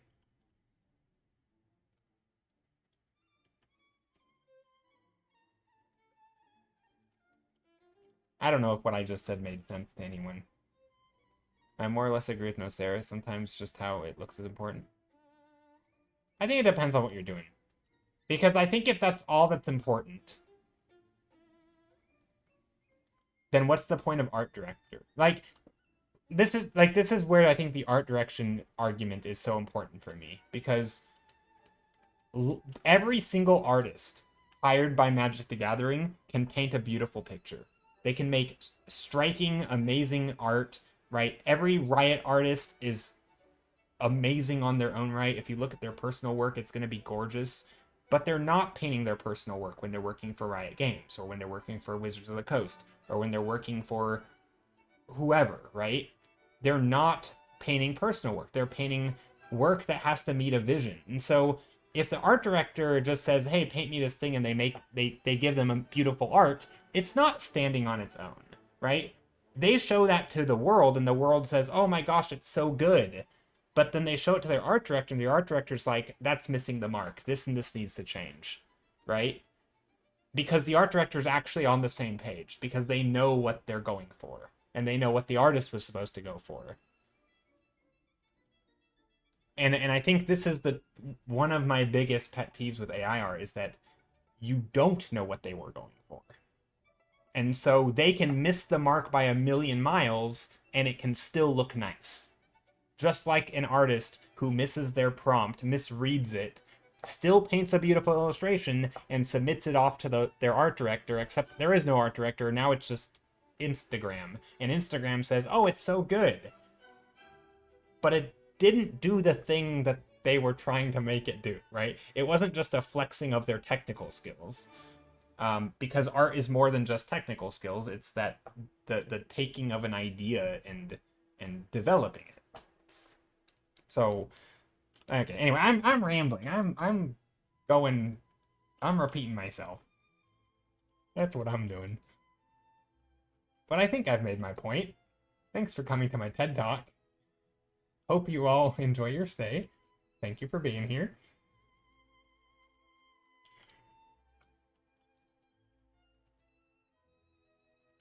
Depends on purpose. I feel like people only read half of what I type sometimes. Oh, I probably only do. Sorry. I do think I only read half of what you type. I oftentimes skip ahead.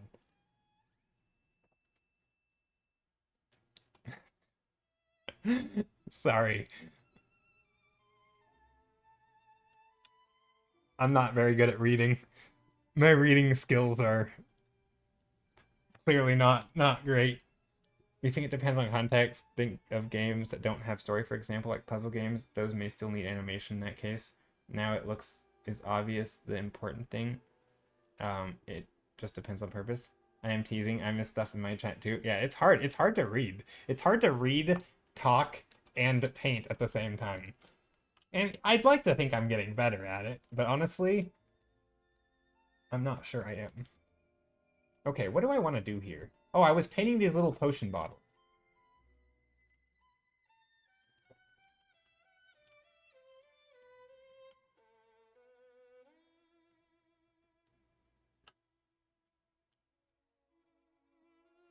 OBS doesn't show as much chat as Twitch. Yeah, I'm actually using something called StreamerBot.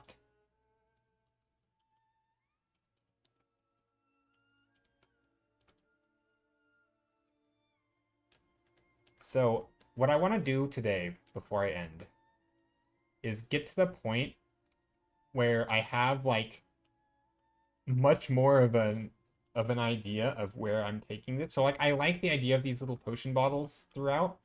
I'm not convinced that they look good right now, which is fine. I'm more convinced that, like, does this read as potion flowing out? I mean, it doesn't have to read it overtly, right? These things are not the main point of the image, but, you know, like potions flowing out, being spilled, right? This little super subtle story of, you know, these tents are wizard tents and potion shops and magical thingies, and, you know, all this sort of whimsy vibe, all connecting it, and then, you know, human times potion equals sheep, and then there's a bunch of sheep, and, you know, that's the story. But mostly it's just a pretty picture, because, yeah.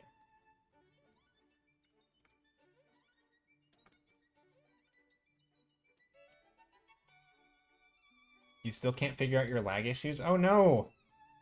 It wasn't that bad. It sucks that... So, Sarah, you only lag while painting when you're streaming. That's weird. Yeah, it sounds like it's just like for some reason your computer can't handle it. Like, I don't understand why. Luckily, it didn't look bad. By the way, everybody, Sarah streams. It wasn't bad on your end. I know it was bad on your end. It probably felt like every stroke you were making was, you know, laggy. Like this, for example, is extremely laggy because I'm painting super big and this canvas is large. And so, like, you can even see it, right? How slow it is. You know, if every stroke is delayed, it would be awful. Luckily, I don't have that problem when I'm painting small.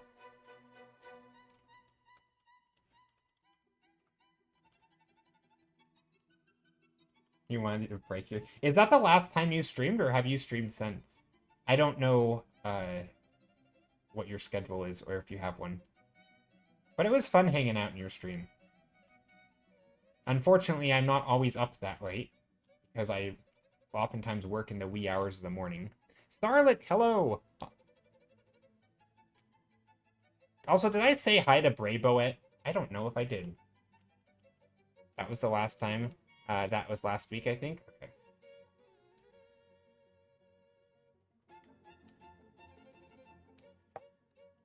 Some of these shapes I don't like these hangy down things. I am trying to think of the experience of the puzzler. That's another thing I'm trying to think of. It's not all just the communication, which is, I find, honestly, one of the most enjoyable things about this painting is sort of this just experience of, like, trying to think about how someone might put this together if you were to, you know, have a little tiny piece at a time. You know, do you focus on the edge where the green meets the blues, you know, for the trees? Do you use the patterns in here to, like, align things? I'm not sure this pattern would work for that. You know, maybe there's some gradient, you know, so there's different, you know, maybe it's color, right? Very clear color in here, also gradient. You know, or maybe it's the flowers down here, you know, groupings of things. So stuff like that is gonna be fun. Yeah, the trees are fun. These are kind of placeholder shapes. I'm not sure if I like them so tiny. I think having more through lines might be better. So that, because for example, if this is our puzzle piece, there aren't enough shapes. Right, so if this is the puzzle piece, you can't look at this and say, I know for sure that this line here is going to extend out here. Now, in this case, it actually kind of does, right? There are kind of a line here, but you don't know that for sure, right? And I like the idea where maybe the pattern is fluid enough to where if the line goes like this, you can pretty reasonably know that the next piece you're going to pick is going to have a bit of that coming out this way, right? And that's, right now, it's a little too, like, some of the curves are big, some of the curves are small. Some of these curves go like this, and then they quickly turn into, like, nothingness, and they just kind of fade away into nothing. And I'm not a big fan of that, so I think I'm going to change up these designs a bit so that from the experience point of view, you can actually use the patterns.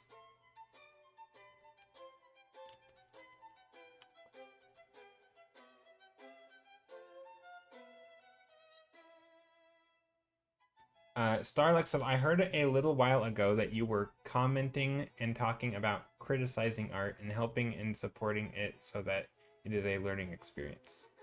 I would like to share my latest drawing. Oh, I would love to see your latest drawing. Yeah, I don't know if, I mean, I tell everyone the same thing. I'm not, no guarantee that I will critique your work. Sometimes I just want to look at it and appreciate it.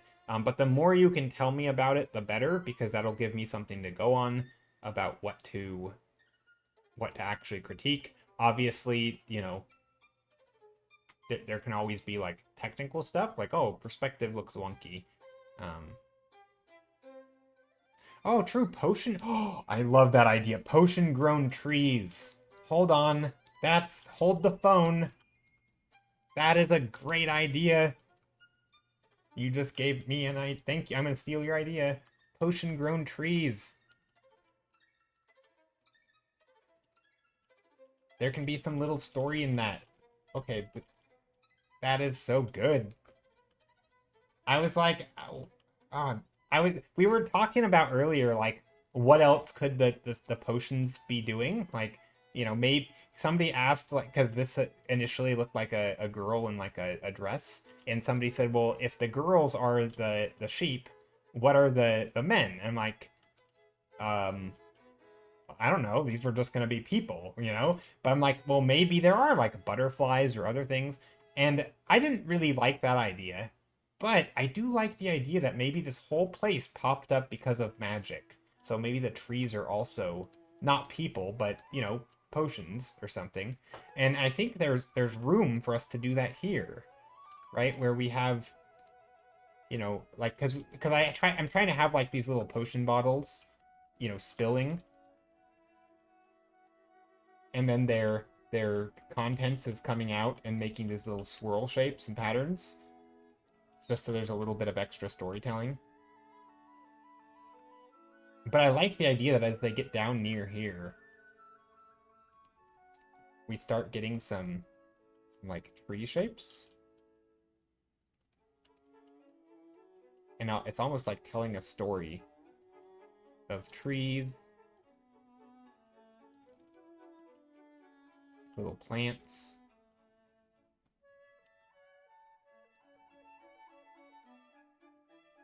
I didn't notice the recipe on the thing. Yeah, it's not supposed to be super in your face. It's not the point of the image. It's purely like as sort of an Easter egg when you're putting together the puzzle, because it's going to be a puzzle size, like 500 piece probably. And so this is about the size of a puzzle piece. And so the idea is that, if you get a puzzle piece and it has like a potion on it, you might not even notice that there was these little symbols here until you start doing the puzzle, and you're like, oh, there's actually more to this story, or there's more happening that you maybe just didn't notice. It's otherwise it's just a nice picture of sheep. There's nothing really. It's not that important. You're not supposed to get that from this. But if you do, that's kind of fun. It's a fun little Easter egg. I figure if people are going to be spending not hundreds, fives, a handful of hours working on a puzzle, that maybe there's something that is just slightly more interesting there. So that's kind of my goal, is that there's little Easter eggs. I don't know if I'm gonna achieve it, but that's the goal.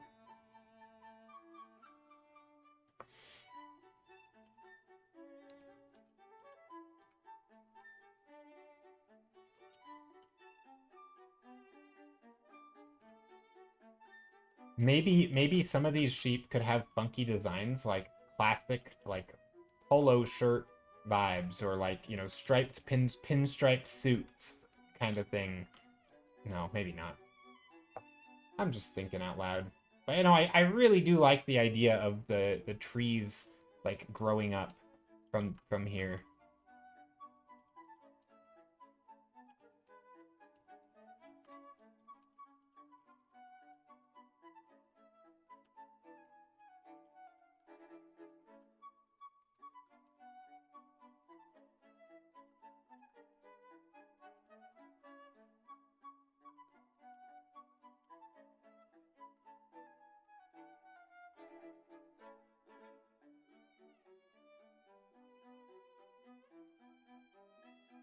Is this purely an excuse for a puzzle or commission? It's excuse for a puzzle. Exercise for a puzzle. No, this is for me to make a puzzle. Because I wanted to do. We've been talking about puzzles lately. We've done some on stream. It just seemed like I like puzzles. I kind of fell into the rabbit hole of puzzle illustration like a year ago, and then I fell back in just recently.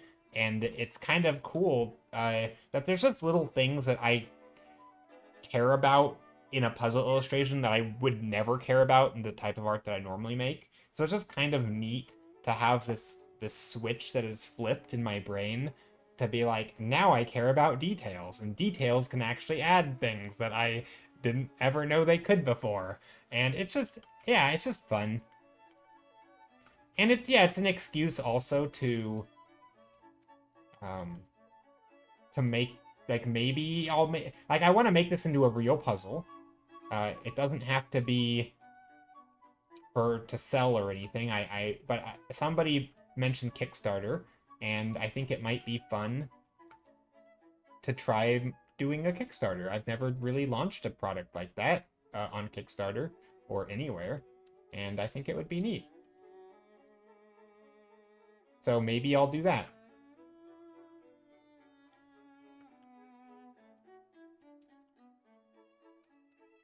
So this is going to be like a double whammy, right? It's an exercise to do a puzzle.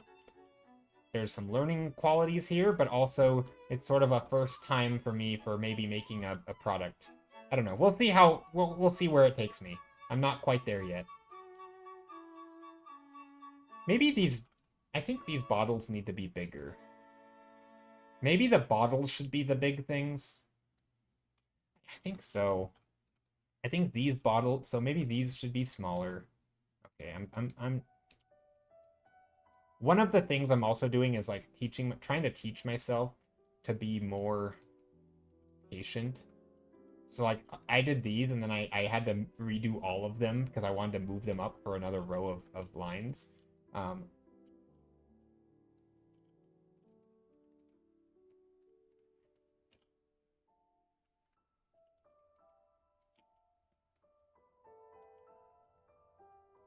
Wait, what's the overlay for?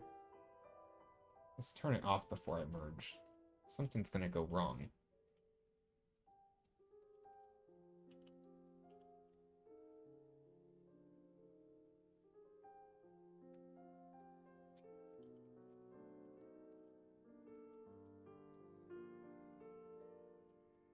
I think some bigger potions. I feel like the potions should be big.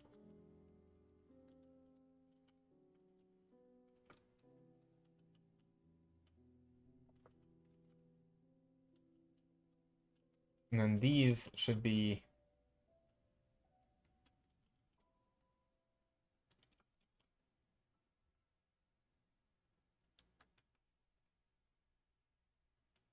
render meditation mode. Yeah, a little bit of render meditation mode. So I think something like that would work.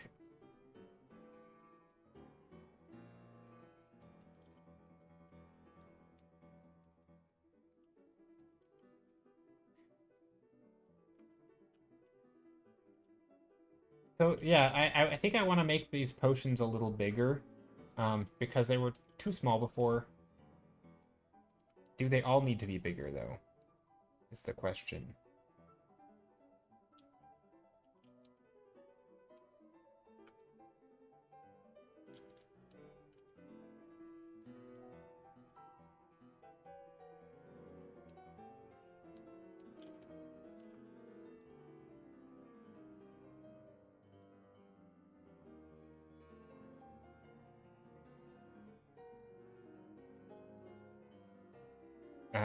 Search for Cosmic. I don't know what that is. Let me look it up. Sorry, I realized I wasn't talking a lot. I'm trying to just make this look also I don't like this shape.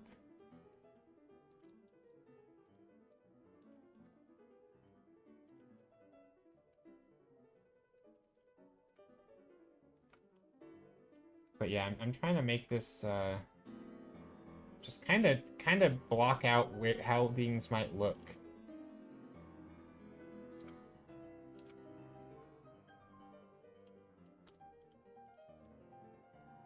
Maybe a potion going this way. I realize these things don't have the corks on it. I should have not. Okay, the bottles upright can have corks on. The bottles down ways do not have corks on. Maybe there's little corks here. Just to make it clear what we're looking at. So, I mean, it's not really making it clear. But if you're concerned about what we're looking at, that maybe will clear it up. Again, it's very tiny, but in a puzzle shape, right? Maybe you'll get this as a puzzle piece and you'll see like, oh, okay, here's the, the cork popped and the liquid's coming out. And again, maybe you don't even notice the first time you do it or the first time you see this. It's not that important, actually.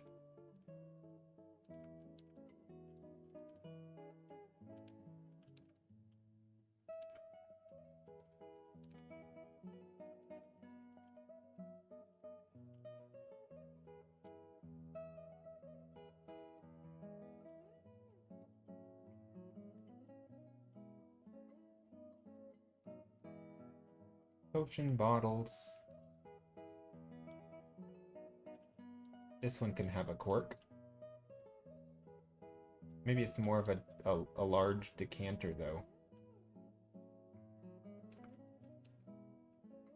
You really smashed it on the sheep? Thanks.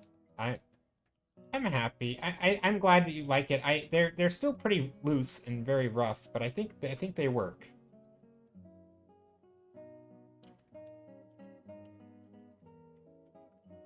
I think they work for now.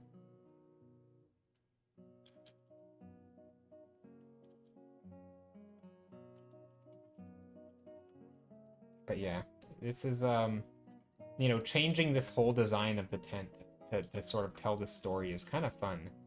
Not a thing that I honestly thought I was gonna. I mean, I guess that was my plan for today, a little bit. In perspective, it's incredible. No. It's the perspective isn't, I don't think it's perfect, but it's okay. Like some of the stuff's weird like this. I don't know what's going on there. So technical skill aside, like I don't, you know, it doesn't need to be perfect. And I'm kind of, in some ways, this is funny because I think it's leaning into some of my strengths and weaknesses, which is I think my perspective is not always perfect. It's a little bit wonky. But I am kind of making this wonky. Like, it's not perfect, but it's just wonky enough, but it works with the whimsy, right? Like, do I need absolutely perfect perspective for these trees? Probably not, but I can eyeball it pretty close, you know? Because, yeah. I think the main thing is just knowing about where your eye line is. Anything above... This is kind of my rule where, like, you've seen me do this before, probably, but whenever I start painting, really anything, oftentimes I'm like, you know, if I want to make, you know, my goal is to make a heart, right? My first shape looks like that, and it's like not very, very good, right? Or actually, let's go back. Okay, so my first shape, nope, did it, hold on. I meant to make a new layer. Okay, that was actually probably too good. But, you know, maybe I do that, and then my next time I make it, I do an iteration. I'm like, okay, let's fill it in, right? And there's sort of this iterative one, right?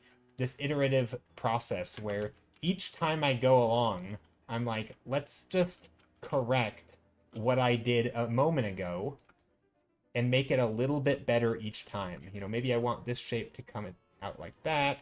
These shapes can come back around a little bit more. And then I kind of carve it out. And that's kind of, in some ways, what I'm doing with perspective. So the way that I do perspective... Oh, this one, yeah, you don't remember this one? This one we did just recently. It started as this, and then we worked on it till the end of stream, and we made this. But with perspective, the way that I typically paint... Sorry, I'm blocking up my own painting here.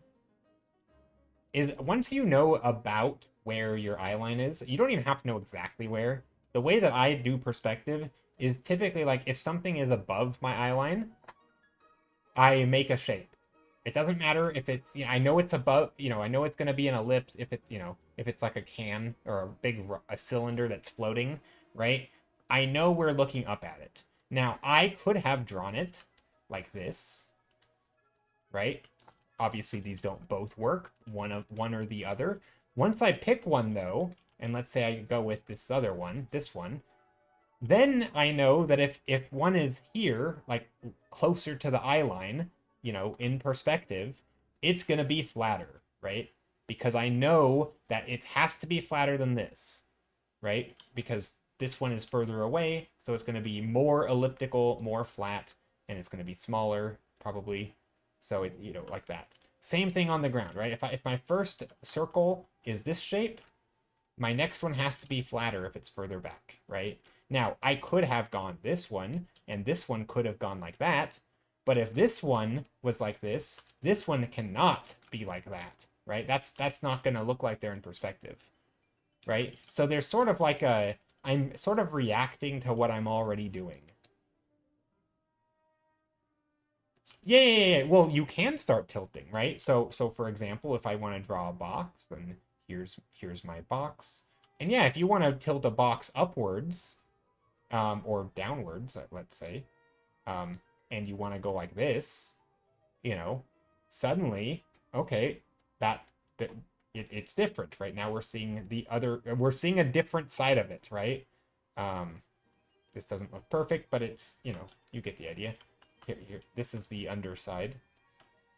This is the underside, right? So obviously that one is tilted away.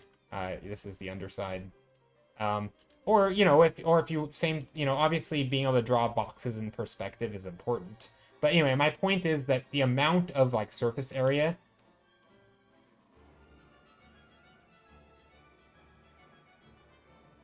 But the point I'm making is that oftentimes it's more about just like, is there a consistency in like, how big the surface area is, and are you looking at the top if it's below you? If I randomly draw a chimney, let's say I draw a house over here in perspective, and I'm saying that intentionally, I'm going to draw it wrong. So here's my house. Not terrible right now. It still works, right? And I draw a chimney, and then on my chimney, I draw this. Like, that's wrong. We shouldn't be able to see the top of it, right? We've established that. Well, not with this one. This one was drawn wrong poorly, right? We shouldn't be able to see the top of it. We should see, it should look like this, right? And we should see the bottom of it. Well, we can't see the bottom because it's on top of a house. But, right, we should be seeing this point. So if that point came up here, with some correcting, we can fix it, right? But the chimney should be like that. And as long as it's mostly that way, I typically call it pretty good. Does it have to be perfect? No. I mean, maybe it's more of an angle like this. Is that more correct? I don't know. And I might look at this line here and this line here and say, do they converge at roughly to the same spot on the horizon line? And yeah, they work mostly. Does this one converge mostly to where this one's converging? Maybe not. So maybe this line should be a little bit more like that, right? But like, I'm pretty loosey-goosey with it when it comes to perspective, at least on my first sketch. But a lot of it is sort of reacting to what's already there. If I want to draw a building, and I'll be like, okay, I've drawn one line. Now let's make the other line kind of converge to this line. And then I'm like, okay, let's draw that one. And then if I draw another building over here, that's going to be like the same size, or a stacked on top of it, let's say. Right now, with this line, I'm trying to like, okay, let's make it a little bit more angled so that we kind of get this fan effect of all these kind of converging together, right? I don't even really know where they're converging to. I just know that this one up here needs to be more of an angle, right? And this one needs to be even more of an angle. And again, are they all going to the same place? Probably not. But there's sort of that illusion that they are, vaguely, right? They're getting in the ballpark. Okay, they're not, right? They're actually all missing the mark. But they're, some of the, I was closer with these bottom ones, but some of them missed the mark. But there's still this, like, the logic here is that these get steeper each time. And that logic I am having, right? So there are patterns and consistencies that I do want. Pinpoint consistency isn't that important. It's more of the pattern of consistency, right? Do I have this sort of, this like effect that goes like this as you get something more and more in perspective as it goes higher and higher? And like, if I have that pattern, I'm good, so there's little things like that I look for. But yeah, I don't try to do it super perfect. And so this is kind of like that, Is this the right amount of underside of that is compared to this one? Probably not.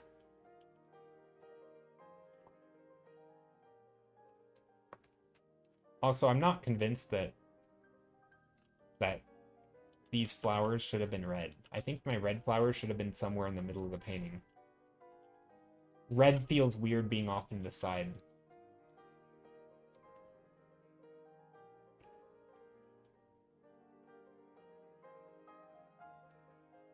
You know what I hate drawing in perspective? Curved staircase. Dude, it's so hard. Curved staircases are a pain. You've heard of like like if you do environments in perspective, curved staircases are the hardest. If you draw like animals. No. Sorry. What was it? So like bicycles are really hard because you're doing ellipses and turning at different angles in perspective can be really hard. So bicycles are supposed to be really hard. Curved staircases are supposed to be really hard, and horses, I guess, are really hard to draw if you do like animals. I know people are too. But then there's like the Uber challenge of doing the horse on a bicycle going down a curved staircase. And it's funny. It's like the super challenge of all the hard things. But yeah. Also, I love fire escapes, but I'm so scared to draw them. Fire escapes.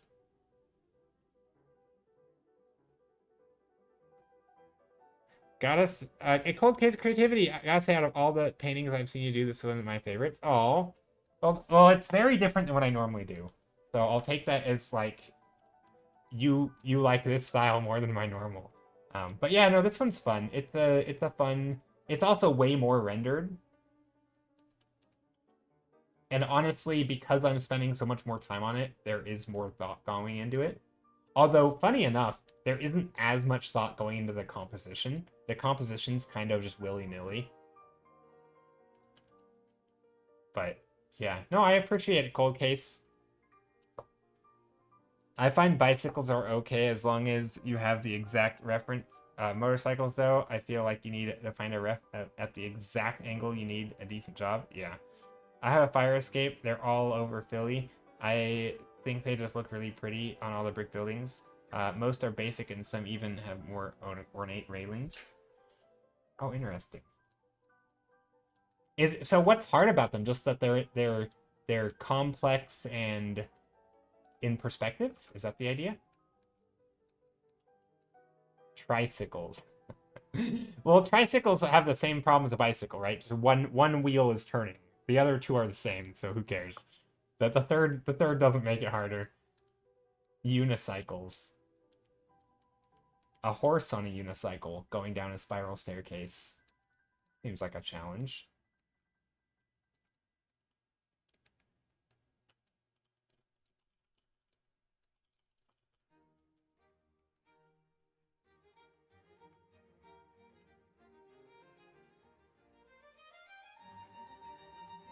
Little splashes. This one can have like a little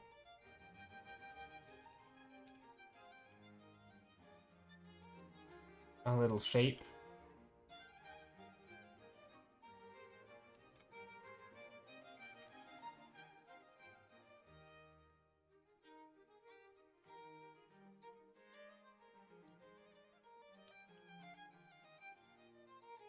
Oh, the stairs have gaps between them, and so do the platforms and railings. Oh gosh, yeah. That does seem tough. That's a good point. I didn't really think about that. I don't know if I like these little blobs here. I initially liked them, but that was before I started doing the potion thing. Maybe like little droplets.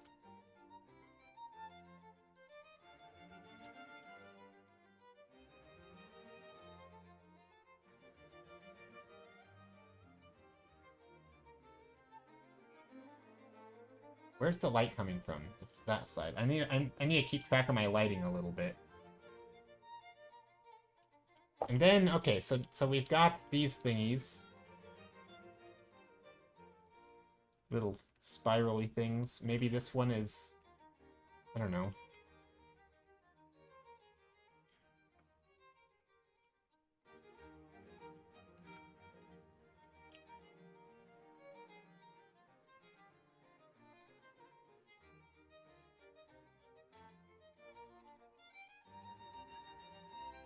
I'm trying to make these look like waves or water or just little spirally doodads with little circular things. I don't know, just little like potions and stuff. I want it to sort of look cohesive. Whoops.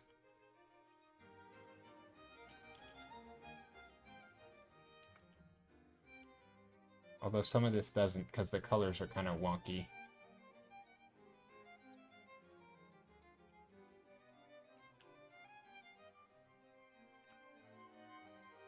But again, this is more like a roadmap in a way. These things don't have to be perfect, but it's just giving me enough pattern to, like, if I ever sit down and am tired after a day, and or maybe not tired, but just want to paint, I could just sit down and paint on this because it's giving me a direction. What else? What else do I like? Somebody recommended some little targets in the background, which I kind of like the idea. Almost like if it were... I don't know if that would fit, but yeah, little tiny targets way back here would be kind of neat. I don't know... Like, maybe some... I'm not sure if it would read well. I mean, if we went like a white and...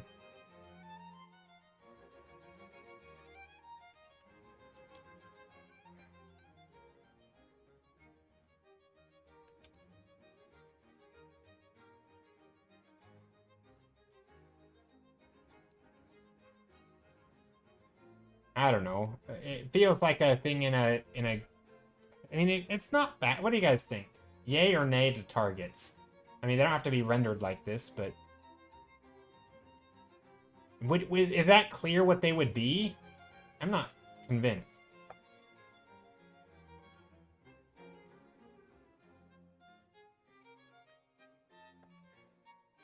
Hmm.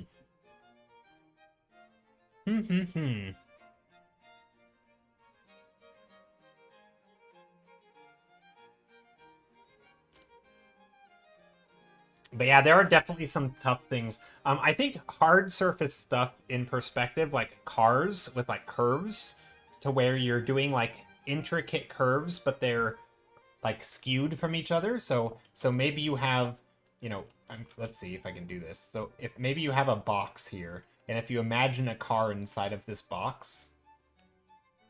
So now imagine the same box over here, but on half of it, you have like a curve going like this, and then you want to make that the same curve go the other. So like one curve's this way, and the other curve is like this, but like it's the same exact curve, but mirrored across like a V axis, you know, but it's mirrored, like flipped. That is so hard. I feel like if you're doing like your own designs with like really intricate I mean, I know you can do like landmarks and you can break up the box and divide it and say, okay, halfway point, here's where this thing touches, let's figure out where it touches on that other end, and then you can make little landmarks. But my god, I find this kind of thing so hard to do when you're trying to mirror shapes across a plane. Yeah, that's... I have Scott Robertson's book, and he shows examples of that. I'm just like, if it just comes intuitive, I think the reason that's hard for me is because a lot of times the shapes, if you wanted to do like this curve, but exactly mirror it over here, and it was like, it's not always clear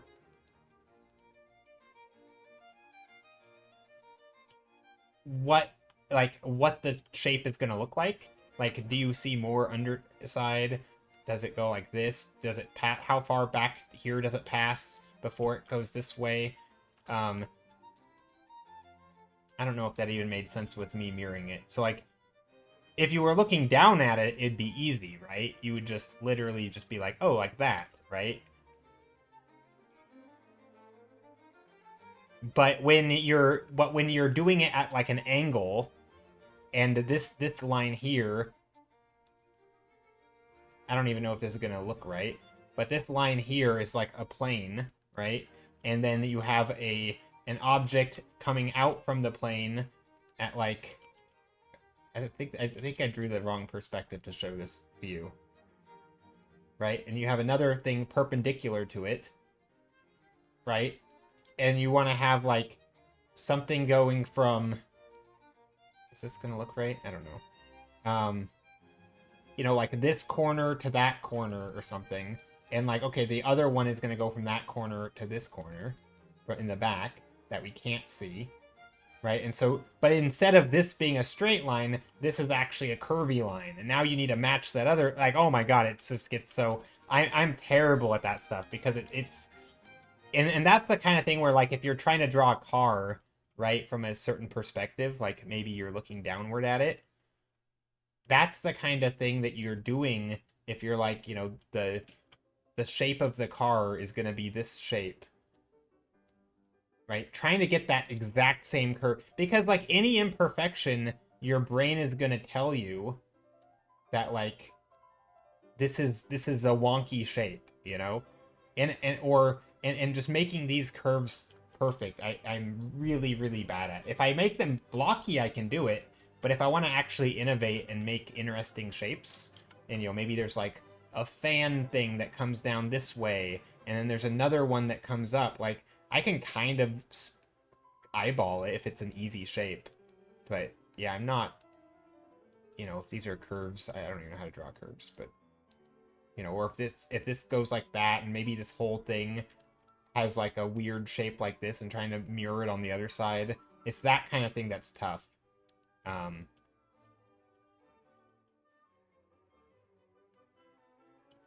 See, I could repeat these, but not on the other side if I needed to, where it's like, if you had a perspective that would show it. Anyway, cars are really tough for me. I am not a good car drawer. I mean, not really. I mean, I can kind of get by, I feel like, if I looked at cars and I can draw what I see, but you know, my cars from imagination are pretty lackluster. I also don't really know what they look like, so I'm just kind of making it up. But anyway, so yeah, cars, really hard for me. Cars are kind of hard, but honestly, but still less than curved staircases and fire escapes. Okay, I'll take your word for it. I think for me, they're harder.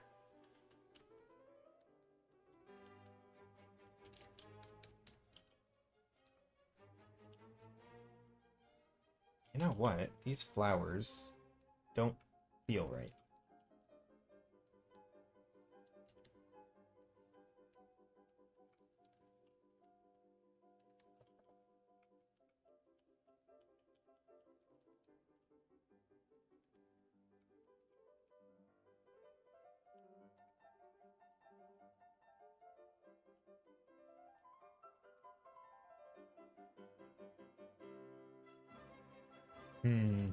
I'm still not sold on these red. I think.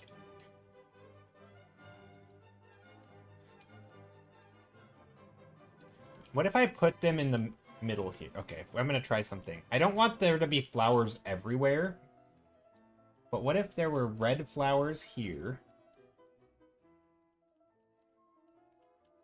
Like red tulips. And then right next to them, there were dark red tulips because they're in the shade.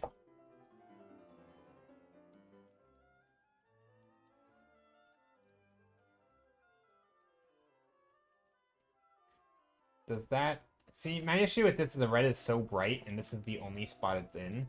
So, but maybe if I add a little extra red bits here and there. No, I think for the red, a flying sheep. You know, we could do like...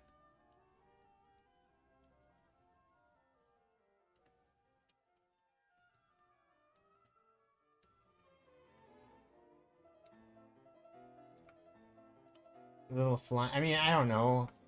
Is that kind of weird?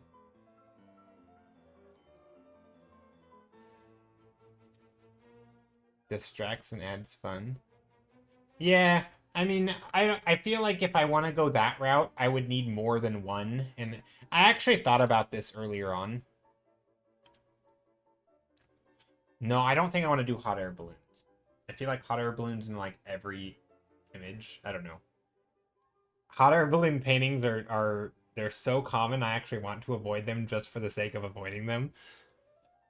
They are nice though. They do make for nice colorful visual objects in the sky. So I actually thought about having sheep, like, or goats on top of here, you know, like a... Let me make a new layer. Like having a goat on top of here. And just like having random animals and trees and just going super wild.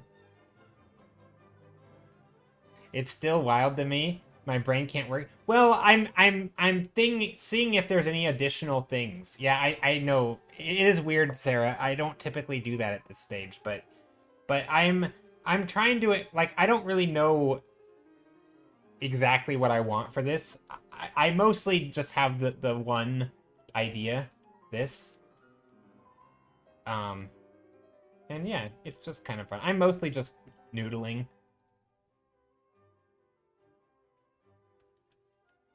I don't know. I'm not really sure what I'm doing with this painting, to be honest. I don't think I would do it the same if I were to do it over, but it is fun. It's a weird way of working.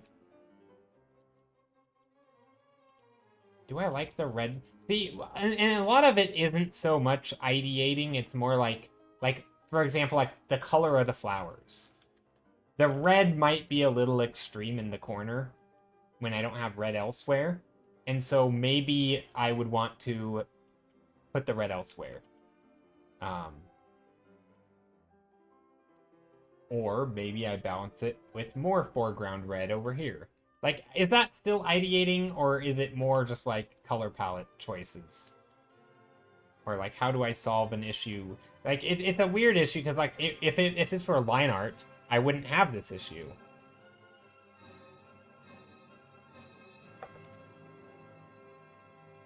Put balloons tied to sheep, then why not? Can always add more fun stuff. Yeah, yeah.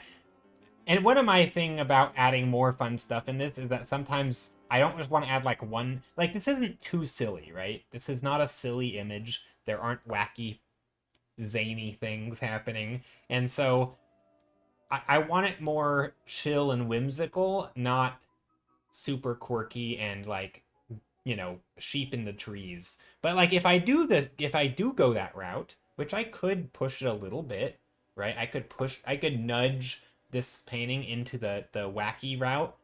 And if I did that, I think I would want to go a little, like, I have to decide how far do I put that. A one random sheep in a tree feels out of place, right? It feels unintentional, it feels unfinished. But I think there's a balance, and that's the thing that I'm kind of fussing over right now.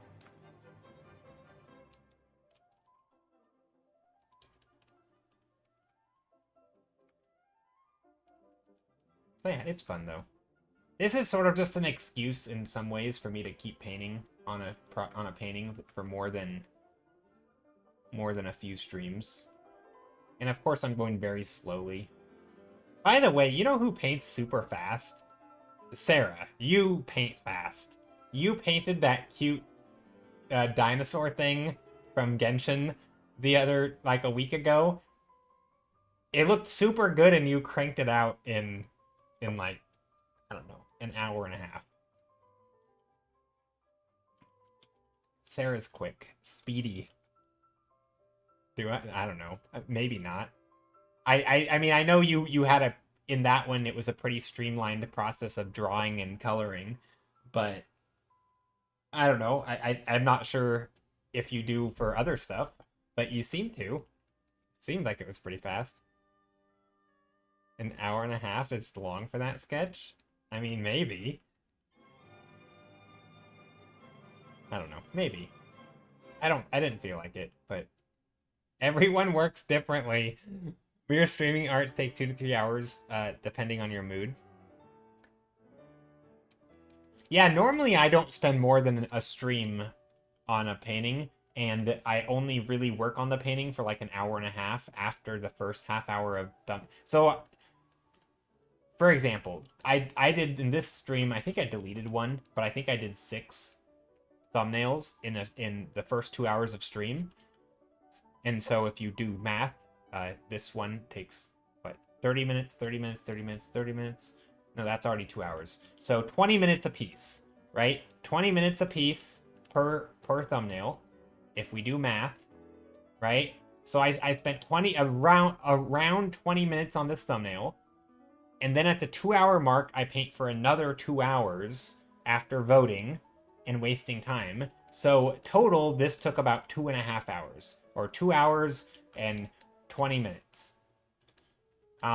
That's pretty fast, right? I think. I think that's pretty fast for just like, imaginative painting, coming up with ideas, picking one, working on it. I think that's pretty fast. Um, so normally I don't spend that long on a painting, right? This painting happened very quick, or the painting I uploaded. Yeah, I'm gonna close this before I save or something. Do something stupid. Or the painting that I uploaded to Instagram today, right? That took me about 2 hours probably. Where is it? This one. This one. Like that took me about 2 hours, and that was with doing some other concepts and stuff. But so I think I typically paint pretty fast, but if I'm detailing, which is rare, I'm very slow because detailing is not super quick. Before you get back to work, make sure you're on the right layer. Oh, I don't really have a right layer. I mean, I kind of do. Oh, I'm not on the right layer. No, I am. I'm on the right-ish layer. I don't know what the right layer is. I think these two layers are garbage. The only layer I don't want to be on... Actually, I don't even know. It doesn't matter. All of this is what I've done today. Also, what is this?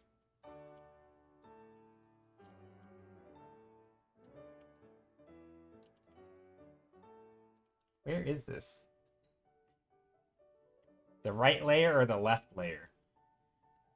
Yeah, I'm not too picky on layers. I pretty much merge my visible layers, and I'm not working on separate layers too much. It's pretty much all one layer at this point.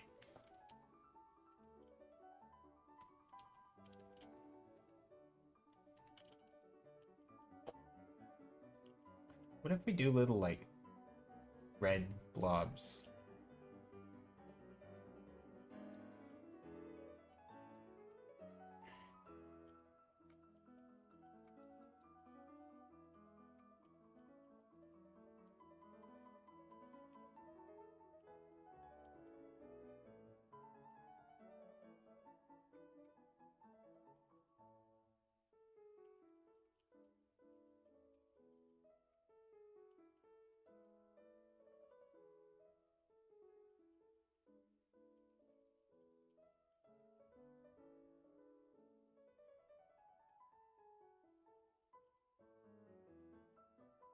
Maybe little shapes here.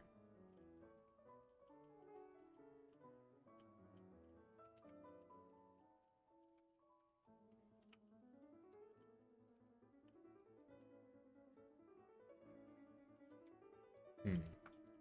What? Also, these blobbies are very something.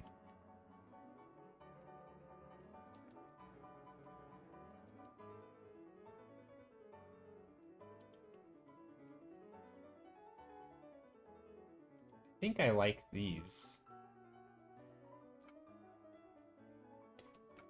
This one, do I want these to hang down more? I think I do.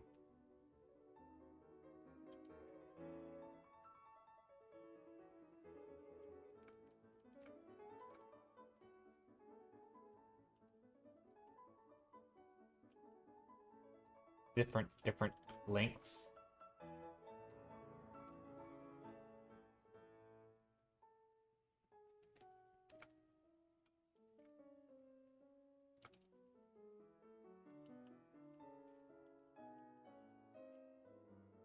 Something like that, maybe?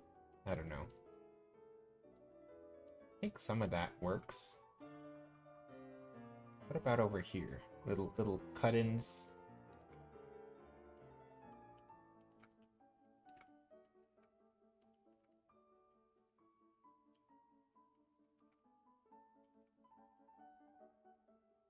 Little blippity bloops. little thingy thingy doodads. Little.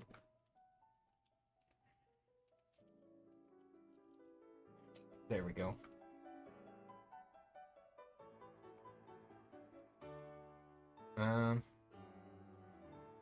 Feels like a point and click game.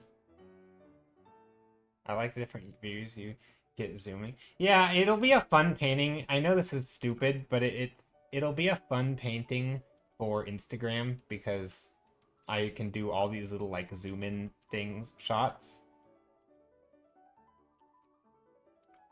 You know, here's an animal eating.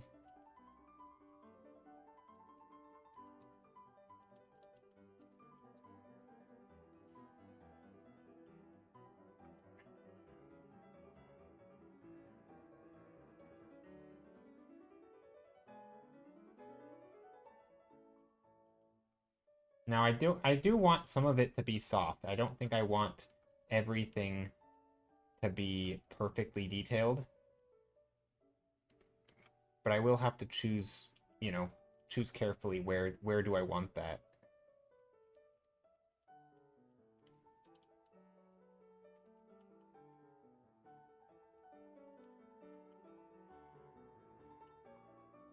But even stuff like this, you know, we can still put some detail in here that is a little hard-edged because you can hardly see it, right? And you won't be able to see it until you're staring at it without context.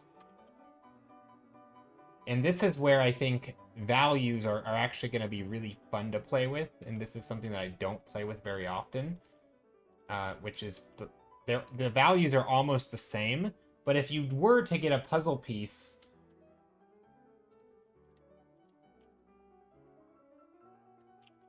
where is it? Down here, right? If you were to get a puzzle piece here, actually maybe this is too small. This might be too small. Maybe the details shouldn't be done. But anyway, if you were to get a puzzle piece that looked like this, there might be like, oh, I know where this is because of these details. Now that's probably too tiny. Actually, now that I'm looking at it, yeah, I don't think, because I don't think that the puzzle will ever be bigger than this, right? Like full size.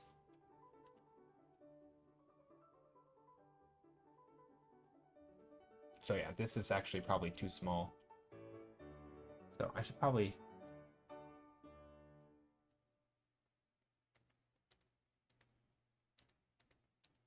Wait, where is it? It's here. Some puzzles get super tiny pieces. Yeah, so I planned... So I uploaded this to a puzzle site. And where is it? Did I delete? I don't know what I'm doing. Anyway, I'll just redraw it. I uploaded this to a puzzle site, and the puzzle was about, or the puzzle piece, I should say, was about this big, give or take, for a 500-piece puzzle, right? So I don't know what that is. Crosswise, that's something, I don't know. It was about this big, I think. So that's kind of what I'm going off of for like, and maybe I will want to try a smaller size, you know, pieces, but that's about the size for this. And so I don't want something to where within this thing you'd have to like zoom in to see it. Like if, you know, it's like, I know how big that piece would be in real life. I've held puzzles of 500 pieces. And so, you know, I want it to, so like, it's not like each piece is its own painting. They can still just have some vague details. But I want the details, whatever details I have should be seen in that, right? If you have to zoom in here to see, that's too much, right? If you can't see it on a piece this big, then what are we even doing, you know?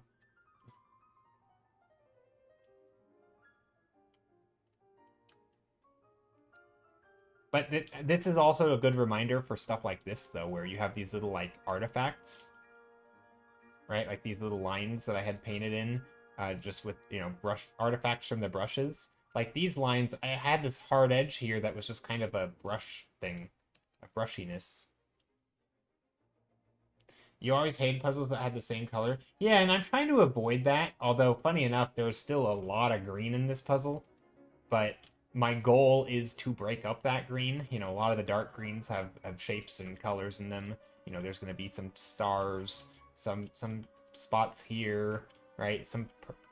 Like there's hopefully enough different things that you can manage, right? That's the goal. I don't know if I'm achieving it or not.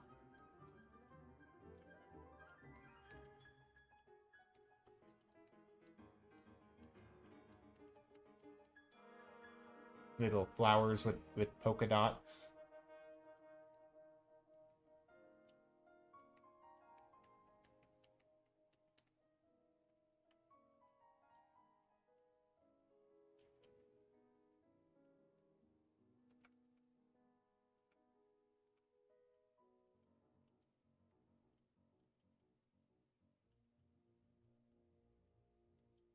Little polka dot flowers,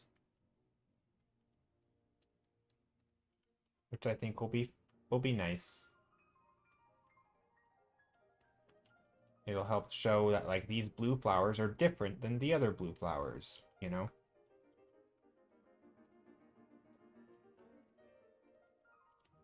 But yeah, I also have hated puzzles like that. Or I think the biggest thing with puzzles, it wasn't so much that they were all the same color. It was that there was always a point in a puzzle where you got to a point where they were all the same color, right? Like you would choose to do the fun stuff, you know? You would choose to do the big colored section or the funky, you know, the sheep or the little patches of blue. Like those are the things that I would intentionally choose to do. But then you'd get to the sky and it would be all one color and you're like, "Oh my god."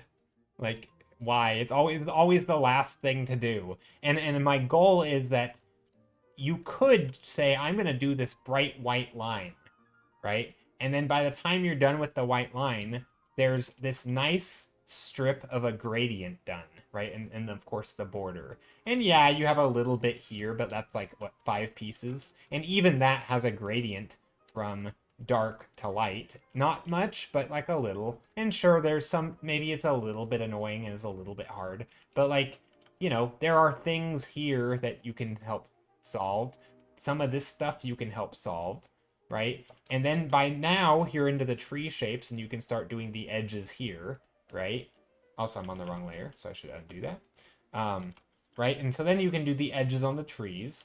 And then by the time you're done with the edge on the trees, you're like, okay, well now there's a pattern here that you can work. Like my goal is that there is a way forward that isn't just, you know, 20 pieces that are all the same, exact same color, and it's just a matter of guessing, right? My goal is that you could know for 100, not 100%, but like 90% sure that a certain piece goes somewhere before you try it, right? So it's more of a matter of finding it rather than dumb luck, right? I don't like the pick up a piece, try it, put it down. Pick up another piece, try it, put it down. I don't want that. So that's my goal. That's my user experience that I would like to achieve. I don't know if I will. You know, again, I'm total noob here at puzzle stuff. Never done puzzle work before.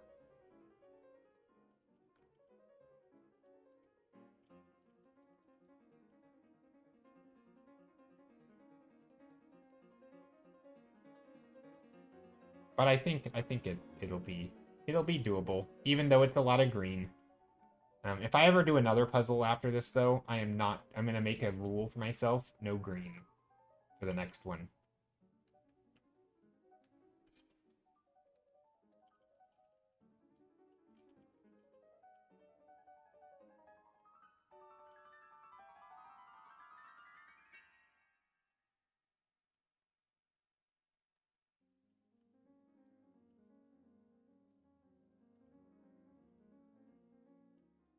Zero. Well, I don't know about zero green, but it would be kind of, it'd be a fun challenge.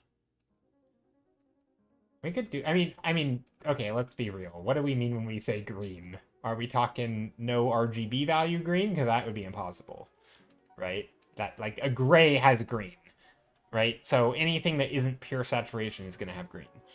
But If we're talking like visibly green, yeah, yeah. I mean, when I did this painting on the thumbnails, a lot of them didn't have green. Did I lose my thumbnail?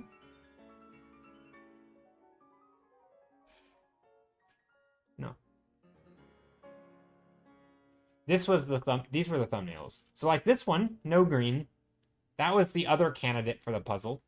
These were our puzzle candidates. This is the one that won. People went pure green. So yeah, I don't know. It'd be fun to do like a cityscape that with like night, blues and neon colors. You see green in that one? I mean, are we talking green here? That's blue. Relative. This is what I'm talking about. But yeah, I know you're bound to get some green. I mean, it doesn't matter if it's a little bit. You're nitpicking. But yeah, you're right. There's a little green. You could argue this is green.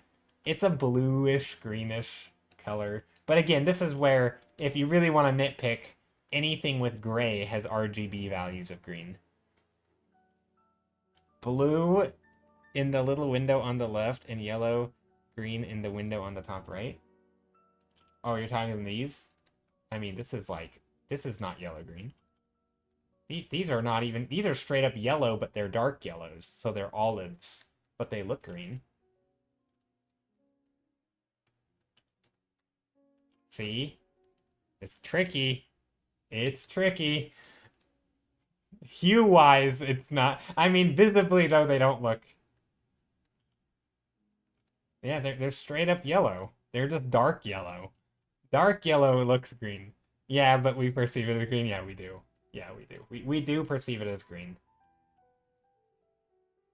So it counts as... I think so. This is why I know it sounds so, like, pretentious or dumb. They're like, well, what do you mean by green? Well, this is what I... Like, this is why the question is relevant. It can be, because, like, yeah, if you're using gray, you have green, right? Because that gray can look super green.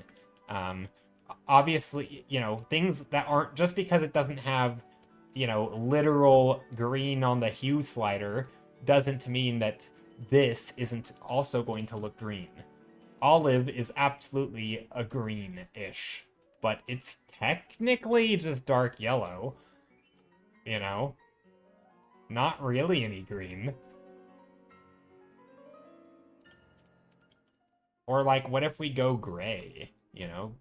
What is gray? Is gray? Anyway, we're not going to get into that discussion. It is a fun color theory thing. And we ran into this a lot when we were doing Qvember last November, where I would do a painting with only green, and then suddenly it starts looking purple because the grays in that painting look purple because the opposite of green is, well, purple, right? So you start getting grays in here that are your brain is telling you that there's a little bit of purple, and it's like, well, hold the phone. What are we actually doing? And then at some point, I think I actually went into the purple, but like it didn't really matter. So like, again, greens or purples, or just pure gray. And so anyway, it was kind of funny to see that sort of play out, where we had like, or painting that is almost entirely desaturated green, that in no way, shape, or form makes you think of green, right? This happened in one of the yellow paintings, because dark yellow just looks like a green. So if you get a bunch of dark colors and a bunch of grays together, like this, right? This painting doesn't look yellow, right? It's not like that's a yellow painting. Even if you put like a little splash in here, like, I don't know, flowers or something, right? Your brain doesn't really look at this painting like, oh, what a yellow painting, right? That's not compared to like if you were to, crank it up and do something like that. This almost just looks like in some cases, it can almost look like a blue painting, if you have just the right amount of, pure grays in here. you can actually get some. Anyway, color theory is fun. I think it's or color relativity, but anyway, we're gonna close that. All right. Thanks for being here, everybody. I'm gonna end stream now. Goodbye. I don't typically end that quick, but yeah. Anyway, thanks for being here. Hope you're doing well, and hope you have a good rest of your weekend or week. And see you on Saturday. I don't think I'm gonna paint on this on Saturday. Yeah, I don't think I'm going to. I don't know. We'll see. We'll see how it goes. Have a good night. Yeah, you have a good night too. Let's end stream. Let's go find somebody to raid.